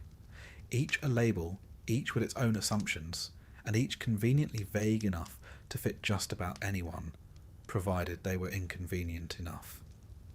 Let's linger a little on moral insanity. This particular favourite of the mid-century alienists described patients who weren't irrational, per se, just morally defective. That is, rude, unpredictable, sexually disobedient, too cheerful, too sombre, too irreligious, or in the case of women, simply too independent. One could be morally insane without ever raising their voice. You just had to want something you weren't supposed to. It's worth noting that gender played a significant role in diagnosis. A man who read obsessively might be considered a scholar. A woman who did the same could be seen as overstimulated, even unhinged. Women were more likely to be diagnosed with hysteria, a condition so broad it included fainting, laughing, crying, reading poetry, and showing any sexual desire whatsoever. The root of the word hysteria, of course, comes from the Greek hystera, womb. The idea was that a woman's uterus wandered around her body like a disobedient cat, causing all sorts of mischief. Bloating, hysteria. Weeping, hysteria. Headaches, libido, restlessness, boredom. All uterine, apparently. There's a rather telling case from 1871. A woman named Mary Hall was admitted to an asylum in Suffolk. Her file read, "Subject talking rapidly, walking fast, and spending beyond her means. Has refused food and attempted to lecture the doctor." The diagnosis? Acute mania. The treatment? Seclusion, prayer, and warm milk. Recovery was not noted, but it wasn't all guesswork. Or at least, not entirely. Some practitioners attempted a more scientific approach. Endocrinology, the study of the shape of the skull to determine personality and mental illness. A bump behind the ear meant you were impulsive. A dip above the brow suggested poor moral reasoning. If this sounds like nonsense, that's because it largely was. But it was taught, published, and practiced with all the solemnity of actual medicine. There were instruments too, measuring calipers, facial grids, and jawline analysis. Some alienists believed they could tell if someone was prone to madness simply by the angle of their cheekbones or the size of their ears. It was medicine by geometry. Diagnosis was rarely a collaborative process. Patients were spoken to, or at. Notes were taken. Sometimes drawings made. Occasionally photographs were taken with long, slow exposures. The subjects sit unmoving, eyes dull. They rarely look into the lens. And once your diagnosis was inked into the ledger, that was it. It followed you everywhere. The staff read it, other doctors repeated it. Your family, if they visited, were reminded of it. Treatment was tailored to it. Discharge was delayed by it. Even the architecture of the asylum responded to your label. If you were deemed curable, you were placed in a ward with windows and perhaps a view of the garden. If you were deemed chronic, you were sent to the back buildings, dark, isolated, quieter, often out of sight and more often out of mind. And what about children? Yes, even children were diagnosed and confined. A boy with fits of rage might be labelled a lunatic. A girl who refused to speak was considered mentally defective. They were placed with adults, given similar treatments, and quite often forgotten. Perhaps the most tragic diagnosis of all was general paralysis of the insane. This was common among men, especially those in their 30s or 40s, and was marked by tremors, mood swings, and gradual collapse of mental faculties. Today, we know this as tertiary syphilis, but back then it was treated with warm baths and tonic wine. Prognosis: poor. Most died within months. One might assume the goal of diagnosis was to help, and for some doctors it truly was. The rise of moral treatment, a theory that madness could be eased through kindness, order and fresh air, was, in its way, revolutionary. The problem, of course, was in the practice. Moral treatment still meant no privacy, no autonomy, and punishments for disobedience. It meant being treated less like a person and more like a peculiar child in need of shaping. Your diagnosis could affect everything from your work duties to your meal portions, your bathing schedule, and your eligibility for letters. Some conditions were seen as violent, others as passive. All, however, required control. One mustn't forget the doctor's notebook, that sacred text. Every conversation was recorded, however brief. Patient smiled too readily. Patient spoke of dead mother again. Patient remained quiet, suspicious. There was no winning. If you spoke, you were too confident. If you didn't, you were sullen. There's a rather dry line in an 1886 superintendent's report from York.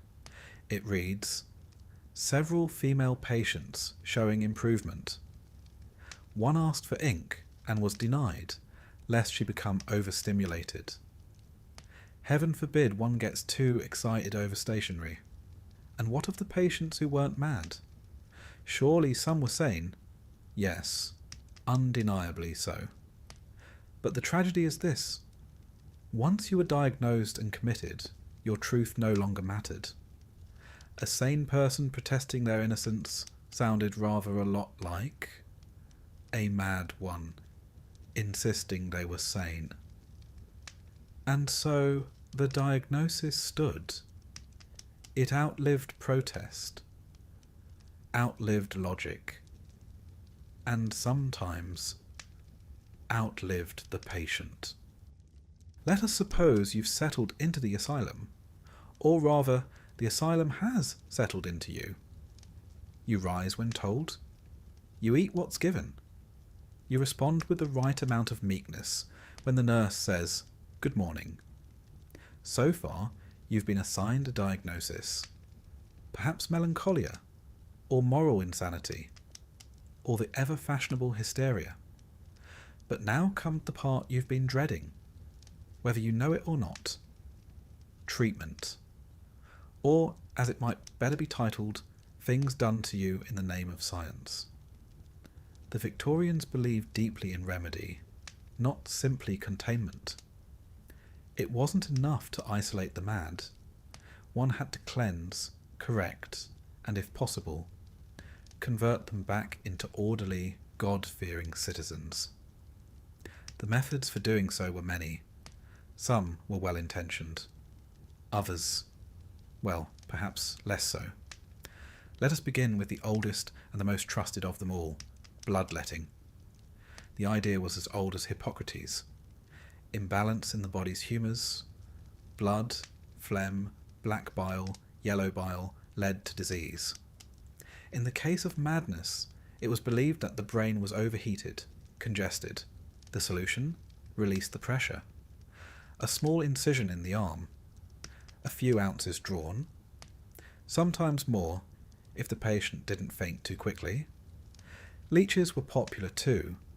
Elegant, if you enjoy creatures that wriggle while they feed. They were placed behind the ears, on the temples, or on the spine. Quiet companions, but with a taste for the dramatic. Blistering followed a similar logic. Here, a chemical irritant, often cantharides, derived from Spanish fly, was applied to the skin. It raised large, painful welts under the belief that the diverted pain would calm the mind. One might say it was an attempt to distract madness with misery, rather like setting your shoes on fire to cure a headache. Should that not work, purging was next. Castor oil, antimony, and yalap were administered to flush the bowels. Madness, they thought, might be stored in the gut. If they could empty the intestines with sufficient enthusiasm, perhaps the soul would follow. Of course, not all cures were so internally focused. Let us move now to the element of water, trusted by ancient physicians, and very much embraced by Victorian alienists. The cold plunge bath was perhaps the best known. Picture a large stone tub filled with water drawn from the well, unheated and unwelcoming. The patient, that is to say you, would be undressed, escorted in, and plunged unceremoniously under. The effect, they claimed, was calming. The effect, you might observe, was something closer to shock and gasping panic. Some remained in the bath for hours, wrapped in wet sheets, heads propped uncomfortably, water changed only when absolutely necessary. This was called the wet pack. You were essentially swaddled like an oversized infant and left to reflect upon your condition. Some patients slept, others screamed. Either response was noted. Then there were the douches, not the hygienic sort, mind you, but rather a stream of cold water poured from a height directly onto the head or spine. The desired effect? Reawakening the senses. The actual effect? A profound desire to be anywhere else. If water didn't work, perhaps rotation would. The rotatory chair, inspired by Erasmus Darwin, grandfather of the more famous Charles, was precisely what it sounds like. A chair hung from the ceiling, suspended like a swing. The patient was strapped in, and then spun, sometimes slowly, sometimes quite enthusiastically. Some doctors claimed it produced unconsciousness within 100 revolutions. Others merely used it to inspire submission. It was said to rebalance the fluids of the inner ear. Patients mostly reported nausea, and the occasional vision of angels or devils. Now, if you happened to be suffering from what was considered a more delicate condition, for instance, female hysteria, your treatment would differ slightly. Enter the rest cure, made popular by Dr. Silas Weir Mitchell. It sounds pleasant, doesn't it? Like something involving blankets and warm soup. And it did, at first, but the rest cure required complete bed rest, for weeks, even months. No reading, no conversation, no writing, no visitors, no standing unless escorted. Meals were taken lying down, the body atrophied, the mind was expected to submit. This cure was most often prescribed to women of intellect, writers, artists, readers of novels, those who found the constraints of 19th century womanhood a little too snug. The logic was simple. If the mind resists, the body will be restrained until it complies. The writer Charlotte Perkins Gilman underwent the rest cure. She later wrote The Yellow Wallpaper, a tale of creeping madness in a locked room. One might say the treatment worked a little too well. For men, especially those suffering melancholia or religious delusions, moral therapy was the gold standard. This approach was kinder in theory. Patients were encouraged to work, to engage in routine, to avoid idle thoughts. Gardening, laundry, letter writing, no restraint, if possible. But morality was enforced with all the rigidity of Victorian sensibility. If you failed to improve, failed to behave, then the leather restraints returned. The seclusion room reopened. You were helped back into discipline. By the mid-century, a more shocking option emerged: electricity. The earliest experiments used galvanism, named after Luigi Galvani, who famously made a frog's leg twitch with a jolt. In the asylum, electrodes were placed on the temples or spine. A gentle current was passed through, gentle being a relative term. The patient's limbs might jerk, their teeth clench. One might weep or laugh involuntarily. Some doctors took this as a promising sign. The machine itself was often wheeled in like a prized piano, shiny, brass-tipped, and mysterious. Alienists believed they were awakening dormant nerves. Patients believed they were being punished for sins they couldn't remember. Hydroelectric baths were also used. The patient sat in a tub while mild currents pulsed through the water. A warm embrace, if your idea of warmth includes involuntary twitching. Still, others preferred more natural methods. Air, sunlight, simplicity. The York Retreat, founded by Quakers, rejected harsh treatment in favour of calmness and prayer. Patients wore ordinary clothes, not uniforms. They dined with the staff. They walked in gardens. Their names were remembered. It worked, sometimes. But it was rare, expensive, and not easily replicated in the larger state-run asylums. Which brings us, inevitably, to restraint. Despite the supposed age of non-restraint beginning in the 1830s, led by men like Dr. John Connolly, who abolished physical restraints at Hanwell Asylum, many institutions quietly continued the practice. Straitjackets, muffs, leglocks, belts, handcuffs, and crib beds, a sort of adult-sized cage, were all used as needed. Often, the goal wasn't punishment, but convenience. A difficult patient needed watching. A strapped patient, less so. One might be confined for resisting food, or for shouting in prayer, or quite simply for asking to go home too many times. The justification was always the same: protection. Of the patient, of the staff, of the fragile order the asylum tried to maintain. Of course, not every treatment left physical scars.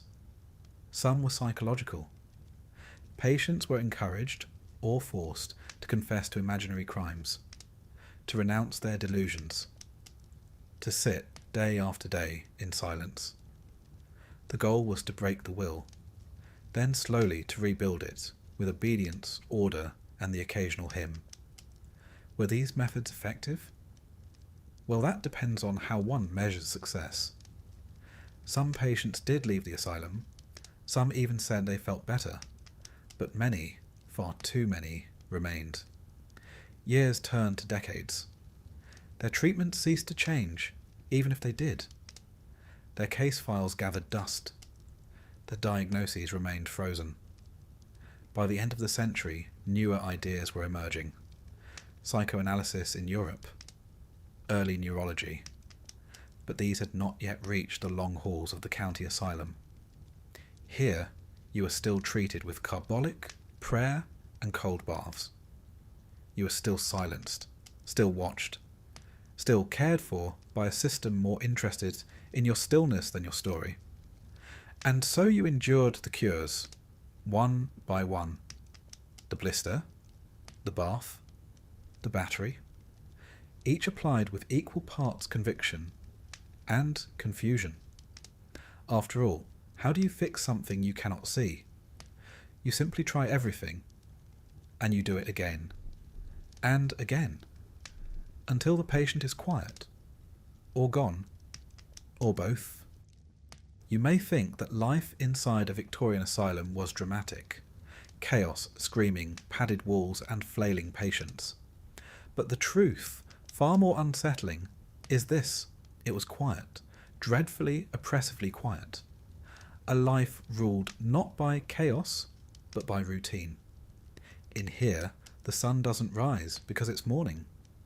It rises because the night attendant unlocks the door at 5. Always 5. You're already awake, probably. Few people sleep well in a place like this. The beds squeak, the pipes groan. Someone weeps softly in the next bed. Another whispers to herself about crows. But at 5 o'clock, the day begins. Precisely. There is no alarm bell, just footsteps. The rustle of uniforms, the clatter of pails. You rise without being told, not out of eagerness, but from long habit. Resistance is noted. Everything is noted. The wash basins are cold, always cold. Each ward has a row of them, chipped porcelain under a narrow window. The soap smells like coal tar and hopelessness. You scrub. Not because you feel unclean, but because someone will look behind your ears to see if you have. Dressing comes next. If you're a pauper, your clothing is institutional grey, wool in winter, cotton in summer. The fit is never quite right. Buttons missing. A hem let down too far. If you're a private patient, you may wear your own things, but only if they're deemed appropriate. No lace, no dark colours, nothing that suggests melancholy or extravagance. Breakfast is at 6. You file into the dining hall in rows, no talking. Just the sound of feet on stone, benches scraping the floor, and the dull murmur of a nurse giving out plates. The food is functional. Porridge, bread, weak tea.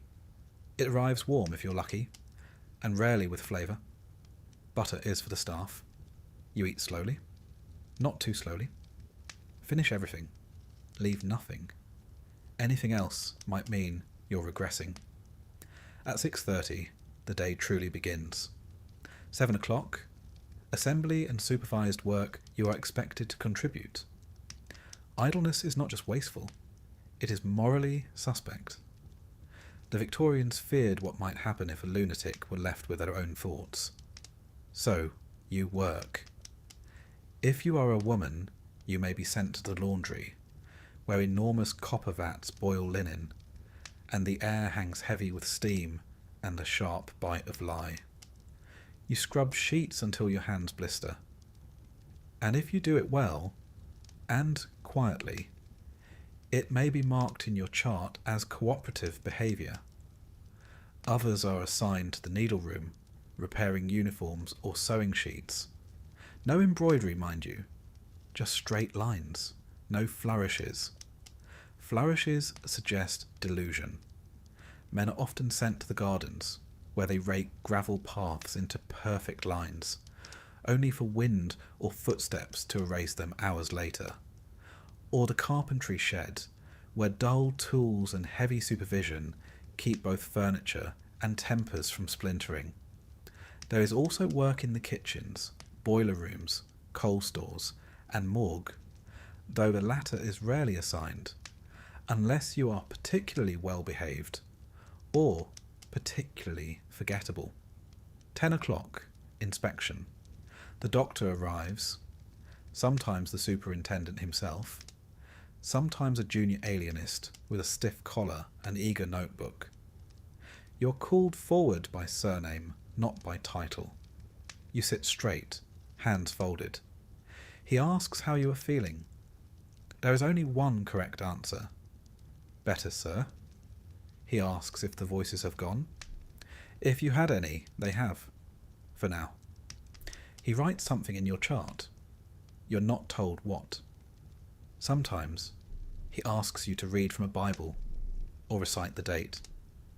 Occasionally he performs a brief physical exam, checking your pulse, your tongue, your pupils. No privacy. You learn to detach.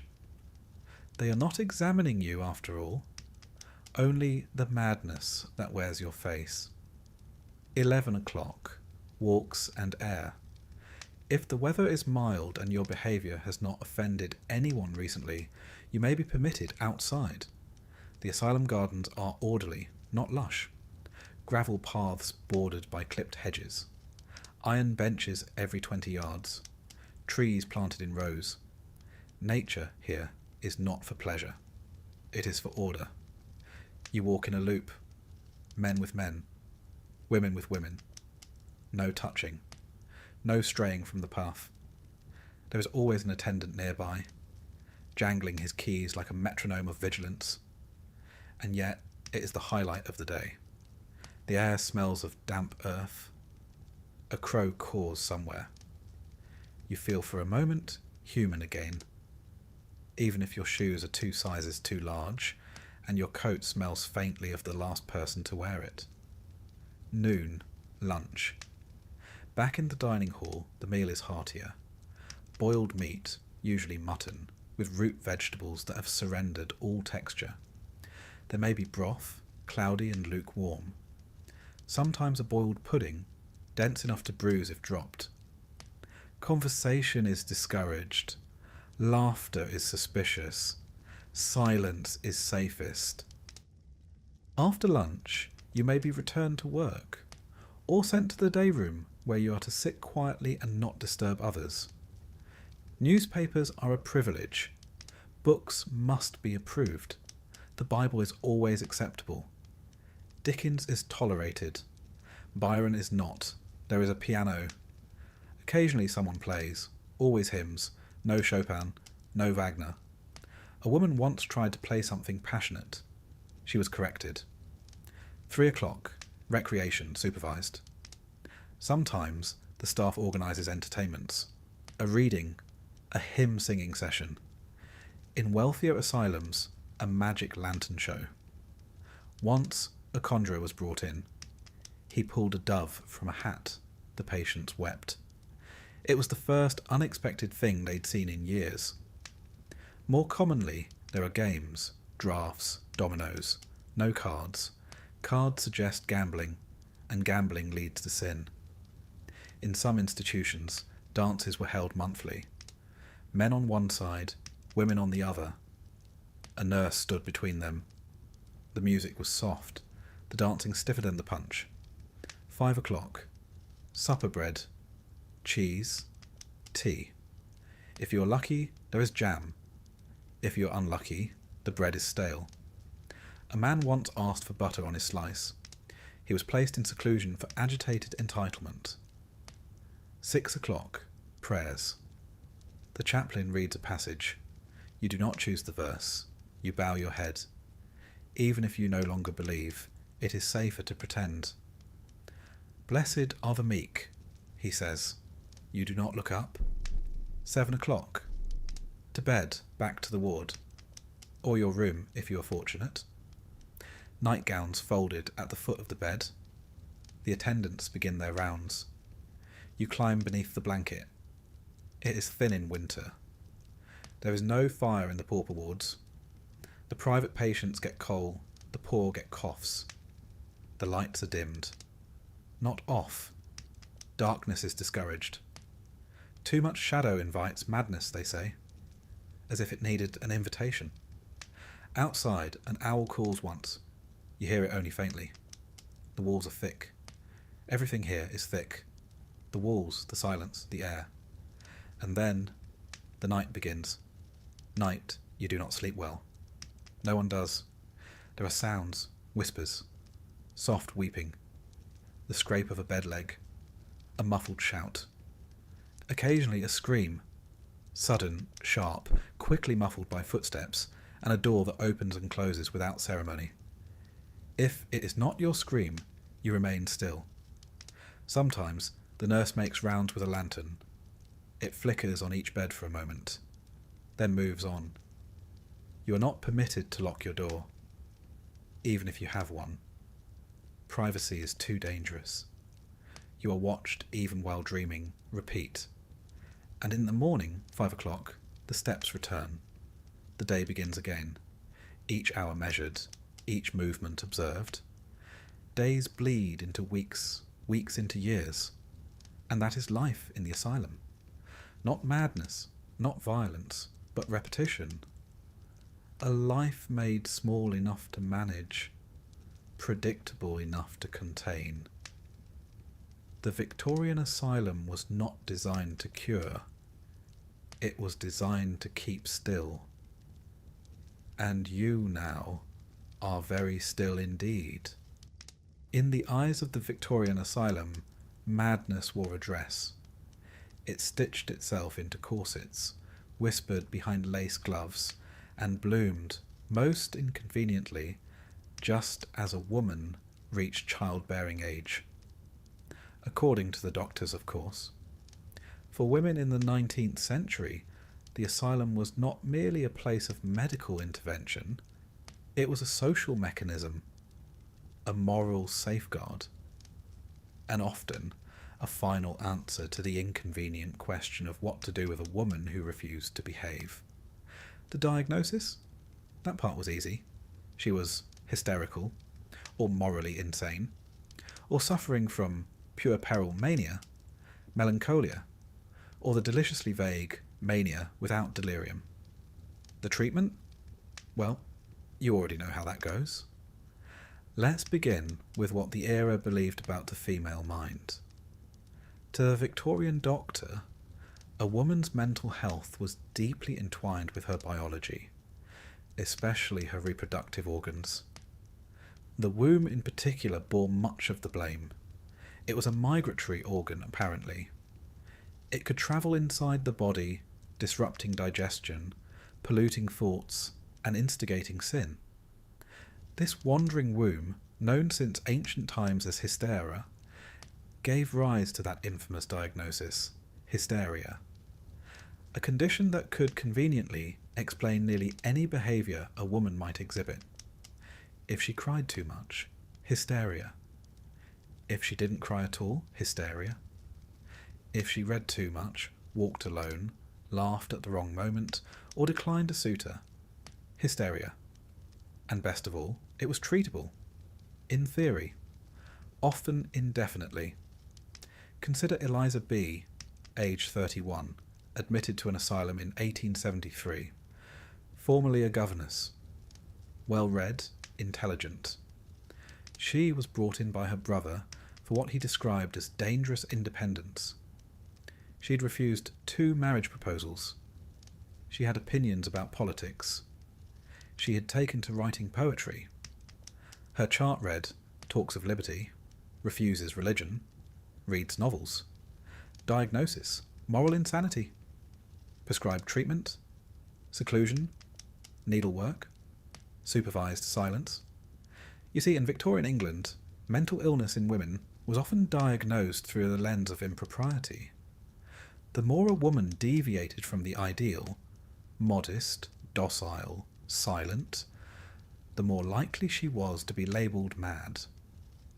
Let's turn now to the admission process. How did a woman find herself locked behind asylum walls? The answer, most often, was by someone else's decision. A father, a husband, a son, a clergyman, a doctor. Any one of these could begin the paperwork. 2 certificates, 1 medical, 1 legal, and you were removed from society. No trial, no consent, just a signature. Some women were brought by force. Others lured in with the promise of a seaside trip or a new housekeeper's post. A woman could be institutionalized for grief, for postnatal depression, for menopausal symptoms, for epilepsy, for disobedience, for attempting to leave an unhappy marriage, or quite simply for being alone and poor. And once inside, there were no guarantees of ever leaving again. The asylum itself was divided strictly by sex. Male wards, female wards, separate buildings in many institutions, with separate staircases, courtyards, and even entrances. Interactions between the sexes were controlled, supervised, and often discouraged altogether. But the divisions went deeper than architecture. There was a difference in expectation. Men were to be restored to productivity, returned to work, to public life. Women? Women were to be returned to propriety. Their cure was not measured in employment, but in etiquette. Were they calm? Were they agreeable? Were they modest, humble, repentant? That was health, as defined by the asylum. Let's walk through the daily life of a female patient. Mornings began at 5, always 5. You were roused by nurses, washed in cold water, inspected for lice, illness, or signs of unrest. Your hair, if not already cropped, was brushed and bound. Then came breakfast. Porridge and weak tea, taken in silence. seated in long rows. You were not allowed to choose your seat, or your food, or your company. After breakfast, labour. The asylum was a factory, and women were the workforce. You boiled sheets in the laundry, your hands scalded raw. You scrubbed floors, sewed uniforms, patched blankets. Everything you touched belonged to the institution. And your labour? It was called therapeutic. Of course, should you protest, if your hands shook, or your fingers bled, or you simply sat down without asking, it was logged. Refusal of duty, patient sullen, suspected decline in moral resolve. Should you behave well, you might be permitted recreation, singing hymns, folding paper, reading approved texts, always religious, rarely poetic, no Jane Eyre, no Shelley, no romances of any kind. Your body too was regulated. Nurses tracked your menstrual cycle with clipboard precision. Any deviation from the calendar was noted. Late bleeding, increase in agitation. Menstruation aligned with outburst. Some doctors believed hysteria flared with the tides of the womb. Others tried to suppress menstruation entirely, with cold baths, restricted diets, or tight abdominal bindings. You were not consulted.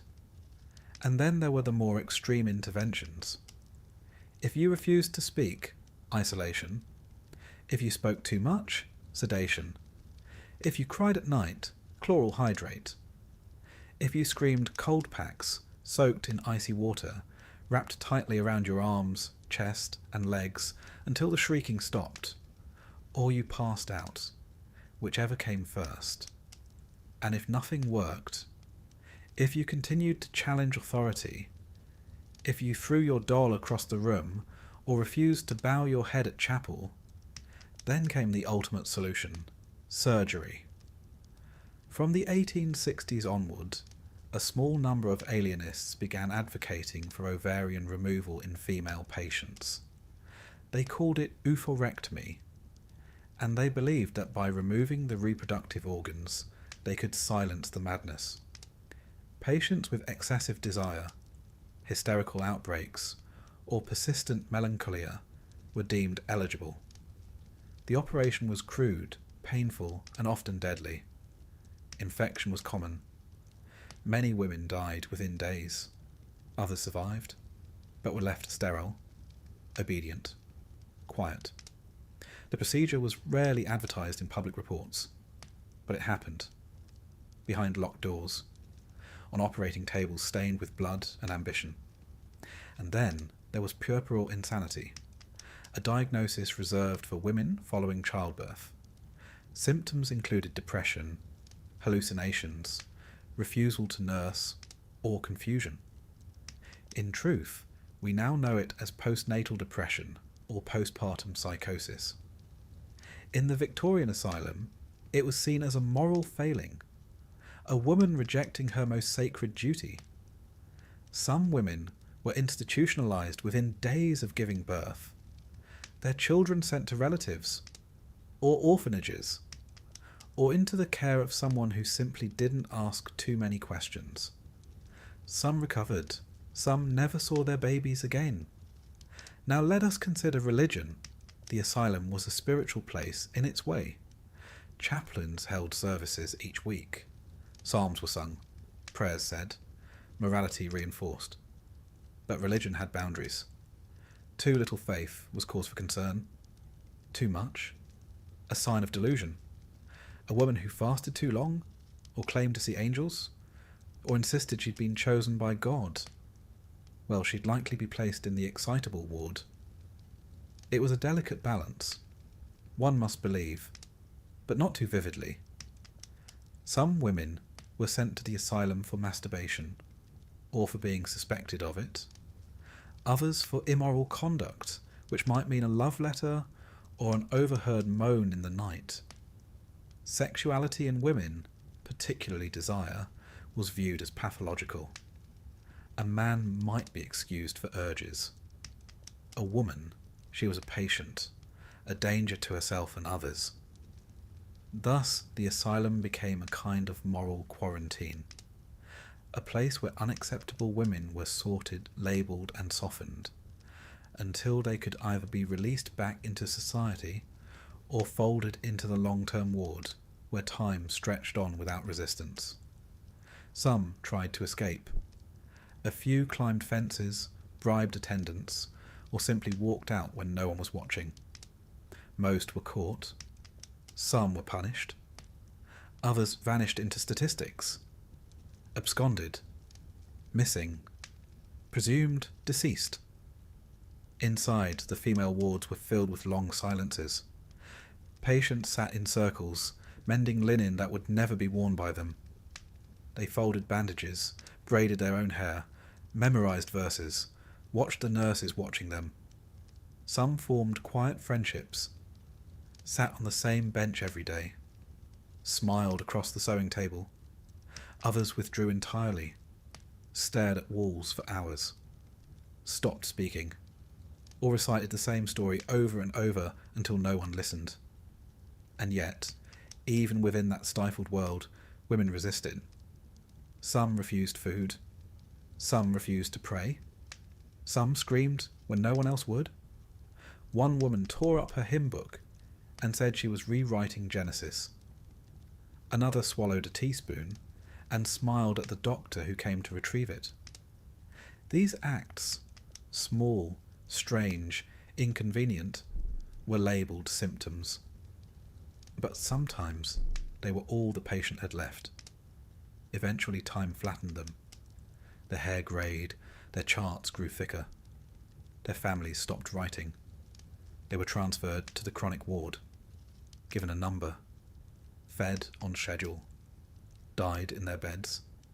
Sometimes their bodies were claimed. More often, they were buried on asylum grounds. A stone, a number, a line in the ledger. Let us pause here, because perhaps the most tragic thing of all is this. Many of the women in the asylum were never mad, only marginal, unwanted, too loud, too sad, too clever, too poor, too unmarried again, or too unwilling to smile on demand. The Victorian asylum didn't just treat madness. It defined it, confined it, named it after women. And in the end, it forgot them. Quietly, efficiently, with good posture and well-tended gardens. You can hear their footsteps long before you see them, rubber soles on stone floors, the soft jangle of a ring of keys, a cough, the shuffle of skirts or the clatter of boots. In the Victorian asylum, staff did not sneak. They loomed. Their presence was everywhere. Yet somehow they remained just out of reach. Their hands held your medicine. Their eyes watched your behaviour. Their pens scratched your file, noting down your small outbursts, your progress, your silence. You could go weeks without a proper conversation, but you could not go 5 minutes without supervision. Let us meet them, shall we? At the top of the hierarchy sat the superintendent, the chief physician and administrative head of the asylum. He was a man of letters, often with a background in alienism, the then preferred term for psychiatry. And like many Victorian doctors, he possessed equal measures of scientific curiosity and unshakable authority. His word was law. He determined your diagnosis. He approved your treatments.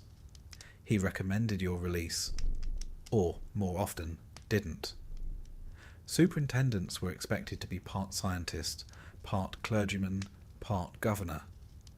He presided over the asylum like a ship's captain, issuing orders from his office and inspecting wards with a slow, steady pace, nodding gravely.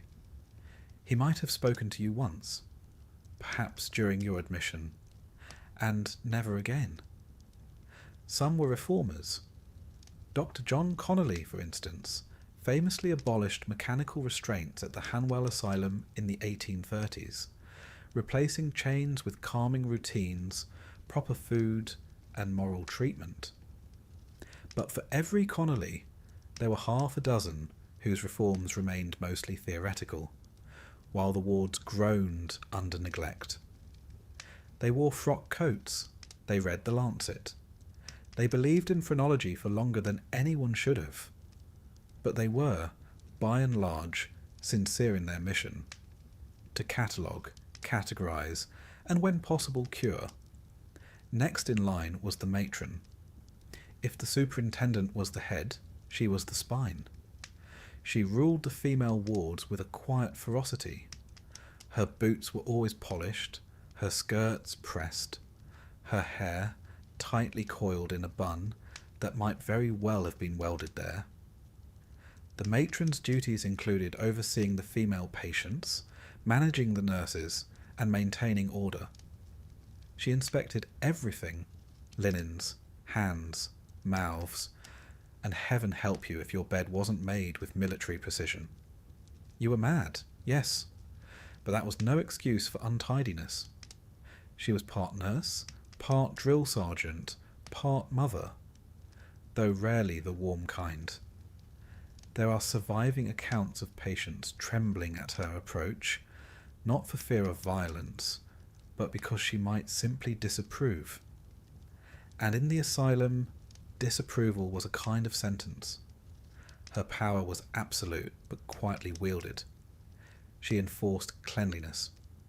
She ensured regular meals. She reported disobedience. She sometimes wrote letters to patients' families, though rarely with much warmth. Her job was to maintain order, not sentiment. She rarely smiled, but on certain spring mornings, if the sun filtered through the high windows just right and a patient had managed a coherent sentence, she might nod. And that nod, in this world, was everything. The bulk of the staff, especially in the lower wards, were male attendants and female nurses. They were not doctors. Most were not trained in any formal way. They were hired for their strength, reliability, and general obedience. Attendants worked 12-hour shifts, often longer. They administered meals, cleaned chambers, walked patients in exercise yards, and restrained those in crisis. They carried the straitjackets, they fetched the leeches, they turned the keys. Some were kind. A rare few read aloud to patients, smuggled in biscuits, or simply listened without judgment. But most were tired, overworked, underpaid, and trapped in the same walls as the patients, though allowed to go home at night. Discipline among attendants varied wildly. Some struck patients with impunity. Others took bribes from families to offer special treatment. A few, tragically, saw patients as entertainment rather than people. One patient in Colney Hatch described an attendant as a man who watched us with the eyes of a cat and the patience of a clock. It was meant as praise. The man was firm but fair. Another described being thrown into a cold bath after shouting in the hallway. The incident was not recorded in any staff ledger. At night, the asylum did not rest. It merely quieted. And in that muffled dark, the night staff moved. Night nurses walked the wards with lanterns, checking beds, calming fits, and ensuring that no one tried to escape through the lavatory windows. A surprisingly popular route, though rarely successful. They carried clipboards and oil lamps, wrapped shawls tight against the cold stone walls. Many of them were widows or spinsters, women with no other employment options. They were considered respectable, but expendable.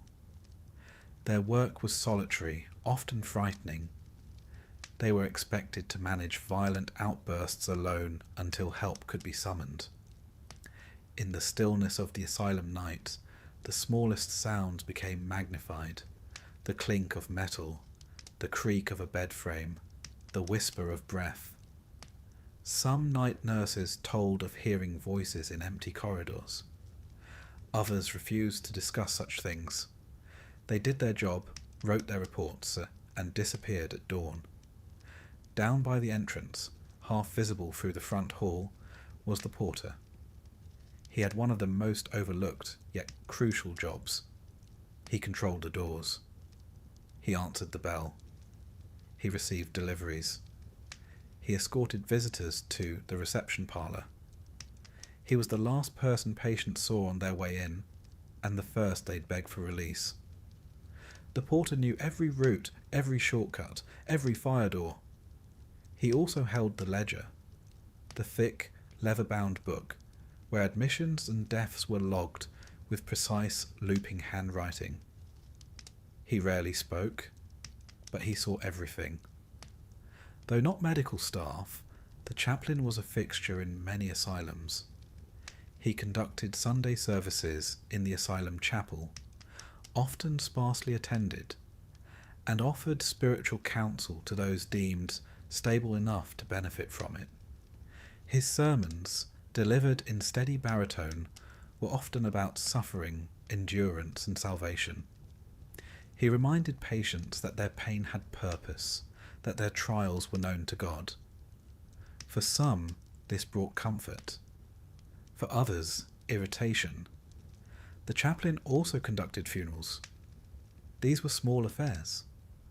A coffin, a few staff, and a prayer. The patients who had known the deceased were usually not invited. The grounds behind the asylum grew quietly full. It would be comforting to say the staff were either good or bad, but like the rest of the asylum, the truth was greyer than that. Some nurses wrote poetry about their patients. One in Edinburgh wrote that she dreamt of one woman every night for weeks after her death, as if her soul had not yet left the room. Others inflicted punishments under the guise of discipline. One attendant at Lancaster Moor was dismissed for dragging a patient by the hair down a corridor. The investigation took 6 weeks. The patient's file had already been marked troublesome. At times, the line between patient and staff blurred. A former patient, released after 7 years, was later hired as a kitchen assistant in the same asylum. She stirred soup beside the matron, who once supervised her confinement. Even the superintendent could feel it, that quiet dread. One wrote in his private diary in 1882, "I sometimes wonder, in my silent walks through the dormitories, whether I too have begun to lose the tether of reason. The eyes of the patients, they reflect something I dare not name." The staff bore witness. They saw men retreat into silence, women lose language, children cry without cause. They watched first delusions, then resignation, then vacancy. And they kept notes. They also kept secrets. Abuse was rarely documented. Lapses in care were buried under euphemisms like accidental fall or unresponsive. Families were told only what was deemed respectable. But to some patients, a kind attendant could be a lifeline. A nurse who whispered their name gently instead of shouting it.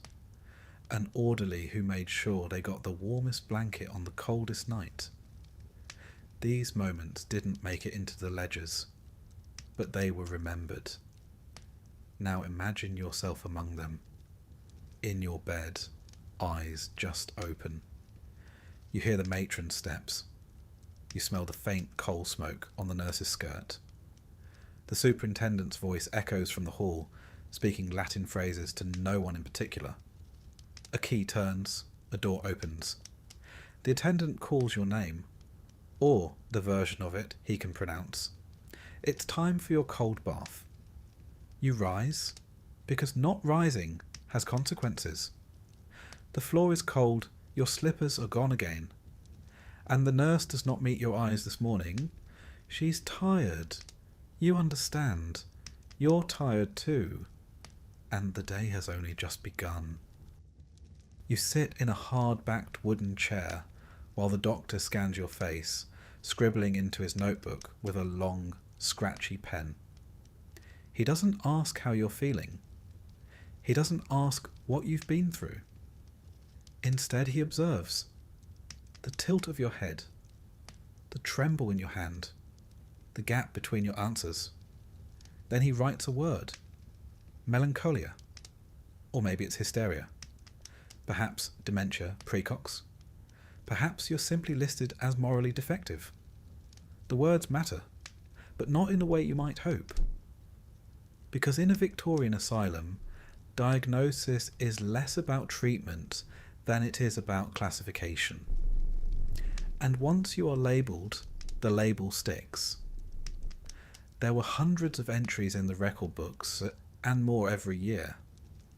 The language was florid, speculative, and often revealing of more than just the patient's mind. It told you what society feared, what it didn't understand, and what it was desperate to control. Take hysteria, for instance. A popular choice for women, especially those with opinions. Symptoms included weeping, disobedience, refusal to marry, or a tendency to faint when being told what to do.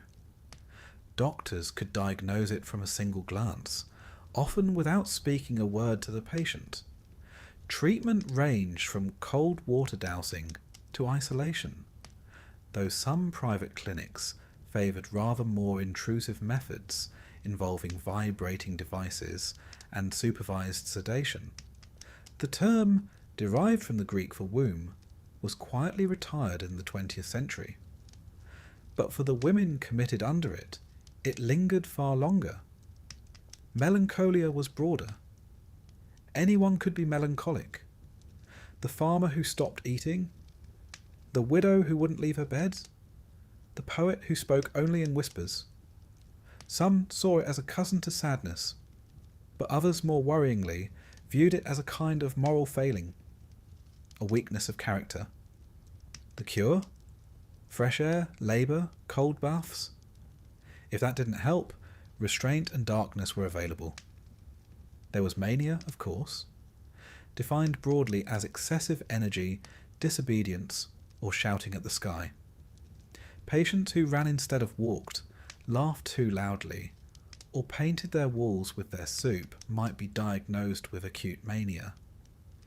It required supervision, isolation, and often the use of restraints.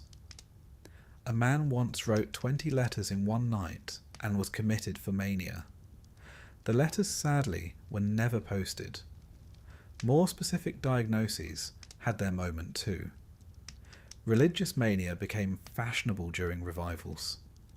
A patient found praying too fervently, quoting scripture obsessively, or believing themselves chosen by God was considered afflicted.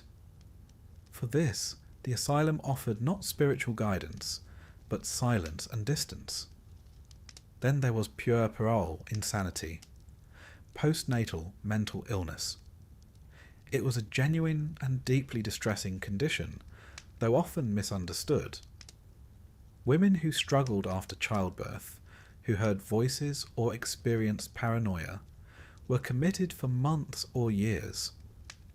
Many never saw their babies again.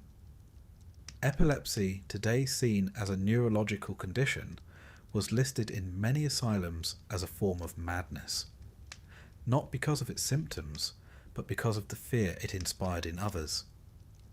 Epileptics were often housed in locked wards, away from the rest. Some were restrained full-time. The seizures, it was believed, signalled demonic possession, or at least a dangerous instability. There were diagnoses so vague they bordered on poetry. Imaginary female troubles, novel reading, overstudy, and even excessive tea drinking. A woman in Bath was committed for excessive use of the intellect. Her case notes indicated she had written several essays on natural history.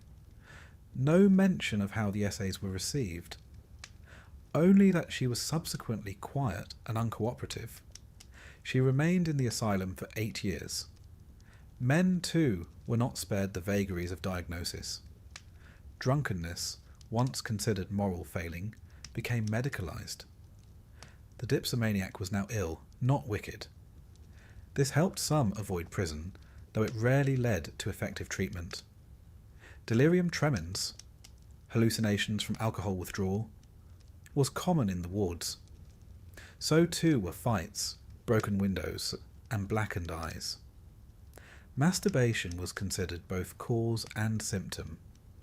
Victorian medicine linked it to insanity, weakness, and spiritual decline. Young men caught in the act were sometimes committed outright or sent to special facilities for correction. The belief persisted, reinforced by lectures, pamphlets, and the occasional bracing application of carbolic soap. The asylums themselves published annual reports, cataloguing patient conditions with grim pride. Tables listed causes: grief, fright, love affairs, poverty, sunstroke. One listed overexertion in the tropics, another blamed loss of a lawsuit. Diagnosis wasn't just about the mind, it was about context. A working-class man with delusions might be labelled a lunatic. A wealthy man with the same symptoms might be called eccentric, or better yet, melancholic. One could be treated at home, the other never seen again. And once inside, your diagnosis followed you. Every incident, every word, was interpreted through it. If you cried, it proved your melancholy. If you grew silent, it confirmed your catatonia. If you smiled, it was noted as suspiciously cheerful. There was no winning, only endurance. Files grew thick with observations. Nurses scribbled notes at the foot of beds. Patient refused dinner. Patient shouted at the window. Patient quiet but staring. Everything was evidence, even silence. There were also pseudoscientific measurements. The circumference of your skull, the slope of your brow, the shape of your jaw. Phrenology charts were consulted, and skulls mapped like strange landscapes. A bump behind the left ear might indicate destructiveness. A flat forehead? Poor reasoning. Photographs were taken too. Not for identification, but for study. Patients were posed against blank walls, often with slates identifying their case number and diagnosis.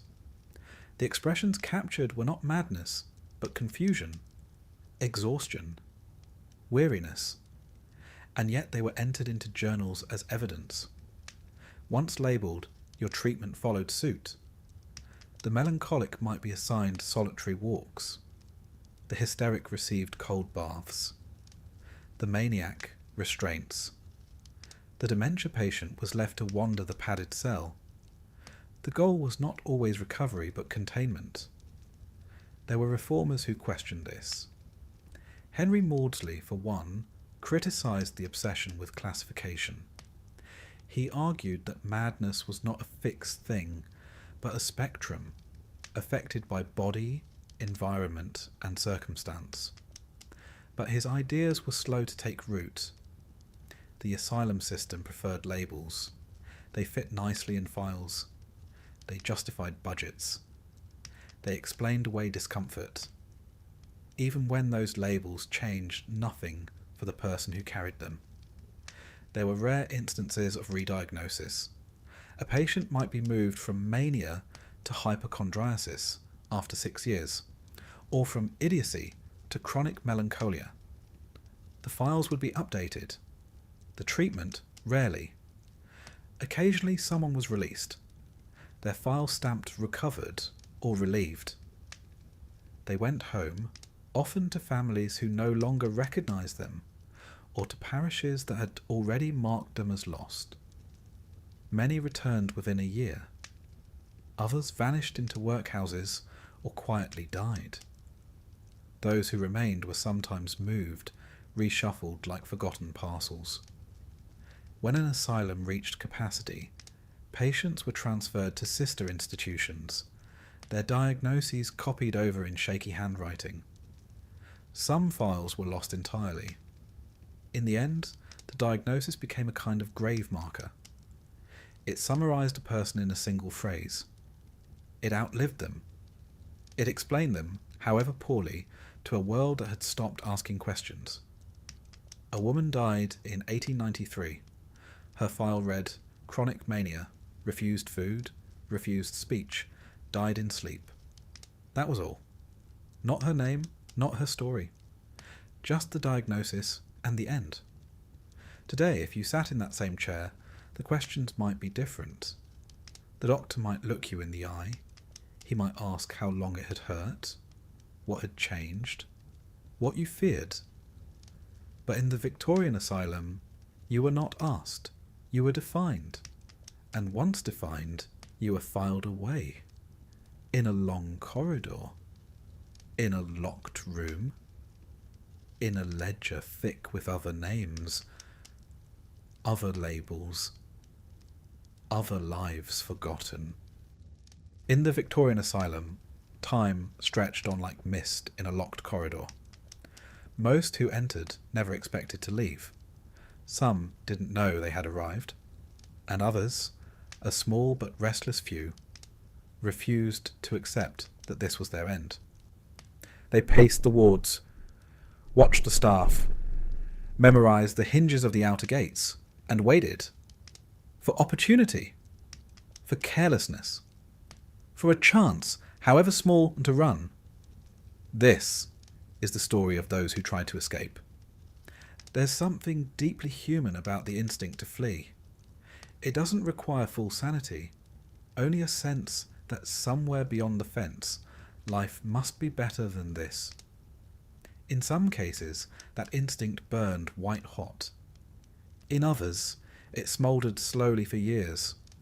But whatever the form, escape from a Victorian asylum was a dangerous game, because the walls didn't just keep people in, they kept everything else out. Truth, sympathy, and worst of all, memory. Let us begin with the architecture. Victorian asylums were not built for comfort. They were built for control. Long corridors, high ceilings, and iron-reinforced doors. Windows were often barred, or if not, made of thick leaded glass too high to reach without a stool. Floors were stone or linoleum, chosen not for aesthetics, but for the satisfying echo of footfalls, helpful when counting steps in the dark. And most importantly, the boundary wall. This was no quaint garden hedge. The perimeter wall, typically 12 to 15 feet high, encircled the entire grounds like a question no one wanted to answer. Some were made of red brick, others grey stone. All were topped with inward-facing spikes or broken glass embedded in concrete. One medical superintendent in 1867 proudly noted, "No patient has passed our wall since its elevation, not by force nor by ingenuity." He was wrong. Escape attempts were far more common than the official reports admitted. For each successful flight, there were 10 failures. And for each failure, there were 100 intentions. Whispers in the dormitory. Scrawls on paper. A stocking hidden under a mattress, tied into rope. And they came from all types. The melancholic and the maniacal. The criminal and the gentle. The delusional and the clear-eyed. Not all who ran were mad. Not all who stayed were sane. Take John T., age 42. Committed for religious mania. A former school teacher, prone to quoting scripture backwards and refusing pork. John observed the attendants closely, noted their habits, and one winter morning in 1882, while the staff changed shifts and the fog lay heavy over the airing court, he disappeared. He used a ladder from the gardening shed, stashed behind the tall wall weeks before. No one had noticed, or cared. He was found 3 days later, half frozen, wandering near a canal. He told police he was on his way to Nineveh.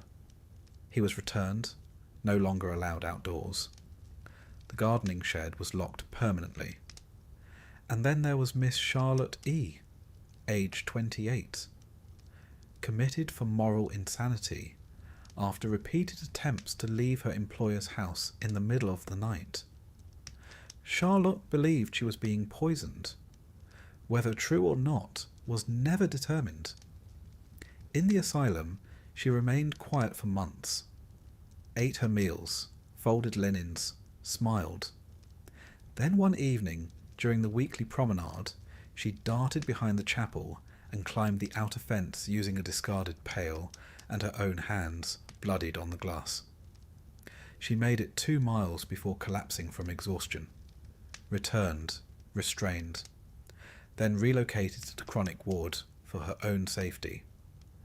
Her chart reads, restless tendency, improved under confinement, no further attempts. One wonders what she saw in those 2 miles. What air tasted like after the ward. Whether she dreamed of it still. Not all escape attempts were so graceful.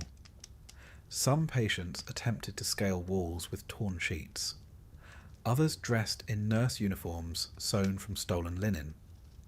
One man tried to walk out disguised as a visiting reverend, complete with a fake collar fashioned from a page of Psalms.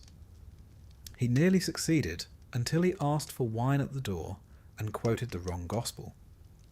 He was detained, rebuked, and denied communion for a month. Not for the attempt, but for misquoting scripture. A particular concern for superintendents were women who tried to run. Victorian ideals placed women at the centre of the domestic sphere, but once inside the asylum, women were stripped of their femininity, and any effort to reclaim autonomy, especially physically, was considered doubly offensive. A woman climbing a wall? Scandalous. A woman walking alone along a country road? Indecent. Thus, female escapees were often punished more harshly. Seclusion, ice baths, and in some cases, removal of outdoor privileges altogether for all female patients. Because if one misbehaved, the logic went, perhaps they all might. Then there were the elopers, couples who attempted escape together. These were rare, but not unknown. In 1879, a melancholic woman and a male patient with erotic delusions disappeared during a Sunday walk. The staff believed they had fled together, although no proof of a plan was found. They were discovered 6 hours later, hiding in a barn. She was weeping. He was asleep. Returned. Separated. She was reassigned to the dementia ward. He was sent to seclusion for 10 days and denied tobacco for 3 months. Their names were never again recorded on the same day. Sometimes assistance came from outside. A sympathetic sister, a bribed attendant, a clever child with access to keys. One story tells of a patient who escaped dressed in a gardener's smock. It was later discovered his cousin worked on the grounds. The cousin was dismissed, the patient never found. Rumours placed him in Scotland, or America, or married with 4 children in Derbyshire. The superintendent simply wrote, "Lost to the record." But most escape attempts failed, some tragically. One woman, reportedly in good spirits, attempted to flee across a frozen pond behind the asylum. The ice cracked. She was found hours later. Her death was ruled accidental. Her chart updated with a final note. Previously restless, now at peace. Another patient, a deaf man institutionalized for idiocy, ran into the road and was struck by a horse-drawn coal cart. His death too was quieted. No inquiry. Just another line in the book. What drove them? Hope, of course. or fear, or clarity, the cruel kind that comes when you realise no one intends to come for you, but also the knowledge that the outside world, however unforgiving, still held the illusion of freedom. The asylum was orderly, yes, clean sometimes, predictable always, but it was not freedom. Every room was watched. Every word could be recorded. Every action questioned. In the asylum, even the birds were locked behind glass. The staff, of course, had their own views. Some admired escapees in secret. A nurse once whispered, "If they can climb the gate, they deserve the view." Others were less charitable. To them, escape attempts were proof of illness, evidence of poor moral training, a reason to increase medication or cut outdoor privileges for all. No one liked a reminder that the walls weren't perfect, that sometimes, just sometimes, a soul inside remembered what it meant to resist. And let us not forget the escapees who returned willingly. There were a few. One man left during a delivery, walked 5 miles, ate a meat pie, then returned. Said he'd forgotten how loud the world was. Too many voices, too many choices. He preferred the quiet, the routine, the same gruel every day, the same voice reading proverbs. He died 6 years later. Peacefully, they said, in the bed nearest the window. By the late 19th century, escape prevention became an obsession. Locks were upgraded, uniforms more closely monitored, staff trained in rapid response, gardens were redesigned, with sunken fencing invisible from the patient side. A trick of landscape, like a painting that only revealed its cruelty when you stepped too far. Dogs were considered at some institutions. Motion alarms, brighter lanterns, anything to preserve the idea that the asylum was secure, not just physically, but morally, that those within were here by right, that their place was appropriate, that no one could, or should, want to leave. But escape still happened, because minds are not so easily contained. Some left through physical means, others left only in spirit. 1,000 small rebellions, refusing to speak, refusing to pray, eating the flower from a bedside vase, refusing to sleep. These were their own escapes, ways of saying, "You may hold my body, but not everything else." One patient sang opera every Tuesday, whether allowed or not. Another claimed to be the Queen and demanded tea with the matron. Both were denied their requests, but never stopped asking. Perhaps the saddest truth is this: even escape didn't always bring freedom. Many who fled were recaptured, some injured, some forgotten. Some never made it past the asylum gates, stopped by fear or fog, or the realization that the world no longer remembered them. Others returned voluntarily, not because they missed the place, but because it was, at last, the only place left that knew their name. And so the walls endured, the gates, the guards, the routines. But so did the hope that maybe one day the door would open for the last time, and someone, anyone, would choose to walk through it, not as a patient, but as a person, whole, free, remembered. In the end, nothing lasts forever. Not even stone, not even silence. The Victorian asylum, once the beating bureaucratic heart of moral reform and medical ambition, would not survive the 20th century unscathed. Its wards would empty. Its chapels would fall quiet. Its ledgers would gather dust. And its ghosts?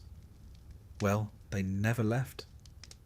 This is the story of how the doors finally opened, or at least stopped being locked. Let us begin with numbers. By the close of the 19th century, asylums across Britain were bursting at the seams. Hanwell, Colney Hatch, Broadmoor, the West Riding Asylum, all filled with thousands of patients. In 1900, the asylum system held more than 100,000 people in England and Wales alone. It was one of the largest peacetime institutions ever created, larger than the army, larger than the church. But with size came stagnation. The great dream of curing madness had faded into routine, and routine into inertia. For every patient treated, 10 more arrived, diagnoses expanded, definitions blurred. You might find yourself admitted for melancholia, or for epilepsy, or for disobedience to husband. And once inside, the chances of release grew slimmer each year. People no longer spoke of healing. They spoke of management, of stability, of the status quo, until slowly the outside world began to notice. At first, the criticism came in whispers, letters in newspapers, columns in medical journals, sermons given by ministers who had once walked those halls. One of the earliest and sharpest voices was that of Dr. John Charles Bucknell, a former superintendent himself. By the 1870s, he was publicly lamenting the state of British asylums. "We are building prisons and calling them hospitals," he wrote. Others echoed the sentiment. "There was no cure behind a locked door," said one Member of Parliament in 1889. And by the early 20th century, reformers were knocking loudly. New ideas emerged, new language too. Mental hospitals began to replace asylums in official documents. Alienists became psychiatrists. Moral management gave way to scientific treatment. These weren't just words, they were rebranding, an attempt to scrub away the rot of centuries. The Lunacy Act of 1890 codified admission procedures, requiring judicial oversight for many cases. The Mental Deficiency Act of 1913 created categories for those deemed feeble-minded, shifting many into separate institutions. These laws, while flawed, marked a turning point. The state was no longer merely locking away the mad. It was trying, or at least pretending, to understand them. World War I brought its own kind of reform. Soldiers returned from the trenches with what we now call PTSD, but which then bore names like shell shock, war neurosis, or simply nervous collapse. These men, decorated, wounded, broken, could not be treated like the chronic lunatics of old. They needed rehabilitation, therapy, respect. Their presence in the system forced change. Doctors began to explore talk therapy, hypnosis, and, eventually, pharmaceuticals. Some patients were no longer just housed. They were studied, interviewed, listened to. And it became clear not all madness was permanent, and not all madness looked mad. Yet still, the walls stood. The asylums remained vast, cold, overcrowded, understaffed, underfunded, overwhelmed. Patients still slept 12 to a ward, still lined up for gruel, still wandered airing courts in dressing gowns that never quite fit. A new coat of paint, perhaps? A new name over the gate? But the bones were the same. Then came the Second World War, and with it, devastation and distraction. Many asylums were repurposed as emergency hospitals, bomb casualties, gas attacks. Mental illness was temporarily shuffled out of sight. After 1945, Britain's National Health Service was formed, and for the first time, mental hospitals were absorbed into a national framework. In theory, this meant better care, more oversight, uniform standards. In reality, it meant the end of the asylum dream. There were no longer funds for sprawling estates with deer parks and chapels. No more money for sweeping lawns and bathing machines. What had once been monuments to Victorian paternalism now looked very much like liabilities. Patients were still dying, still disappearing, still forgotten. In 1957, the Percy Commission concluded that the asylum model was outmoded. By the 1960s, voices grew louder. Care in the community became the new mantra. Why keep people behind stone walls, reformers argued, when they could live in halfway houses? In family homes? In local clinics? Prime Minister Harold Wilson's government began to quietly prepare for asylum closure. Not with fanfare, not with apologies, but with bureaucracy. A file here, a transfer there, a budget cut, a new policy memo. The death of the asylum came not with fire, but with forms. For the patients who remained, life became stranger. Wards grew emptier. Staff retired, not replaced. Garden sheds collapsed. The piano in the rec room lost its last playable key. Some patients were moved to hospitals, others to group homes. Some, tragically, were released without support, ending up on park benches and railway stations. The Victorian asylum, for all its failures, had kept people fed, contained, sheltered. Without it, many found only confusion, and silence of a different kind. By the 1980s, closure was a policy. One by one, the asylums shut their gates. The Royal Earlswood, Cane Hill, Lancaster Moor, St Mary's, all gone. Some were demolished, others converted into luxury flats, the irony of which went mostly unremarked. Old day rooms became wine bars, mortuaries became yoga studios, wards became walk-in closets. And through it all, no one quite knew what to say. There were no memorials, no plaques, no formal apologies, just stone buildings rotting beneath ivy, the sound of pigeons echoing where once there were screams. And what of the records? The ledgers? The charts? The names? Many were lost, burned, misfiled, deemed non-essential.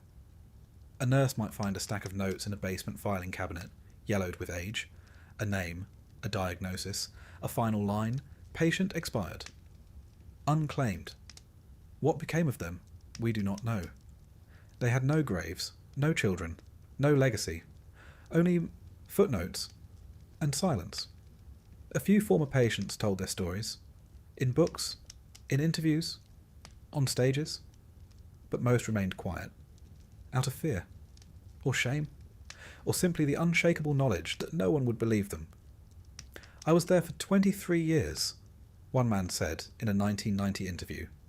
No one ever asked why. And so the Victorian asylum faded. Not in flames, but in erosion. Not destroyed, just outlived. By time, by change, by the quiet refusal of the world to keep looking the other way. But not everything was lost. A few things remain, if you know where to look. In the archives of medical colleges, there are photographs, rows of patients, hands folded, eyes unfocused. In the woods behind old hospital sites, you'll still find boundary walls, thick with moss, a door that leads nowhere, a rusted hinge, a gate that swings for no one. And sometimes, if you pause long enough, you'll hear a whisper. Not a ghost, not a memory, just a breath, like someone waiting to be remembered. Because the asylum was not a place, it was a world where the rules were different, where voices were suspect, where identity was reduced to a diagnosis, where kindness was rationed like soap, where silence was currency, and time was endless. It was not good. It was not evil. It was simply what happened when fear wore the mask of care, and care forgot how to ask questions. South. Why wouldn't you last a day in a Victorian asylum? Because the food was grey. Because the air smelled of lye. Because your name could be misspelled and never corrected. because the walls watched, because the staff were tired, because the silence was heavy, because the prayers were rehearsed, because the endings were always the same, because once you were in, no one rushed to get you out. They meant well, some of them, the reformers, the doctors, even the architects drawing elegant floor plans under gaslight. They wanted to fix things, to bring order, to preserve dignity. But they built cathedrals to confusion and named them after hope. And now they are gone, swallowed by time and ivy and progress. But still, in the stillness of the right corridor, in the shadow of a crumbling stone wall, you might remember, not the buildings, not the staff, not even the diagnoses, but the people, their hands, their dreams, their quiet rebellions, their final lines in ledgers no one reads, and you might feel for a moment the weight of what it means to be forgotten.